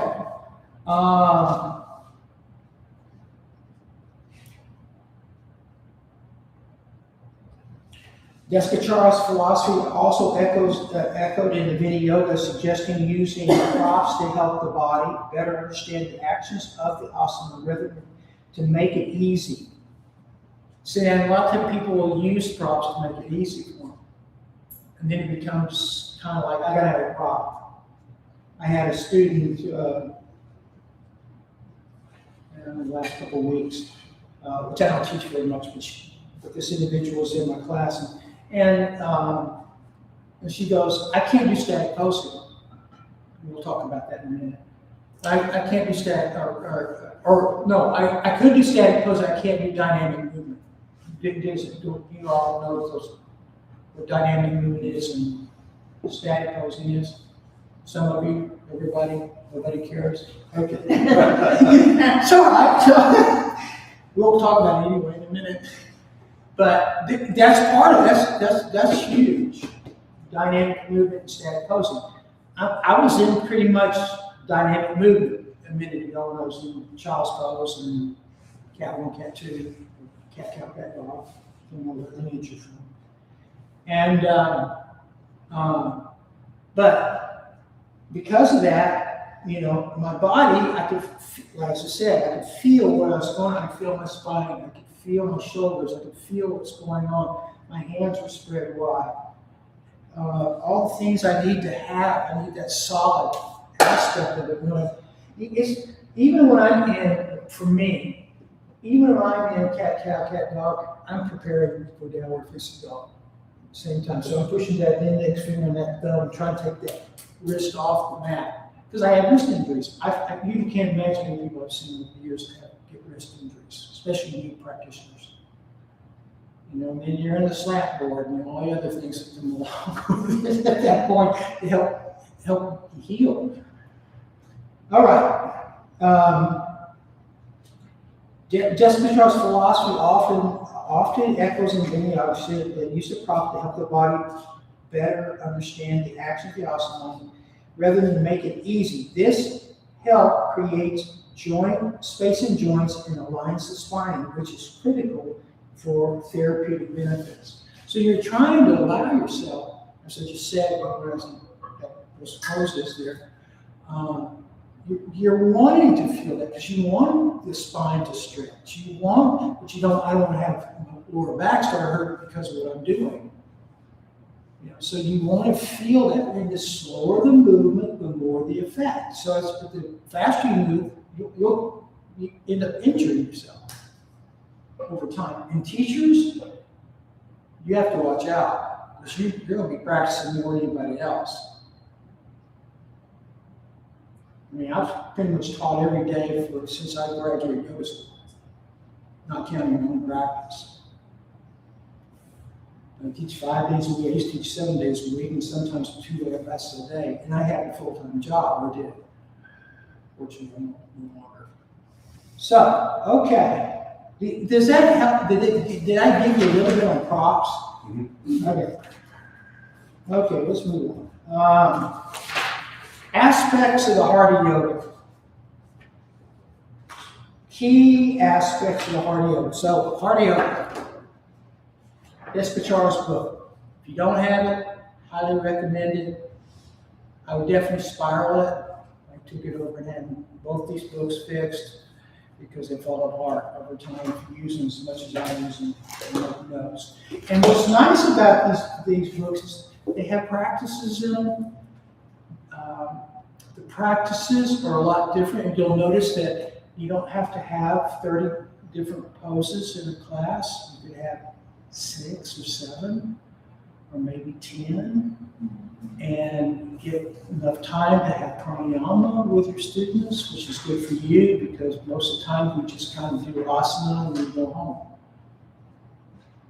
The practices, the only two things that you can, everybody knows the 8 limbs of yoga? Okay. Okay, good.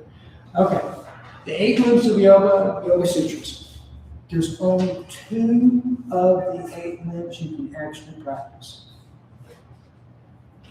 Only 2 out of 8. Did you know what they are? That's it. That's exactly right.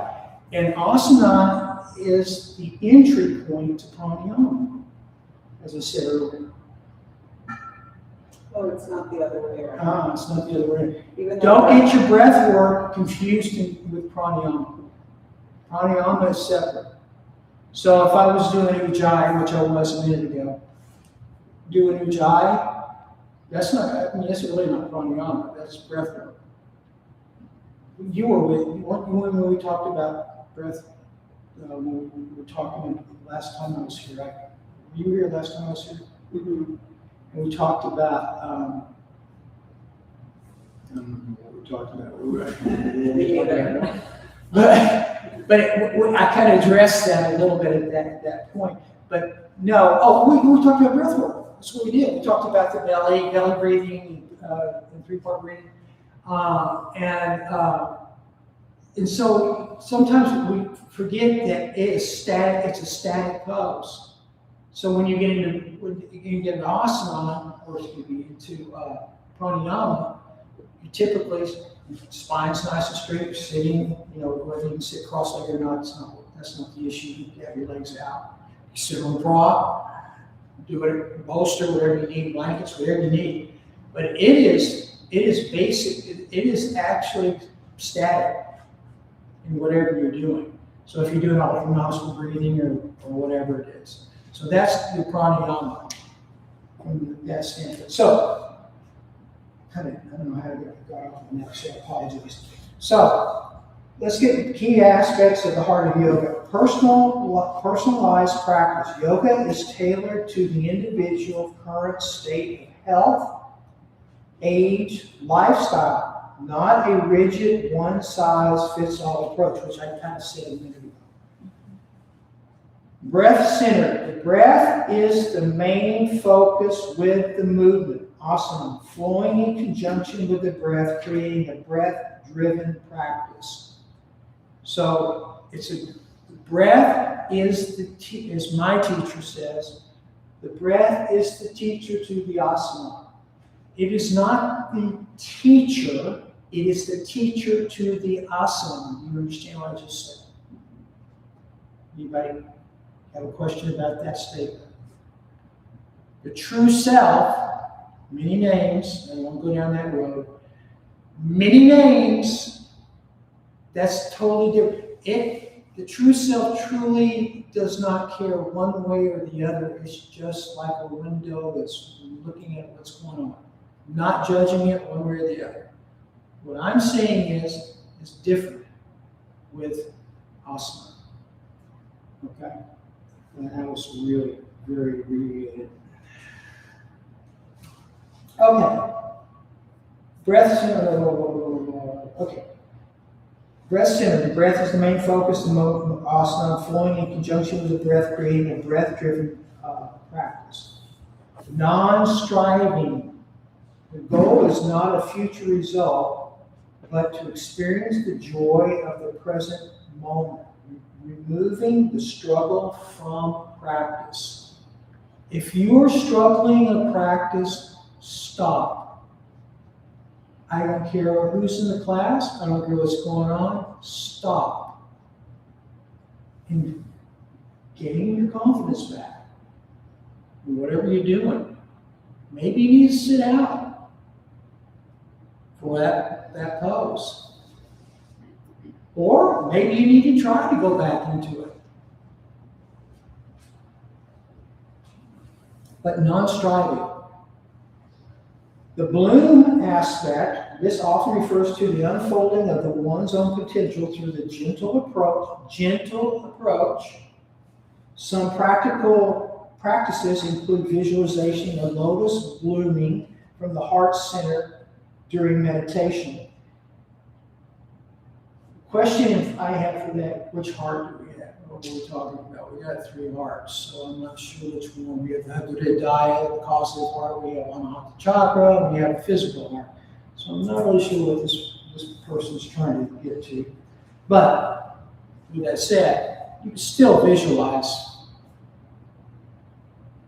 a blooming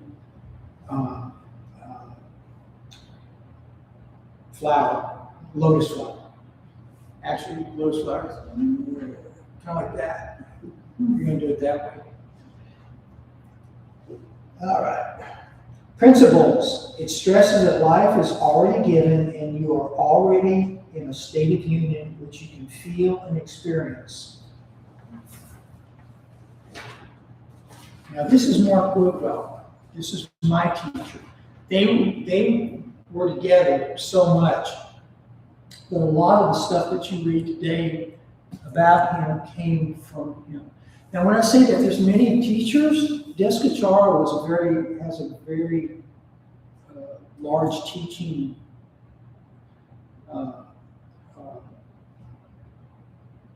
effect across the world. Just in the United States, well, Mark Woodwell lives in New Zealand, comes to the States. He hasn't been to the States since we're going through what we're going through. But Mark, he spends a lot of time in Valley, and he's about 70, probably about 75, 76 now. Looks like a hippie. Kind of was a hippie when he grew up. And you see pictures, he's got those pictures in here, in this book of him, and pictures, of course, in his book.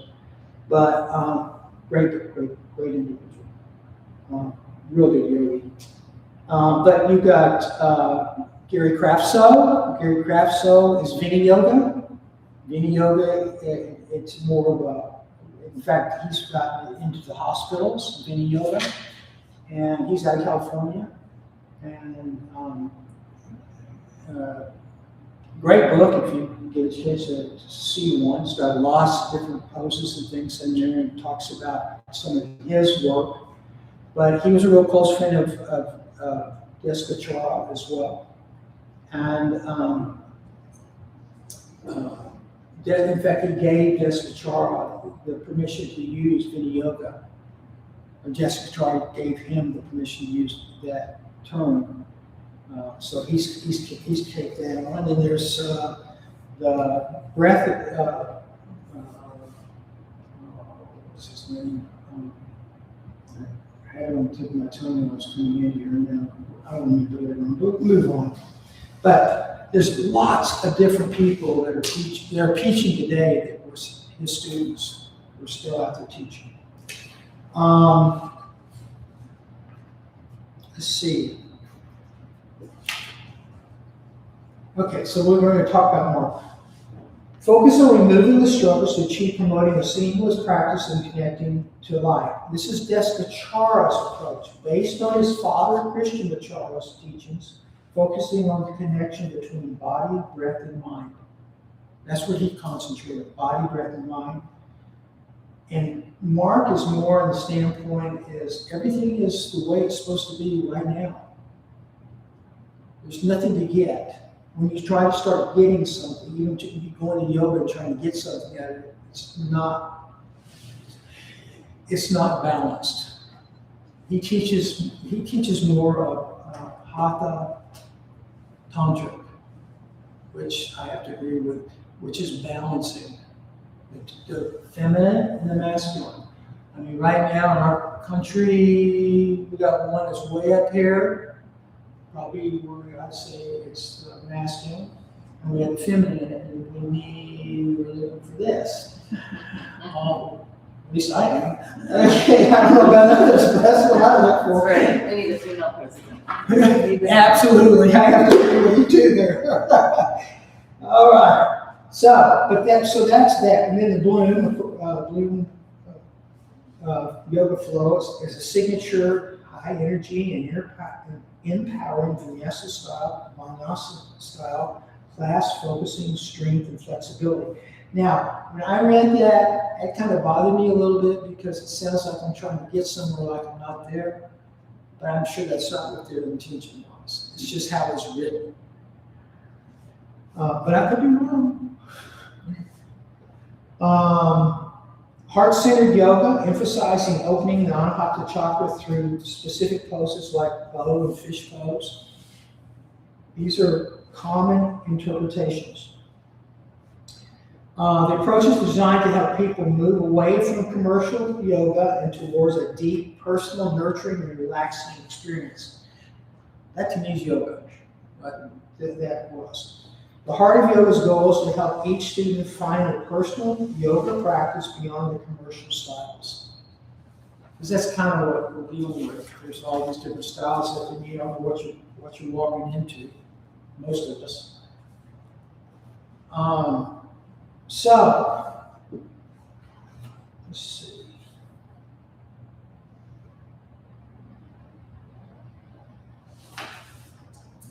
What else do we cover? So I gave you that handout. That's what we're looking for. Did you get everybody get that handout? See, there all these asanas are in the back of that book, just to let you know that. And you'll find that you don't have to beat yourself up. Do it awesome. Okay, let me go back to what it was. I put my copy over here, copies over here. Okay. So this is another student of Descacciaga. He's in England. I communicate with him periodically. I have quite a few friends that came out of that lineage in Croatia. That they come up. It's interesting getting other people from other parts of the world and how they approach the practice with the same practice that you're approaching. And sometimes how much more serious they are than we are. So I've noticed. But these are guidelines for practice planning, which is, I think, is really good. It's simple. Be clear about your purpose. So why are you doing what you're going to do? You know, doesn't mean you do it. You could be doing it over and over. But why are you doing it? Why are you doing it? Because you're doing it for them, not for you. I'll be honest with you. Years ago, when I first started writing all that stuff I was telling you about, I was doing it for me. Not anymore. 2, hold reflection that the practice is a means, not an end. Remember, can is not the same as should. That's huge. That's a huge statement. Ask yourself, what is most effective? What are you trying to achieve? In them. Not in you. Technically, hopefully you are there, whatever you're doing. Plan for others as it applies to them, not as it applies to you. Consider its relationship to both short-term and long-term goals. Look to cultivate a quality of sattva by diminishing tamas and channeling rajas. You know what that means, everybody? Okay, there's the tamasic, rajasic, and sattva. Their qualities. Rajasic is, the tamasic is kind of like, hey, how y'all doing? They don't watch television. You guys can go on and do something else. It's kind of more lethargic. Okay? And then the aspect of tamasic is more this, oh, hi, how you doing, man? Let's go do something. Let's do that. It's more out there. Sattvic is balance. We're trying to balance those two energies. We're all going to have those energies. It's not negative or positive. They are what they are. But you can balance those energies and practice how to do that. Keep it simple, consider how to spend more time in Furosity. That's a huge statement there as well too. And you'll understand that once if you're not teaching, you will, and a couple of years later, you'll think, oh, yeah, I can back out of this a little bit here and there. Hopefully you'll learn it sooner. Stick to the conventions of technique unless there is no reason to change them.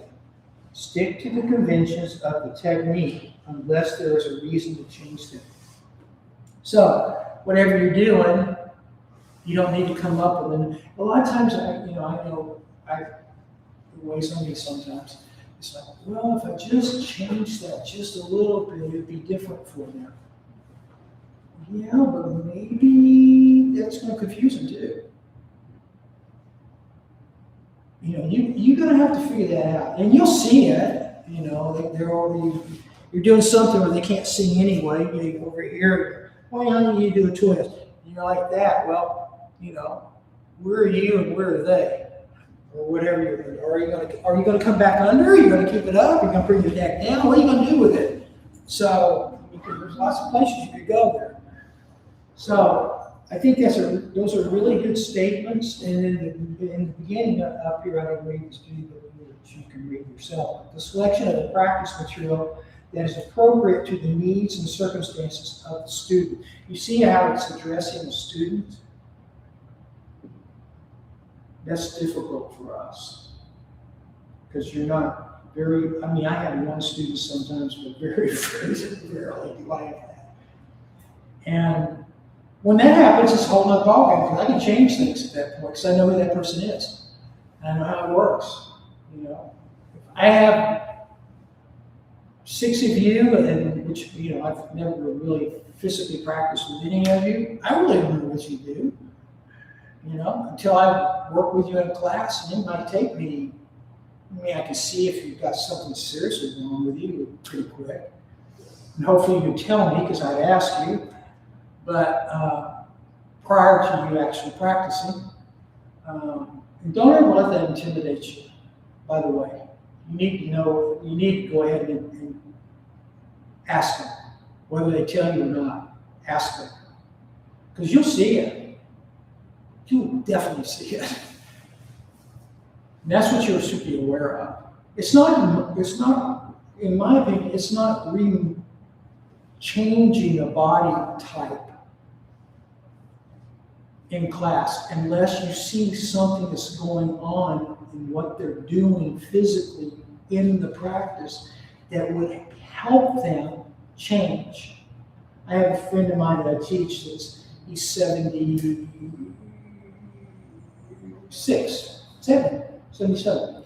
and he's in a normal class.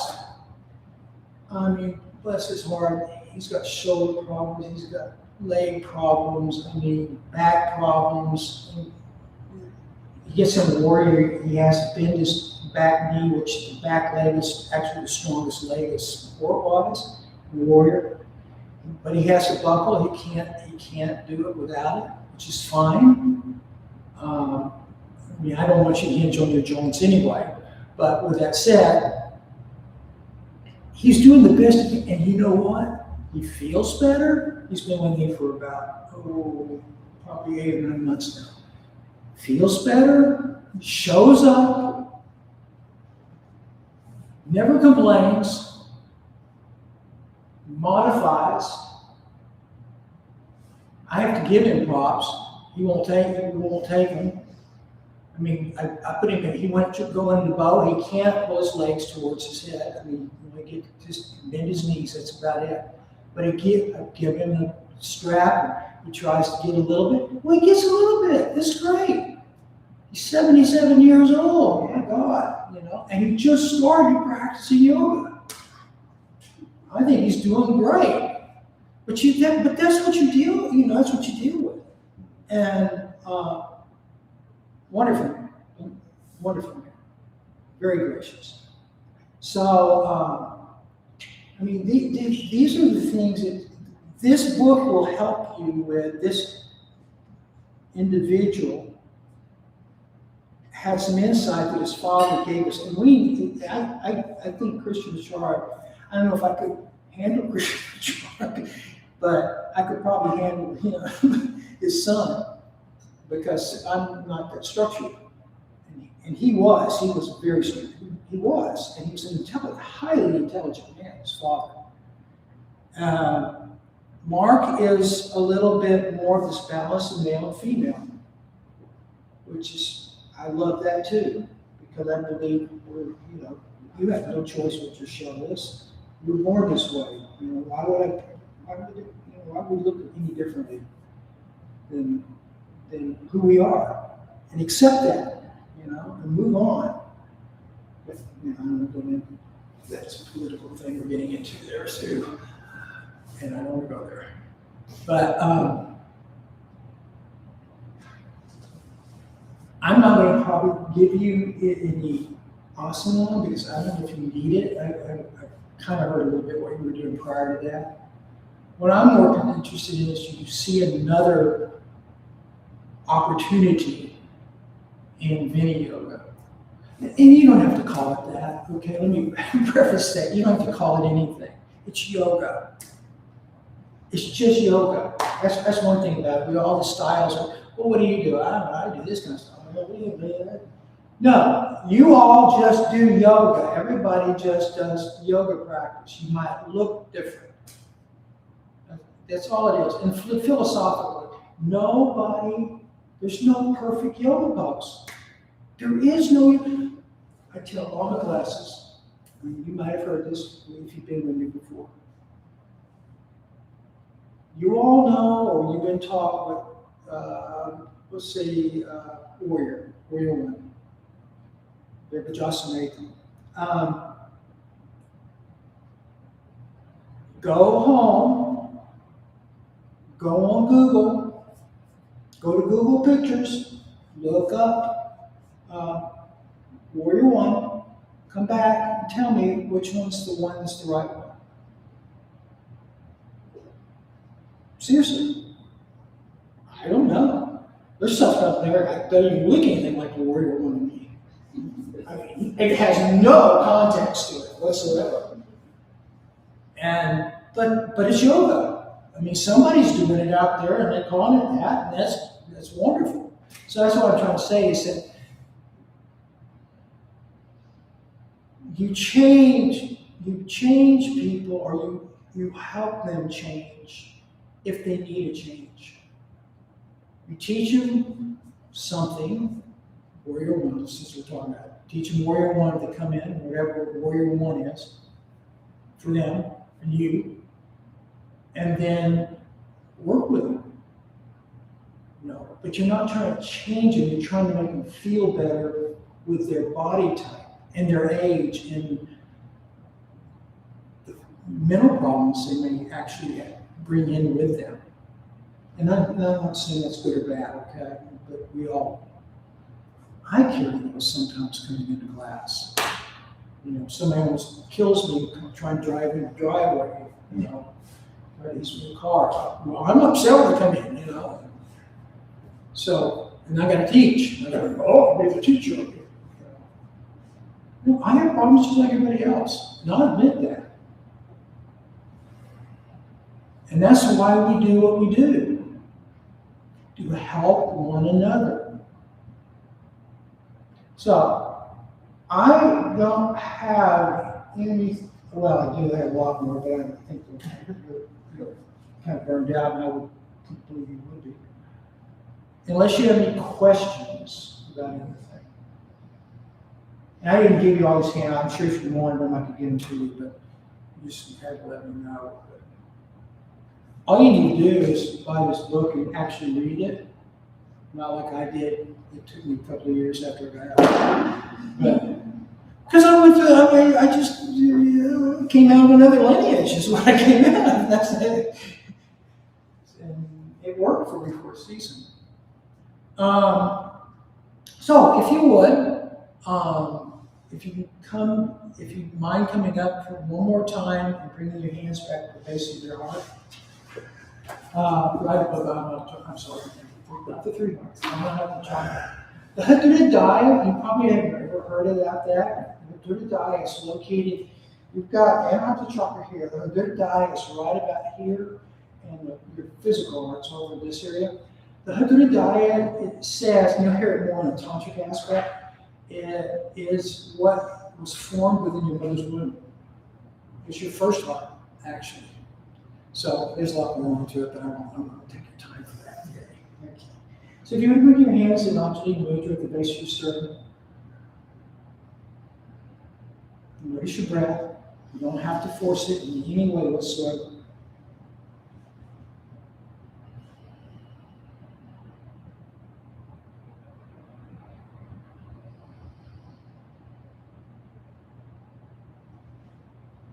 I'm going to ask you if you would again, bring your arms up and overhead.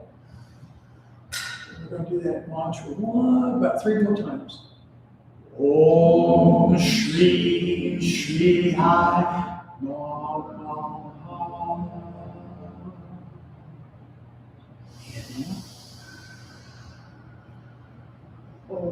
Om Shri Shri Hai Namaha.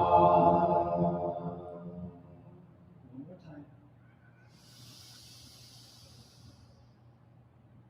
Om Shri Shri Hai Namaha. Feel a lightness in your hands. Always, if you can, in the practice, try to keep your hands soft. Like you have a cave in your hands and your palms. What it does, it reminds you that you want to keep your body soft. It's called a bhavana.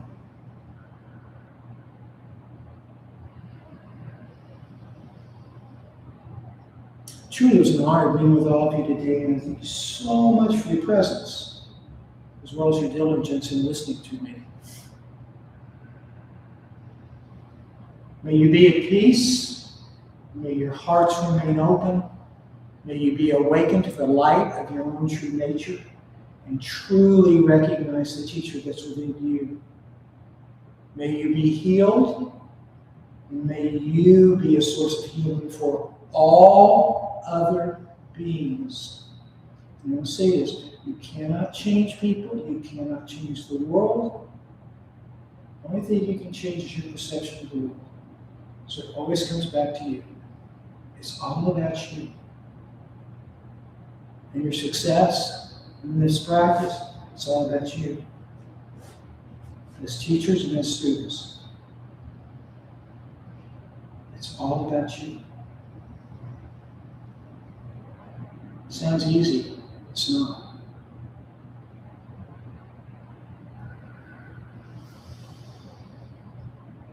Namaste. Namaste.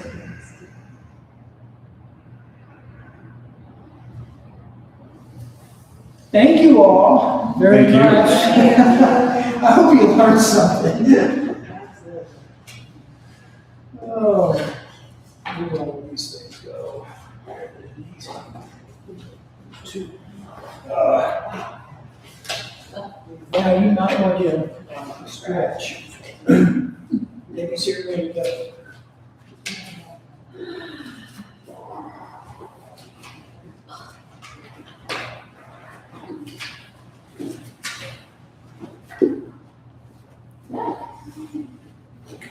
Yeah, You need to pick that one up. that's a great book. It actually, it's a little different because you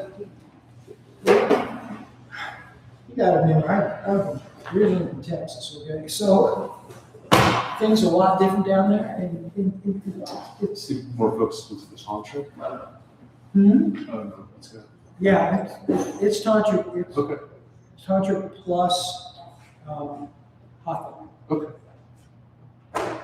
Lots of good stuff in that journey. Lots of good stuff. Yes. Everything else is- Yeah, that's more. Okay. In his younger days. Hello. Yeah, Hi! How are you doing? I'm good. Oh. Oh. That's it for almost an hour and a half. How you doing? Good to see you. Congratulations.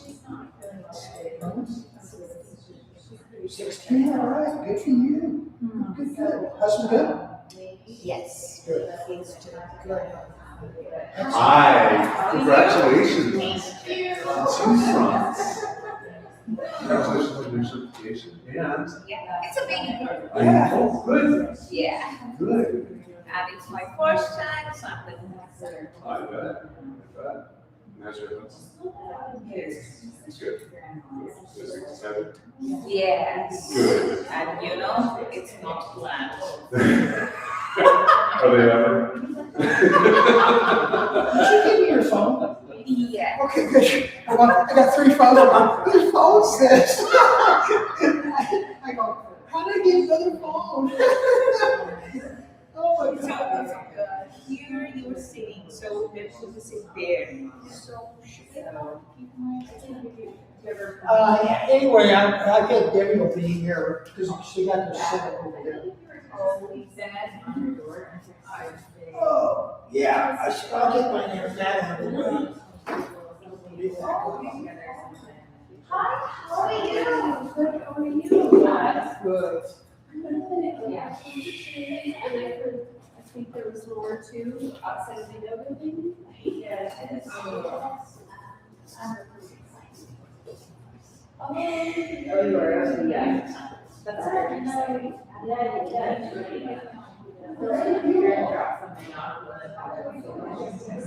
I'm just slowly getting more comfortable. Yeah.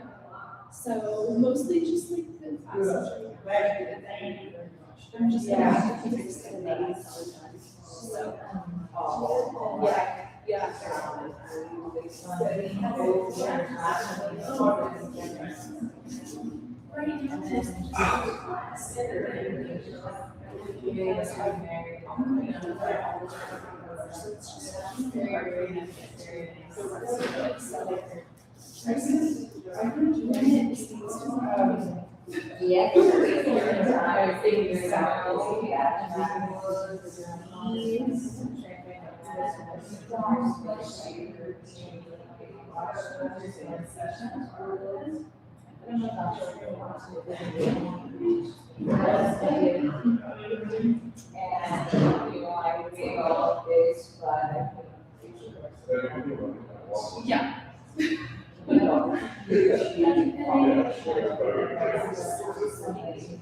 So I'm just like taking it how I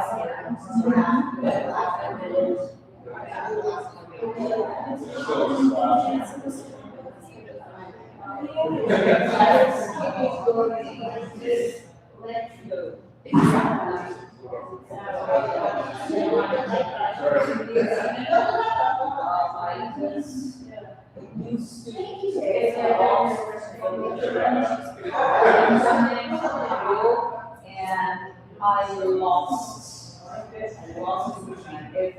practice totally lost in between huge information. Yeah, exactly. Doing morning indicators, I would do I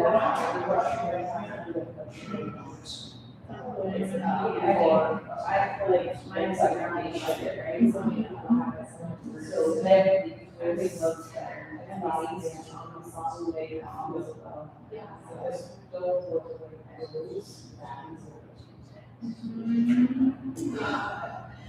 Because sometimes I feel hard to do some kind of courses. Yeah, it's like so lame, but it's like affecting my whole life. So that's like, full back to the, and why. Thank you, and dress quickly, and the rest of it. You're like texting the back at the time. Thank you. Yeah.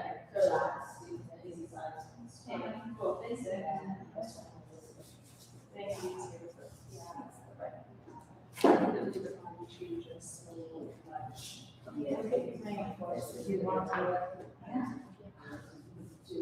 So Debbie, tell me about Costa Rica. Has this been a dream? Has it been a dream for like a lot of years? Yeah, we've been looking at it we've been looking at doing what, some years. We started out in, actually, in Southeast Asia.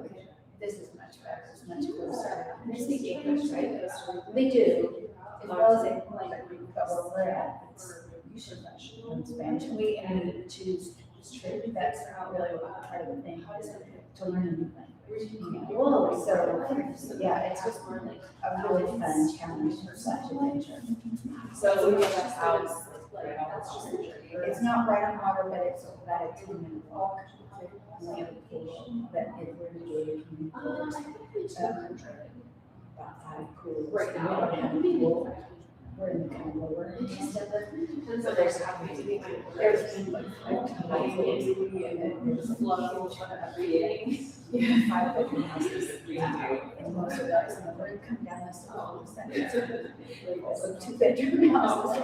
So we're loving it. Yeah, So now you need to do like training. Probably done with Yeah. beforehand. no, we haven't because the company I work for, I've done it for, in Mexico. That was when I was doing the I liked it, and then they tell me really hard, but it's just. No, just for the weekend. To work with them, so do your. So yeah, I work, yeah. So are you? Thank you. That's Exactly. They're probably not gonna do it yet. They're Really, so Yeah, they tell you where you're going. yeah, they have a list, and right now, we have agreed to do this in 2027. That's 2026 is done. We're going to Vietnam in the fall. They asked me to do, Panama, which is like, I can drive it from our house. So Panama, and Colombia. So I'm gonna do that. Like, So, yeah, I see what kind of favors, I guess it's Spain. It comes back, and this is all still just going. Yes, Yeah. Oh, geez, I'm just like right in the middle of this. it's all good. Figure it out later. It's still being trained. What's that? Is it recording or? It's recording. Well, like I said, we keep doing that. It's also streaming, but I don't think we have anybody online. So can I talk to her about So that, what week is that? that's this week? So did you want to do it this week? She's supposed to be doing it this week. She's down. She should be, because I fly Tuesday morning, so I didn't get to teach this morning. But you said the 4th, the 7th and the The 14th. 7th and 14th for you, and Jeff needs to do this Tuesday, the 31st. That's the worst one. This is what it's saying. Okay, good, thank you. See you later. Okay, bye-bye. You have a safe trip. We will, so we find it. Thank you, Mark. Yep, thank you. Yeah, thanks, Will. Did you all? See you later. I'm gonna go get my stuff here. No, I wasn't trying to come up there. Just see you later. I'm going. Because I'm going home.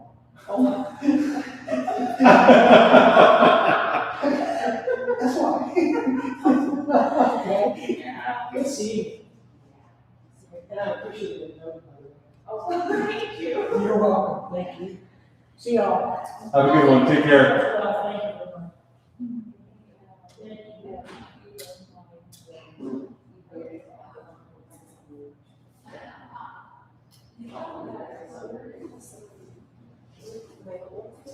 Okay.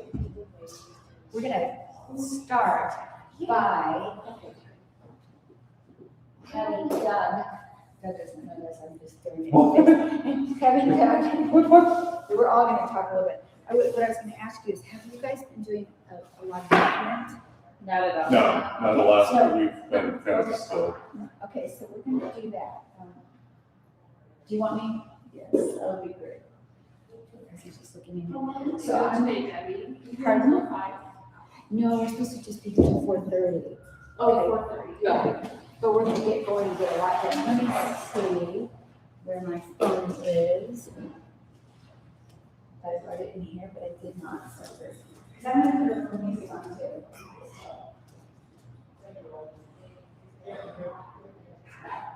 Like, you throw on the spot. You're gonna have to do something about it. Because I'm gonna put some music on and do something else, but but so I can go do that, I'm maximizing time, but I'm sensing that we need to move. And so what I thought you could do is just your little warm-up thing. Qigong? Yeah, just that kind of stuff. And just, and we'll stay standing up. I'm gonna go put some music on, and we're going to play a form of what's the thing? Musical chairs. Musical mats.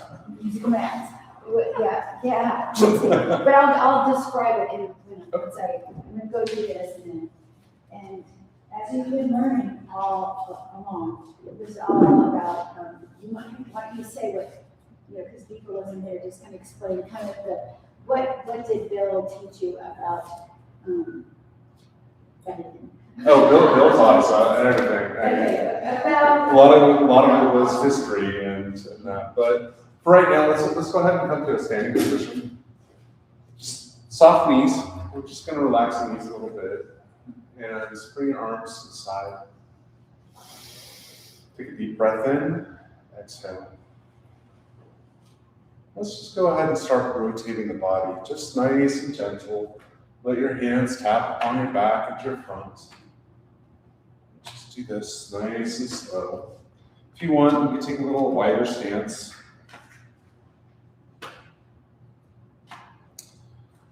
In Qigong, this is just tapping at heaven's door, waking up the body. Also helps clear out the energy in the kidneys and kind of helps cleanse and detoxify. If you want, you can bring it up a little higher and start tapping up on the shoulders.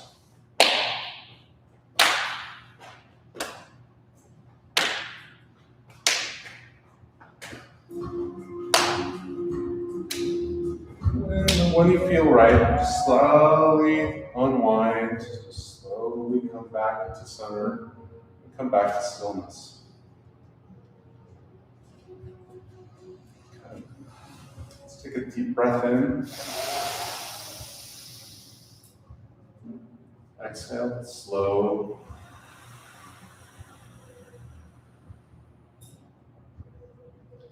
Now in this wide stance, we'll take our arms, take our hands up above our face.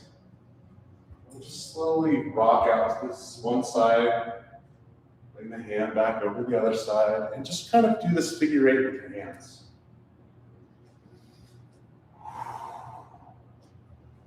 Just nice and slow, let the flow of the world happen. Feel the energy.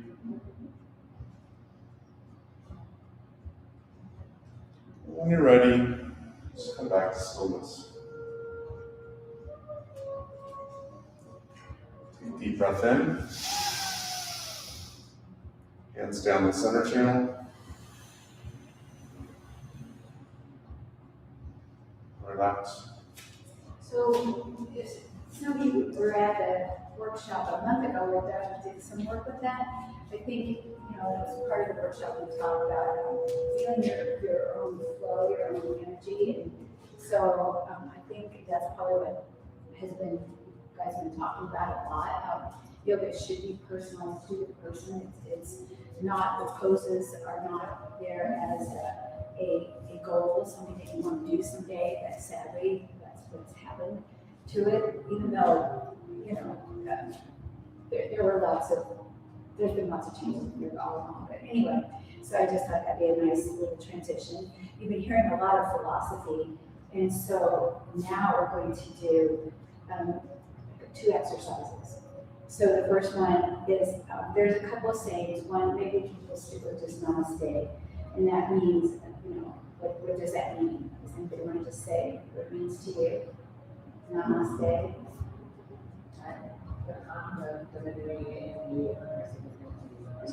Yeah, and my person that I'm talking about today is Judith Lexter, and her whole theme is, I started following her quite a while ago because a lot of my professors were physical therapists, and that's her background. She's about my age, a little bit older, but she has her PhD in physical therapy, and so I really admire her because she was a physical therapist, a person with great science knowledge, and she became this beautiful, poetic teacher, and her saying is, the real sin is to believe we're separate.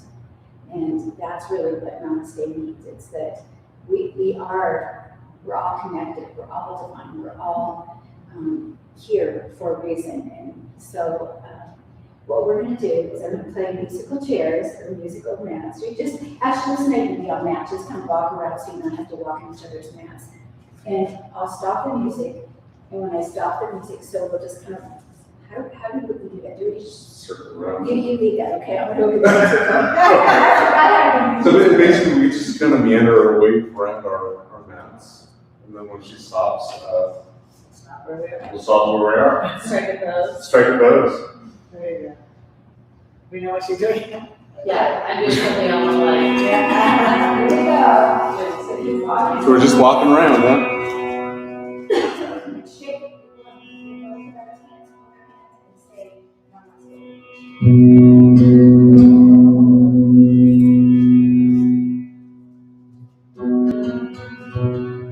we're gonna have a high bass on this, or a loud bass. Okay, whoever you're closest to. Oh, and we already agreed, so we can give you a three.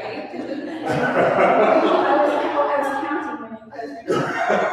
Well, you should be in the middle of this. Yes, okay, so I'll do it, and you two do it together, okay? And so we're going, thank you. So you can just hold each other's hands however you want to, and just say, Namaste. Namaste. And then, so we're just continue like that. I know, that's like this,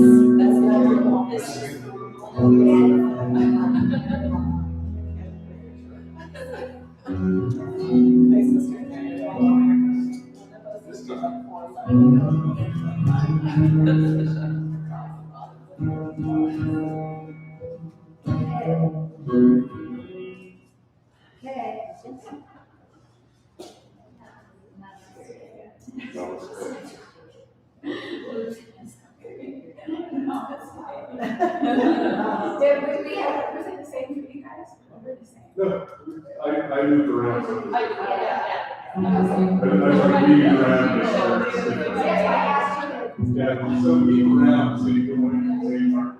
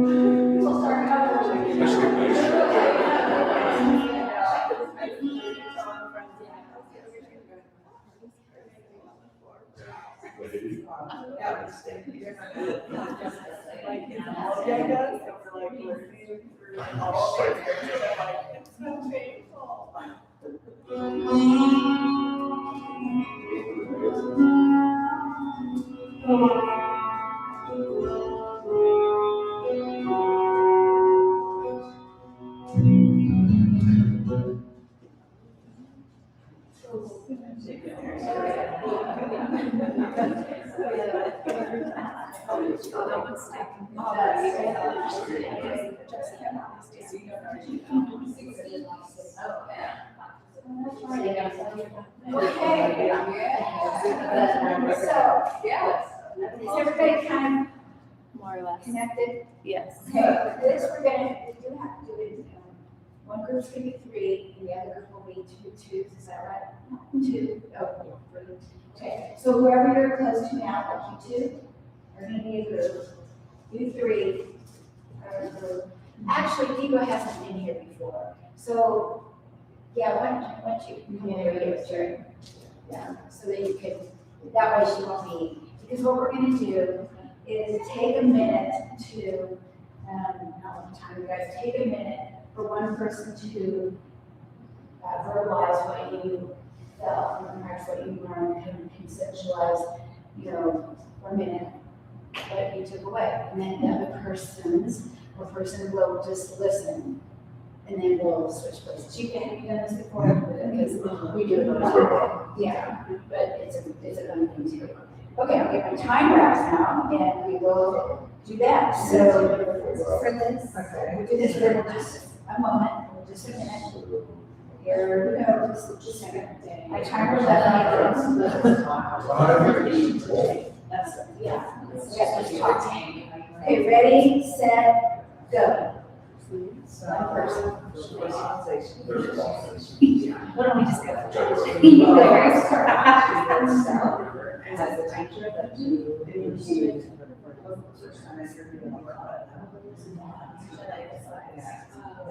that's teacher, I'm teaching.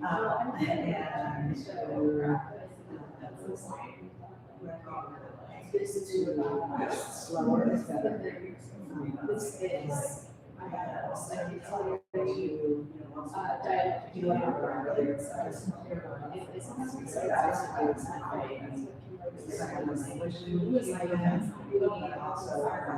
Bringing all of these we also like understanding each individual that's there as like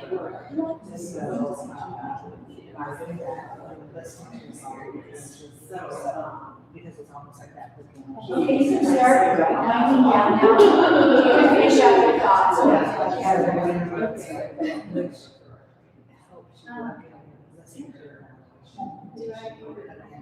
How much time do we have? We're gonna start again. Okay, so now we're at 6 hours. Okay. Okay, here we go. It's not superficial. yeah, I like You're next. Yeah, I agree. It's really interesting. It's like the way that it's accumulating and it's more like it's not about you as a teacher. It's about the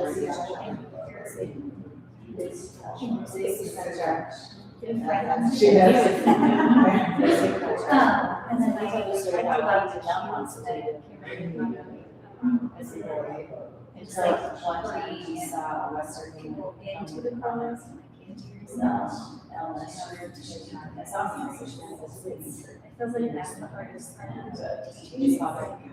Remembering the teaching. And you saw And that. that's like the scariest part of teaching.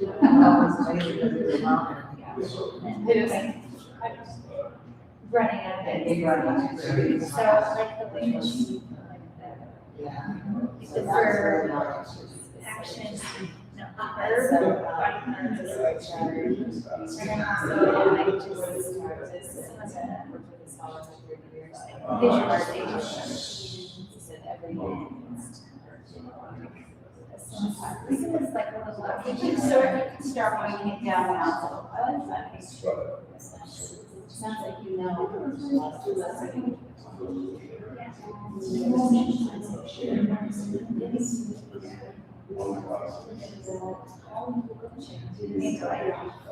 Write those things down. As I do my own practice, I think, and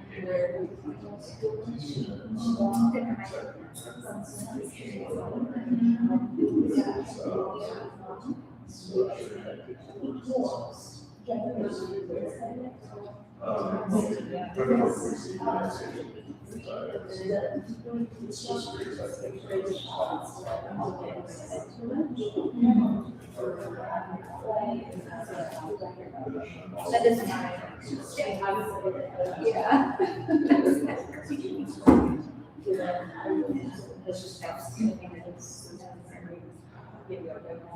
That's what. We can come back to the front of our maps now. Changes my stress hormone. So I took that option. But waiting to terminate. So also what I'm Yeah. I really enjoyed reading that. Is your how often you return to intersect, actually reading what I'm thinking. It's pretty good. I didn't, I don't know a way, but there probably is a way. I wanted to respond while I was reading it. And, Like to each section, there is a way, if you just Google, like look it up on YouTube, like how do I make comments in a Word document? Because you could write a little talking bubbles. Are you just doing it in Word? Yeah, so you can do, It's pretty simple, but Yeah, I couldn't talk about looking it, but that's a thing, like in IBS. Okay, The okay. teachers would grade papers after reading, drop comments. Yeah, I just will, seriously, that's cute, love this. Because I'm traveling a lot in the next month, it's really helpful for you all to write me stuff, and I have received a few things from people, and I was just talking to Liz about, she is doing some journal work, and you can do however you want to finish your 200 hours is dependent on you, and some people prefer doing journals as opposed to doing, that's how we started out with our manual, and then we went into the online thing so people during COVID could do it from wherever they lived. And so if you prefer to do it the journaling way, that's great. So that's why I want to learn how, since I'm traveling, I don't have my laptop with me, but I will, I'm pretty sure I can still do it from my phone or my iPad. I was gonna say, if you have your iPad, you should be able to do it. Yeah. So anyway, but what I would like to do is be able to respond, right to it instead of reading the whole thing and then, like they say, but what I want to say, and I did that with you. I had little notes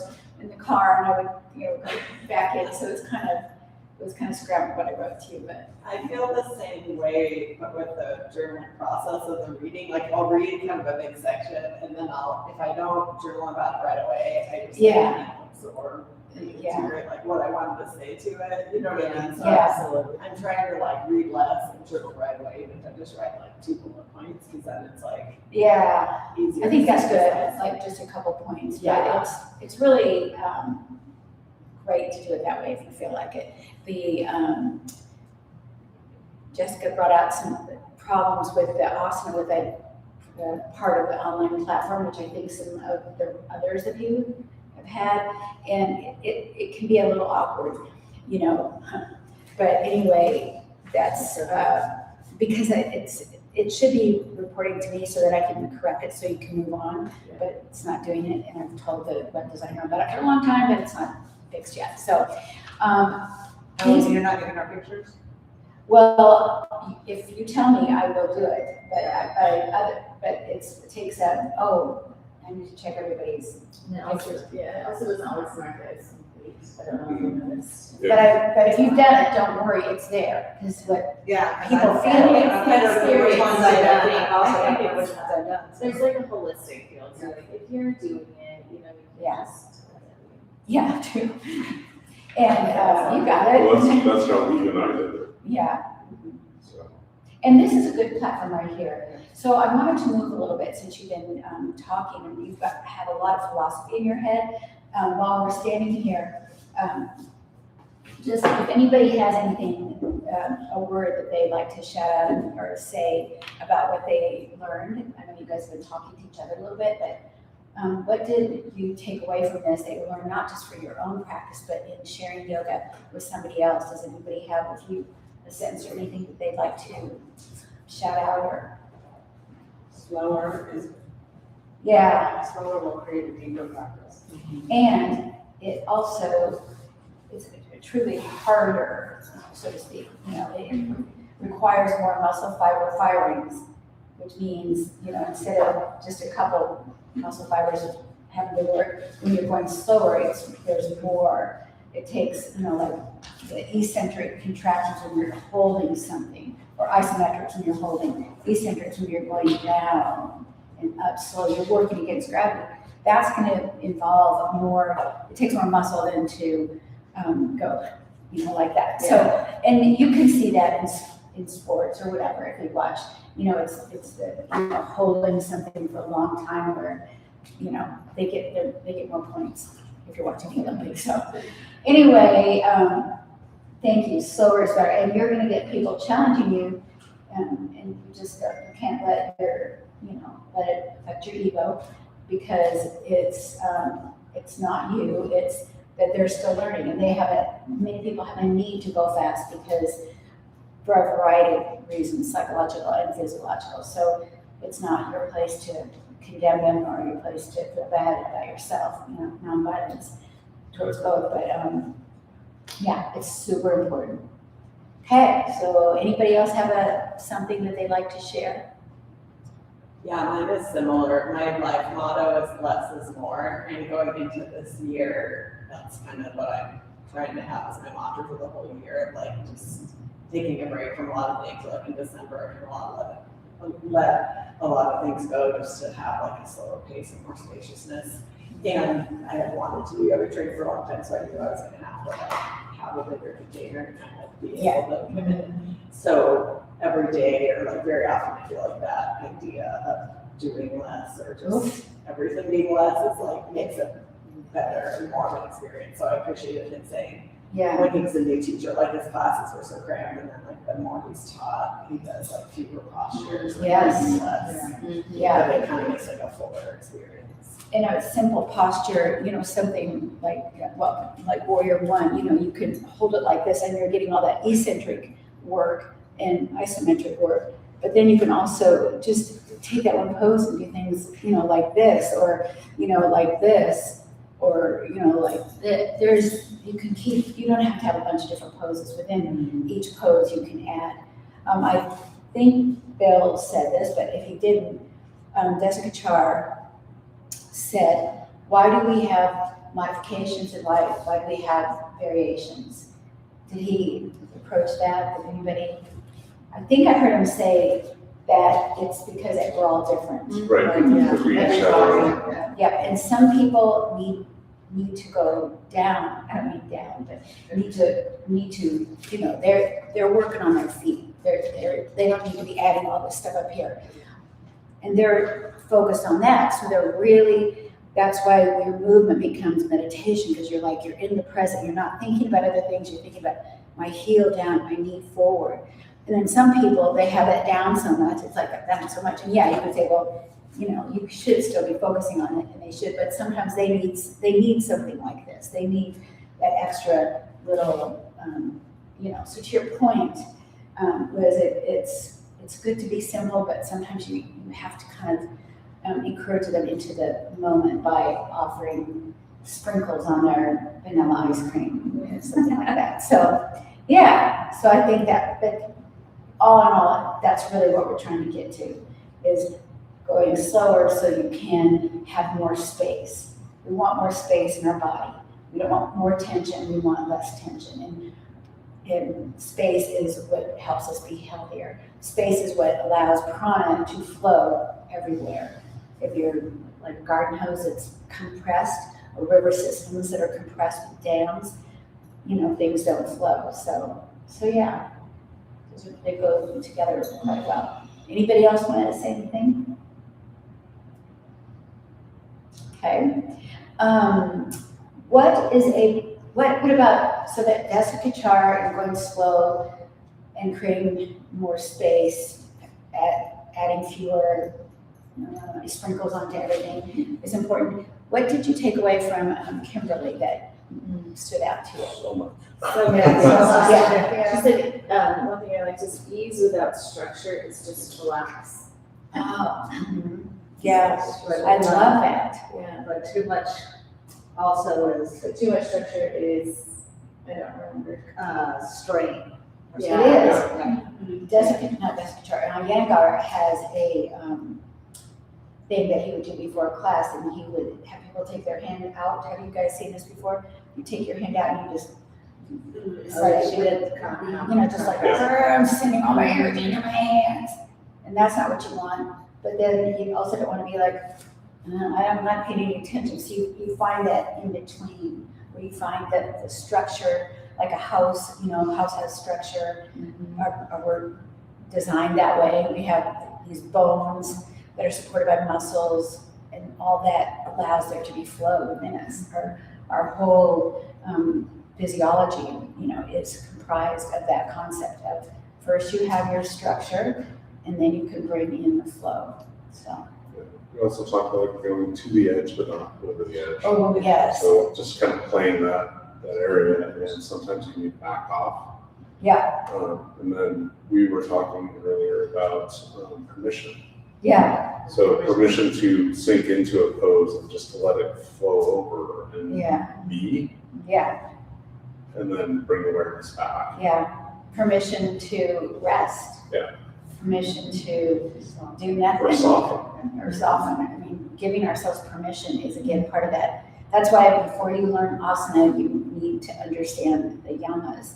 You know, kindness, being kind to yourself, non-violent, non-grasping, clean, you know, balance, all these things. So, so good. Sounds like, oh, Gesundheit. There's something about, else I wanted to say about Plan Your Edge.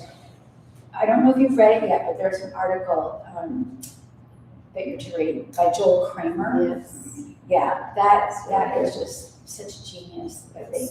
And that, I learned that in my teacher training with Eric Schiffman. He was just like, that's it, that's all of it.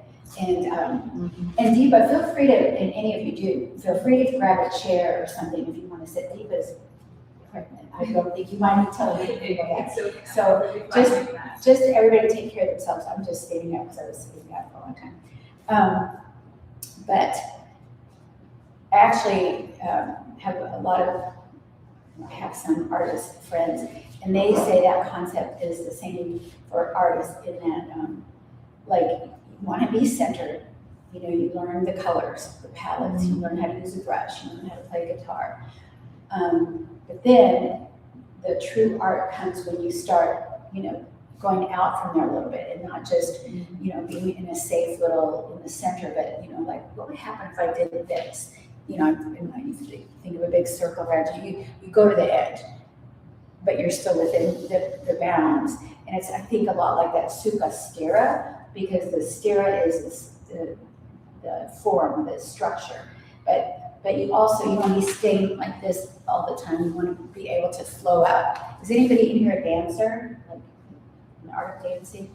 Sometimes we had a lot of dancers in here, and that's kind of the heart of their thing too. So yeah. I just wanted to go over some of the basics. I have some things to say that I feel like a lot of it's been said, so I want to get us moving a little bit and get us to do some of our asanas.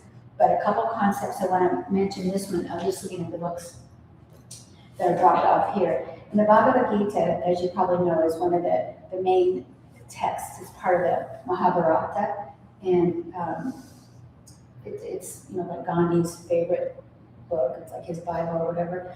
It says, having mastered the body through the yoga teaching so that it becomes a fit habitation for the soul. That's why we do yoga. That's why we do asana. It's not to perform, it's to be a fit habitation for our soul. Having the senses, emotions, and mind under control, the wise person discards the worn-out sheaths of desire, fear, and confusion, and passes into the state of enlightenment and freedom. And freedom is when you realize we're not separate. We're all part of the same ocean of waves. We're a wave in the big ocean.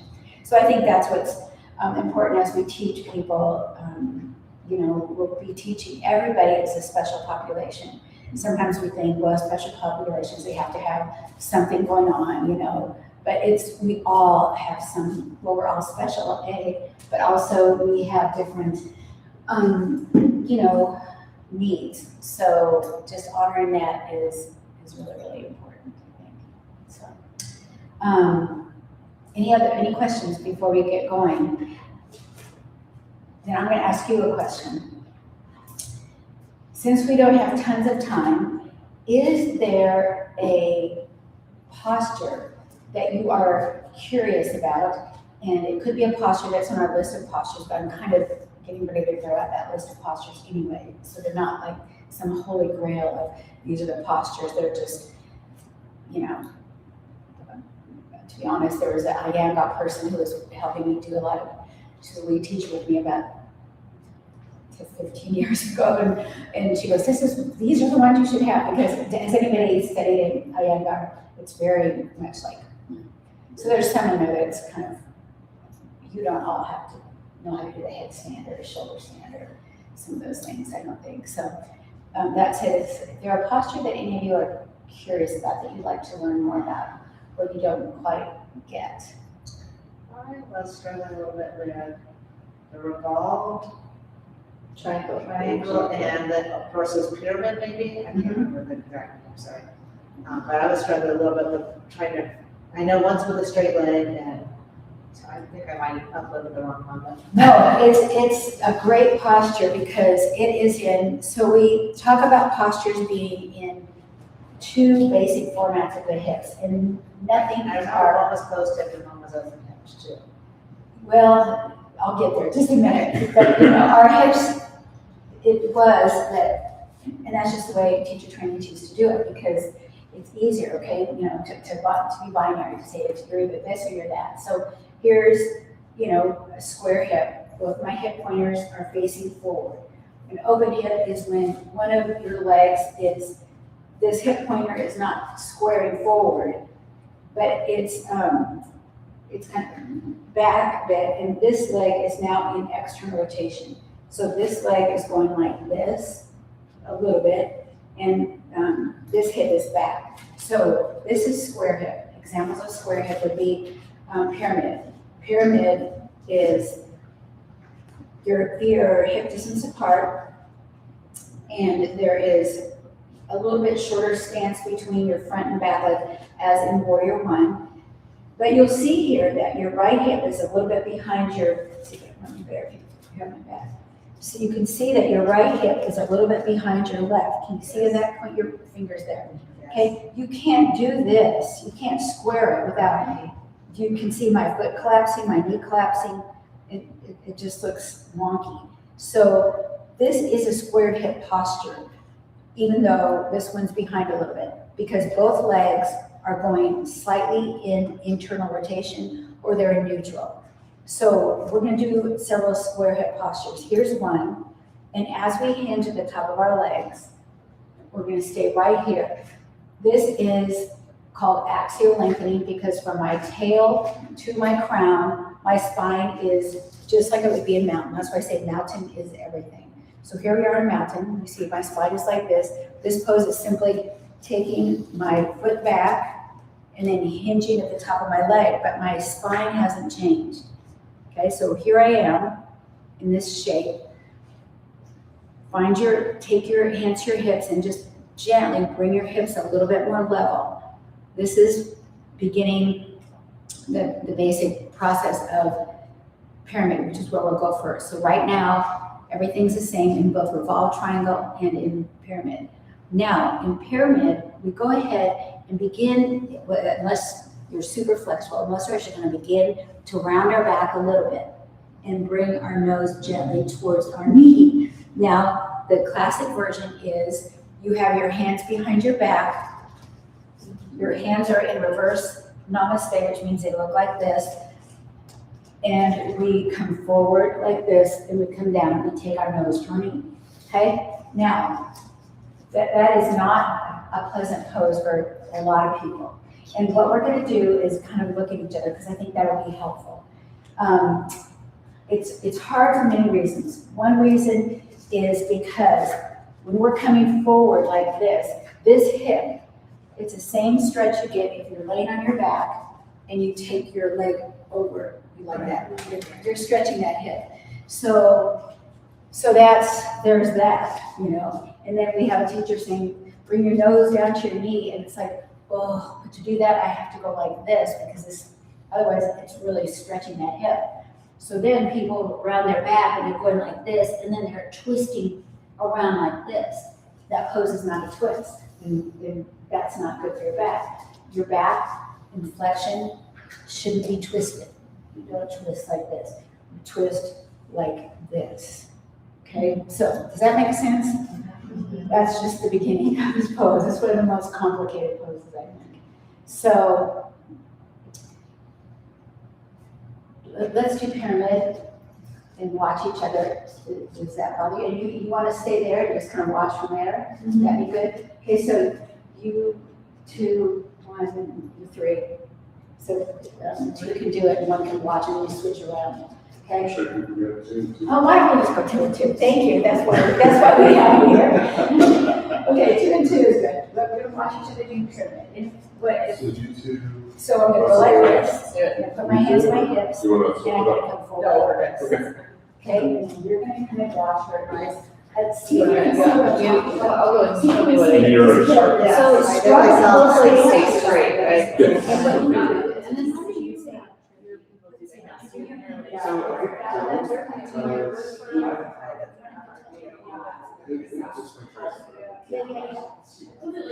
But if I do it, it's gonna be here, and if that's too dark, I'm gonna actually modify it into here, and then just come through. I mean, you don't have to hold your arms all the way up, I just rest on it. One thing I'm gonna do, like I just, so this is, this is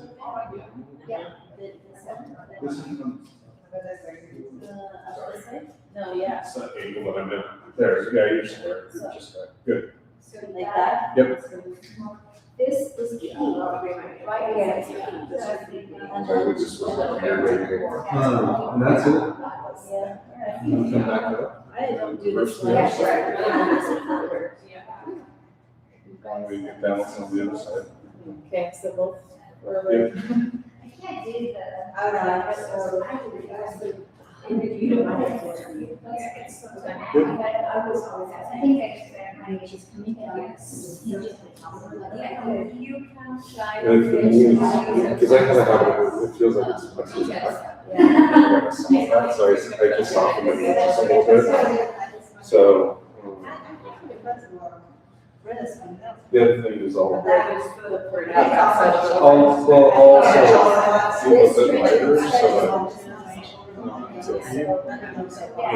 for my breathing, I'm trying to be along. So it's heel to toe. This That's- way. yeah. That's okay, so it's not the thing I have your hips, I have mine more You can be wider for. like what, yeah, so then is it, we do like top and also.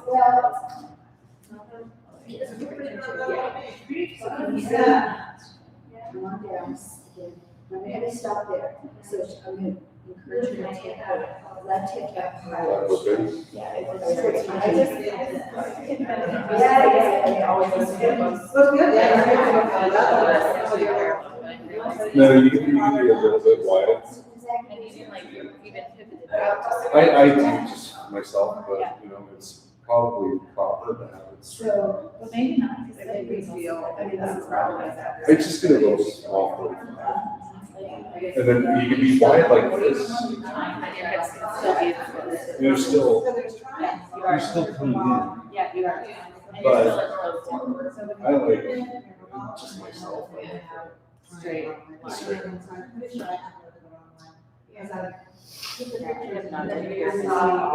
Oh, I just have it like sure. So I've done a routine where they start off where, and either I do it slow or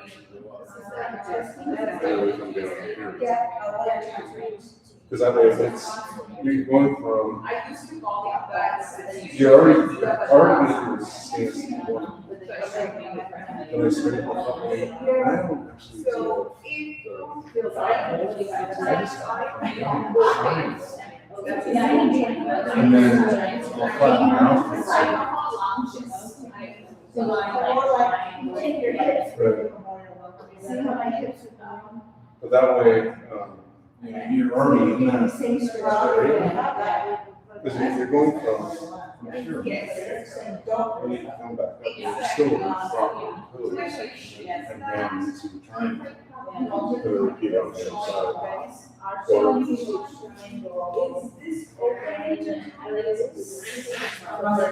so, reverse. Yes. Yeah. Right, and that's another way.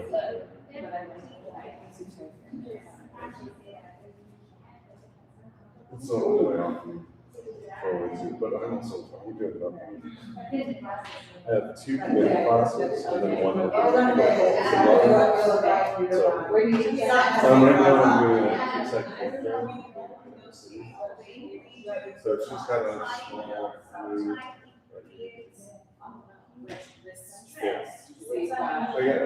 It's maybe a little smaller. I'm good about it. But right 0, 2, Yes. 3. I don't know. So that's so the way you're going there, it looked like. Yeah, that's part of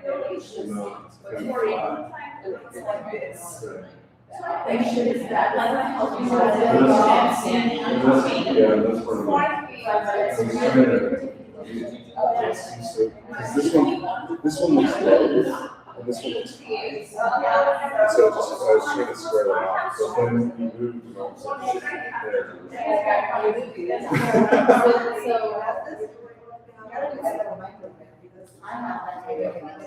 Because straight on you look straight. Okay, now that back leg is on top. So it's at this tilt.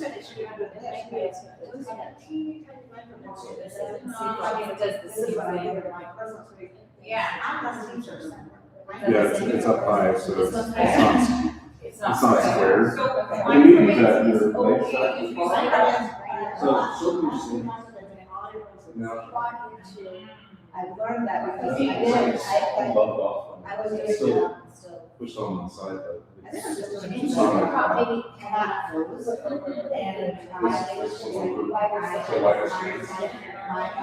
the lighter space.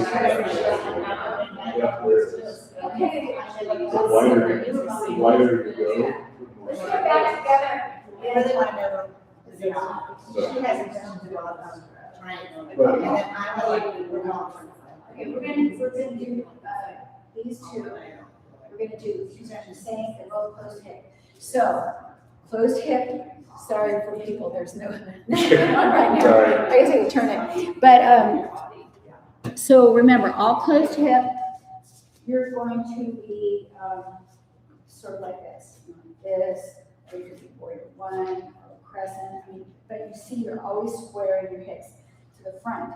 So your feet are always gonna be wider apart. They could be really wide like this, they could be, like this, but they're never gonna be like this. Because when you're trying to turn your hips like this, it will strain this up, it can strain your sacrum. So when you put your feet apart, then you can keep it. So then I straighten it out and just do this, right? No, not yet. Okay. Not yet. But that's, So then, sorry, with warrior one, then, do you want your feet hip width apart? I guess I haven't been to like this to try and keep that. Okay, I don't think it. maybe wider. One of the great lines of, was it you that picked this out, this close out? You asked me? Was it, who was the one who picked out the wall triangle? Yeah, this is probably the hardest, thing, the hardest pose you'll have. Because, no, it's good that it's, there's just a lot of tricky stuff going on here. So this is hard enough, and it's gonna relate to, warrior one too, because it's also closed hip. So here we are coming into this. We want our spine to stay like mountain. So now we're going into a revolved triangle. We want our spine to stay like mountain, because how does your spine work from your tailbone to your ribs? How do those vertebrae work? They're all Yeah, you guys are, pretty tight. they go together like this. They're not totally fused, but there's like 1 to 2 degrees. And this is where most people hurt You want to themselves. use me as a poser? Sure. So, You didn't say. I mean, Pull your thing up so those poor people can see. oh. I mean, no, it's. Yeah. Nobody's online, but you know that. So yes, just keep it in mind, if you had a skeleton, There you go. this is all pre-straight except for just a little tiny bit. So let's go ahead and take your left foot forward or whatever foot you want, and then step your right foot back, okay? So you can see his heels are, apart. Now press down your right outer heel, right down here, like someone's standing on this heel and pushing it into the ground. Now go ahead and square your hips to a degree that feels good to you. That probably feels good to you. Now, let's just, for sake of this, put your hands on your hips and then tip your pelvic girdle forward. So he's doing a forward pelvic tilt, just like this. Yeah. Okay, now stay right there. you can see that this hip is a little bit lower. Yeah. It doesn't mean he's a bad person, it's just that we're stretching his hip and it's tighter. His spine is still an axial lengthening, which is what you want. Because if he were to round it now, and go into a twist, there would be bad things happening. So we're not gonna do that. So straight spine. Now, let's just think about turning your navel over towards this wall. You can use your hands on your hips and lift your left hip and let your, so this is the beginning of a revolved triangle. He's getting, you see, he's still in mountain pose here, completely safe.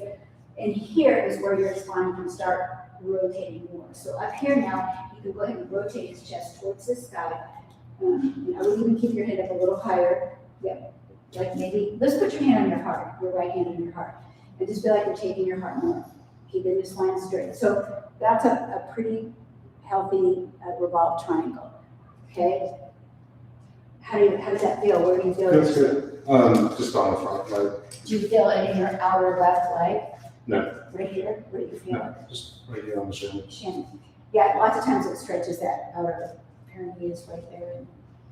Yeah. So if we were to put our Those hands were down good. on that right here, Yeah, and then they go like, really, that was really nice. Rarely do you want to put your hand on the floor, but people can do it. well, that definitely is a problem. You can, there's nothing wrong with it. Yeah, your spine, see, and here's a, can you, see how she has her leg like that? That's okay, you know? There you go. It's okay. Yeah, so you are pressing up your back right. What is Mrs. said, is you bend your knee. Yes. That's great, I don't worry about that. Their spine is always the main event, Right. taking care of your spine. So it would be better to have your knee slightly bent like that, because she can still keep your spine long, and she's keeping the integrity of your spine. That's why I love that. That book that I think Kimberly was going to talk about, that Montara fellow who says, "Don't let the integrity." Oh, actually, that was my person. She's the last one. Yeah, don't let the integrity of the body. Right. Yeah. So does that one make sense? Yes, I feel better about it. So a pyramid, you could go ahead and, come down and do whatever you want here. Just let your spine round. But in revolved triangle, you keep it straight like that. And then to get to warrior warrior one is also square hip. So now your stance is a little bit longer, maybe wider. And now, of course, your right hip is even back further. So you're gonna have to rotate here more, or again, as I don't think I finished my sentence earlier, as Jason Crandall says, maybe it's better for you to be in warrior 1.5. If you strain to come here and come into warrior one, I'm exaggerating, but your foot, your ankle, your back, your knee is all gonna get compressed. Did you Get say out of the this questions is, back. did you say this is warrior 1/2? They're between 1 and 2. Yeah. So and the difference is your rotation, like this way versus this way. He's just saying too many people try too hard to get square because they've had a teacher that you have had just square. And then they end up messing up with that. And so the triangle would just be hard to Straighten out the leg. Yeah. I'm sorry, This is just triangle. I'm not exactly, okay, we're going to triangle now, but let's make sure we have this. Because these two are quite different. They're exactly different. They're very different. But do these make sense as far as, Yes. I just really want you to understand the spine, because that's what people do. They see someone doing some of these things and they're like, well, I'm gonna do that. And you have to think about, as Kimberly said, your foundation. So warrior one then can have, this foot turned out more than, just like, Yeah, I forgot to say that. and your hips don't have to be square. They cannot be square. Unless you have an operation on your hips and get them all, they can't. So it's better to try and Yes. allow for this. But then your chest becomes a little bit, if you're, if you want to. And that's again what Jason Crandall says, warrior 1.5. Okay. Yeah, Because the hips are still. yeah, they're getting square-ish. Both But legs are. what squares it is the top half. Yeah. That makes it look like it's, Yeah. right.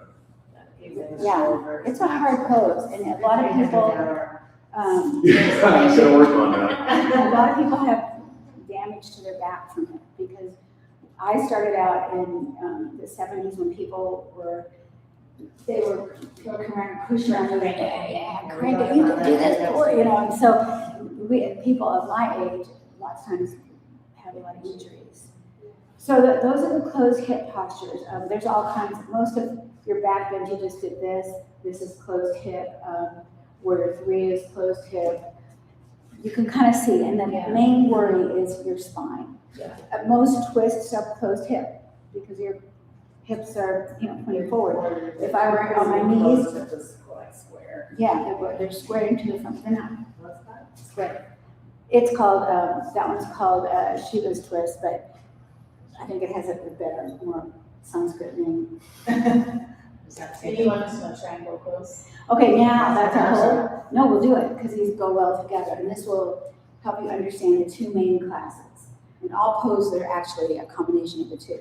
So closed hips are, and we'll have you demonstrate, since you have this mat. See, this is open hip postures, one foot on either side of that stripe. Closed hip are, open hip are the opposite. He's gonna put his left foot on that line. Put your left foot on this one right here. There you go. Take your right foot back, and your right foot's gonna start facing more out like this. Like heel to heel. Heel, and this is kind of heel to arch or heel to heel is one too. But you can see the difference, because now he's opening up his hips, and that's why they call it open. But really what's happening is this leg is an external rotation, and this leg is still in neutral-ish. This is not in triangle, and in Warrior 2, there, it's not external rotation. There's a little bit going on with the right gluteal. Eric Shipman's got a funny, I don't know if it's still in this book, but it was something like, you got a cat tuck your gluteus maximus and dog killed your whatever. So I'm like, oh my gosh. Yeah. But basically, yeah, that's it. So this is the foundation. That's why I say they can't be the same. Because people all the time, again, back in the 70s, we were like, here's Warrior 1, and now Warrior 2, and Warrior 1, and it was like, I also had a problem with steps, those step classes. It's like, wait a minute, we gotta take care of our feet. Right. You can't have your knees doing all these stuff. Yeah. So triangle would be simply he's straightening his left leg, not locking it, maybe slightly bending it. And he's hinging at the top of his left leg, and his spine stays in axial lengthening. Okay, that's why mountain is the main thing. Mountain is where we So I'll take do towards you. So I'm in Warrior, flat. Now straightening that leg, and and then hinge. It's all about the hinging hinge. at the hip. It's all about somebody said it's something like a John Travolta thing, I think they're like pouring tea out of a cup. Yeah, that's probably better to say. Yeah, pouring tea out of a cup. Yeah, you're going sideways. And you're trying to keep your spine in axial lengthening. That's really nice. Yeah, your spine is straight. I Okay, feel much better, thank you. all the poses. show me something? No, I was just gonna come over and look at your back, I was just making sure it's straight. So yeah, I'm just gonna keep it straight. I mean, to be honest, there's going to be a little bit of variation sometimes, but we go for that because this is the danger thing. This is people that are out, oh, I hurt my back, all I did was reach over and pick something up, and then I get back up, and it's like, well, yeah, your spine's not supposed to go that way. So as much as you can, using your corset of muscles, always using your Mula Bandha and Uddiyana Bandha, that protects you. And then you can go ahead and you see these people that take this arm way out. Sure, if your spine is such that that's its natural thing, but that's what you have to watch for. So Warrior 2 is, or if somebody else wants to demonstrate, go for it. Warrior 2 is the same. Yeah. Usually in Warrior 2, your feet are further apart. Okay? Now, just think about the variations you could do with this pose. Yeah. You could have your hands, behind your head. You can do all kinds of things. So that's why fewer poses. Mhm. That's why I think we have too many poses on our list, because let's get these basics. Yeah, totally. And then from the warrior T, you go into reverse warrior. reverse warrior two, side angle. Which one's peaceful warrior? Is that reversal? It's kind of a made up name, but I'll. So. Oh, yeah, sorry. Yeah. Right. No more peaceful warrior. Peaceful warrior, actually, I think a lot of, Interlace. yeah, I think a lot of people, This is what it was. yeah, I thought that was humble warrior. humble warrior. Peaceful But- warrior. Yeah, it's the same. And so there's. That's Humboldt warrior. Oh, you're really. I just saw it today. I think I'm goofy after the weekend. Yeah, I was in Portland a lot. Because, I mean, just flying, we're San Francisco. Just walk downtown. This is, yeah, during Treefort. This is, what is this? Is this closed hip or open hip? Exactly. Now I'm gonna come all the way down, unweight my hip. This is really important because, again, bad vinyasa from the 70s. We would go like this and then we go like this. What do you think that does to your hip socket? It's like a quarter vessel, not. Yeah, it's just winding it. Right, so we don't do that. Again, like the old days of step aerobics, you get yourself in position, you come back up. That's why I always do warrior, half moon, balancing half moon after warrior two and after triangle, because you're in the same shape. You're exactly in the same shape. So when you sequence, that's kind of what you want to do, not over 4 postures, usually, 2 or 3 is best. But depending on the class, if you have somebody that looks like they're getting bored in triangle, you can say, okay, if you want, bring this back leg up and take it up. So that would be a time when you could add variations. What's another open hip posture?